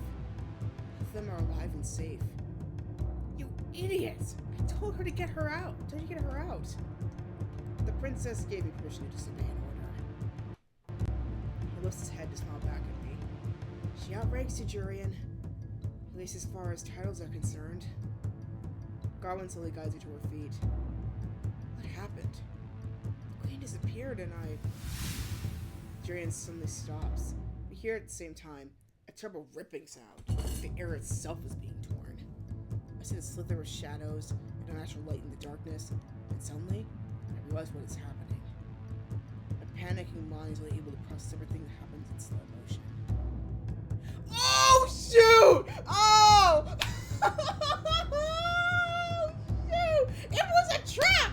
It was a trappity trap! God! Oh. Mother appears behind Jurian and posts a strike. I see the horror in Garland's eyes, the acceptance of determination. I try to crowd a warning. Anything, but I can barely breathe. Garland pushes Jurian forward toward me and out of the way as pushes my mother. Oh, shoot! Oh, no! Not Garland! Oh!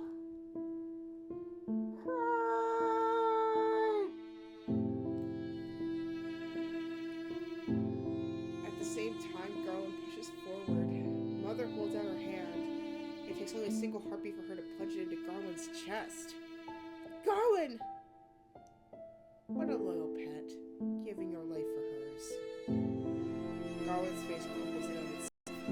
Even from where I am, you can hear Fritz whispering inside. How sad.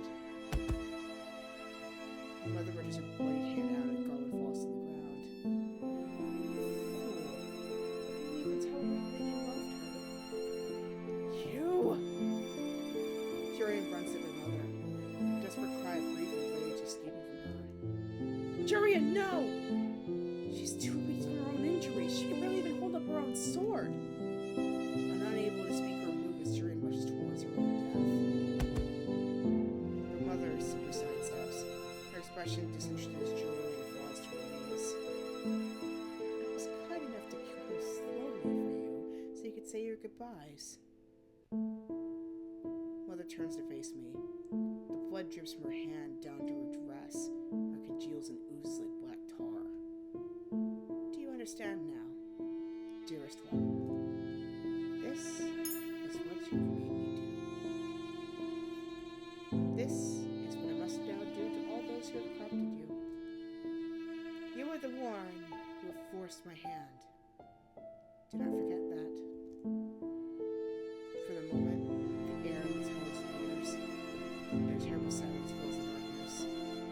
By the time the air comes rushing back to my starved lungs, nothing was gone. The tunnel was empty. Lights flicker in the aftermath of her disappearance. The only thing I could hear apart from rushing of blood in my ears was Jurian's sobs. Garland, no! I make my way slowly toward her. It's like wading slowly through murky water. Jurian is leaning over Garland, his head over her lap. He's still breathing. Parfait can help him. When I crouch down, I can see the open wound Mother left behind. I swallowed down the bile of bliss in my throat, along with any of my words of comfort. Magic cannot fix this. Garland, please. I get down on my knees beside Jurian. This is my fault. Don't cry. Garland! He smiles at her. It's a genuine smile that breaks my heart. Jurian shakes her head. Garland, you can't. Jurian, love. His voice trails off as he closes his eyes. His breathing becomes more labored. He gasps for less time before his body stills completely. Garland! I break down my tongue and grab my head as Jurian howls and walks into the silence of the blood-soaked tunnel. We spend some time with Garland in the tunnel. Jurian shakes with silent sobs as he grips his still body. But eventually, Jurian removes Garland from her lap as she stands up. She takes his sword, she presses her hand to his face one last time. And she turns and walks away from Garland's body with the sword clutched tightly in one hand. She grips her sword in the other. It takes all that I have to keep up with her.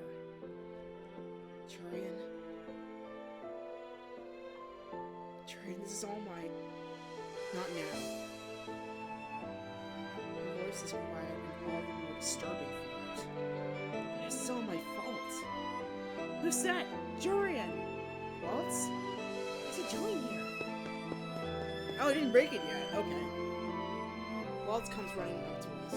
His eyebrows creased with worry. I waited for so long, I was about to... He pauses. His eyes begin towards the Jurian's hands. Why do you have Garland's sword? Waltz's face pales. Where is he? Gone. What? Garland is gone. Hands tighten on the sword she holds. For a few moments, her shoulders slouch, but then she turns away abruptly and continues walking. Let's go. Waltz turns to me. They said it was going to be a simple in and out, so I let them go alone. What happened in there? What do I say?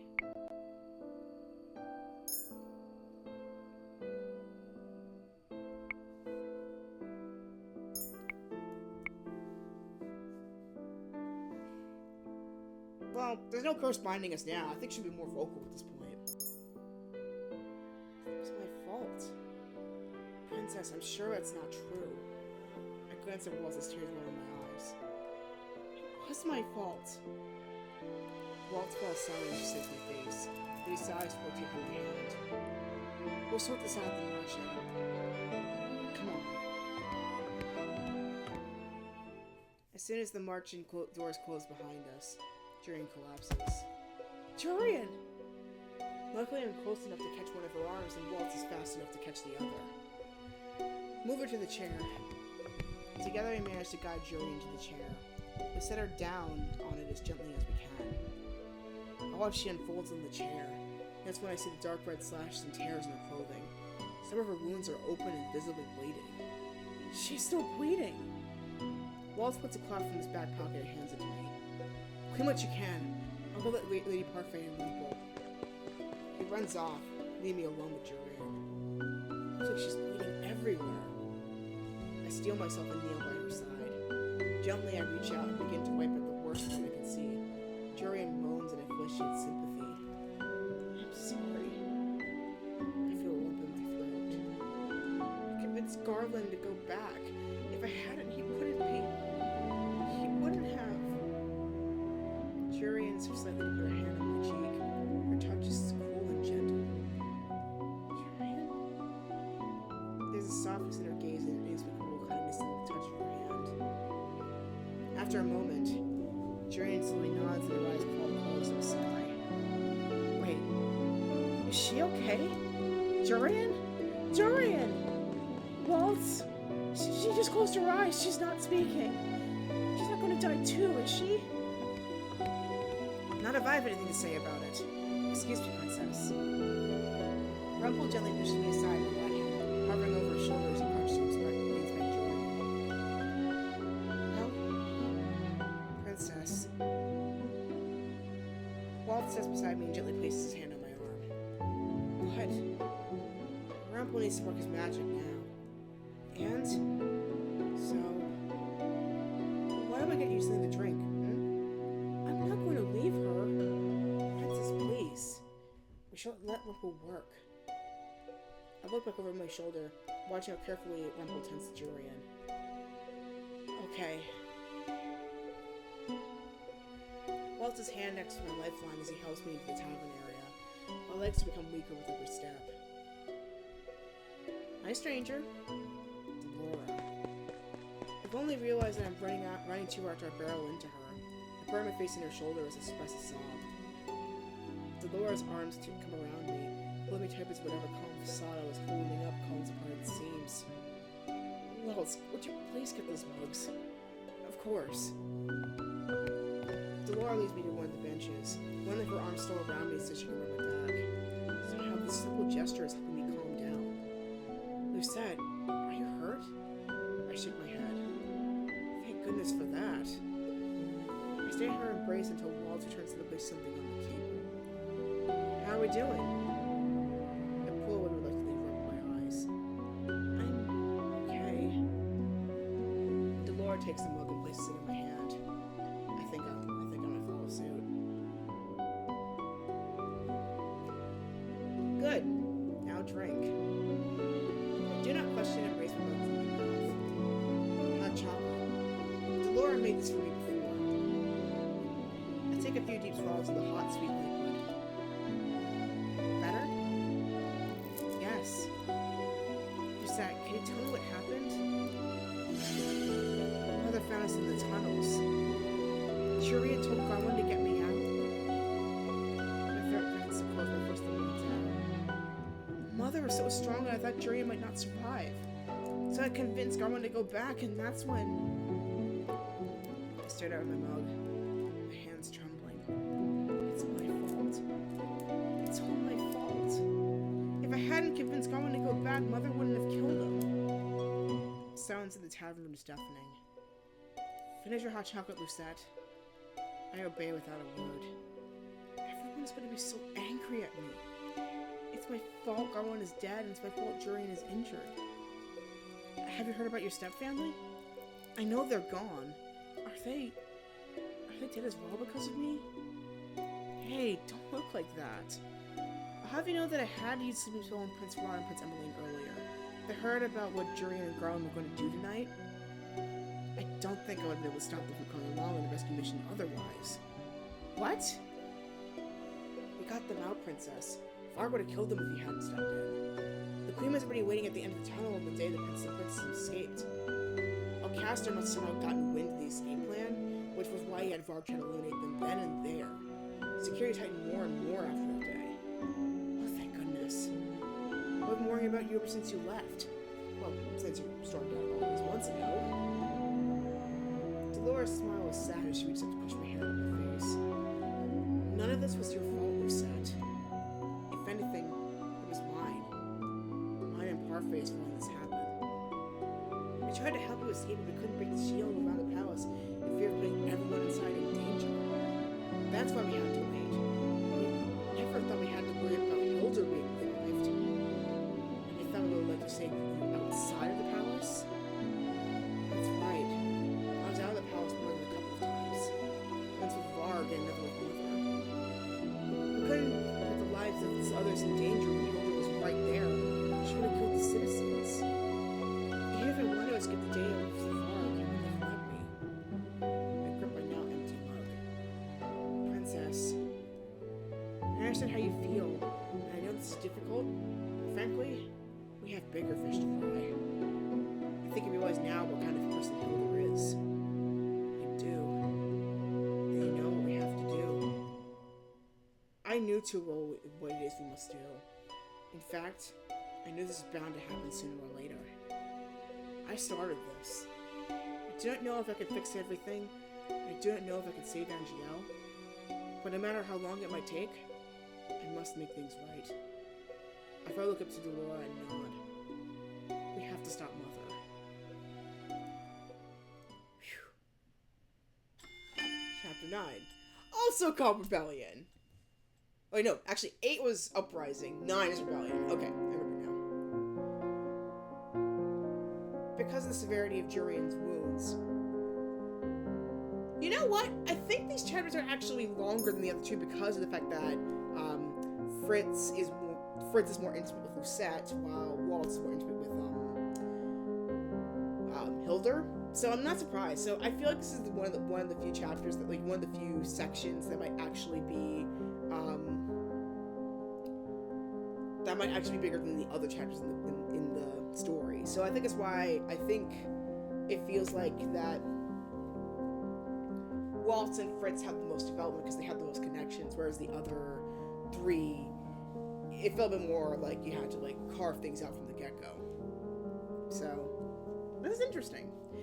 So yeah, I think I'm actually going to take a little bit of a break, you guys, until, because there's a lot in this, whole lot in the story. So yeah, but I'm really enjoying this.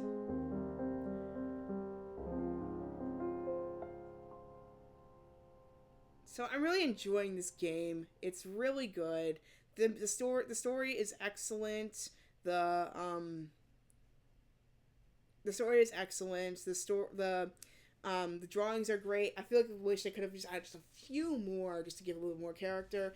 But other than that, it's a brilliant story. I love the character designs. The mythology is brilliant. I really am enjoying every single bit of development in the story. So yeah, so I'm going to end it right here because I need to get some rest. So obviously, the final thing they have to do is take out her mom. In what method, we'll never know.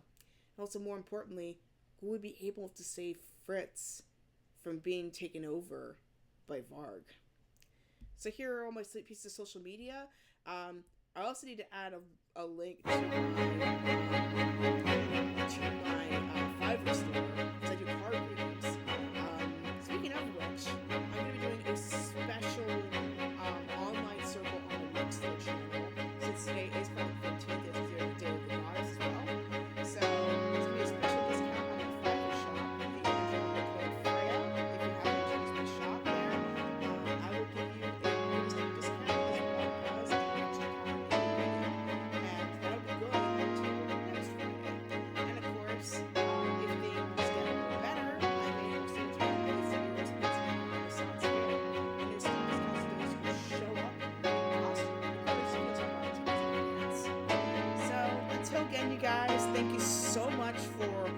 watching this visual novel. This turn is pretty dramatic, almost Evangelion levels.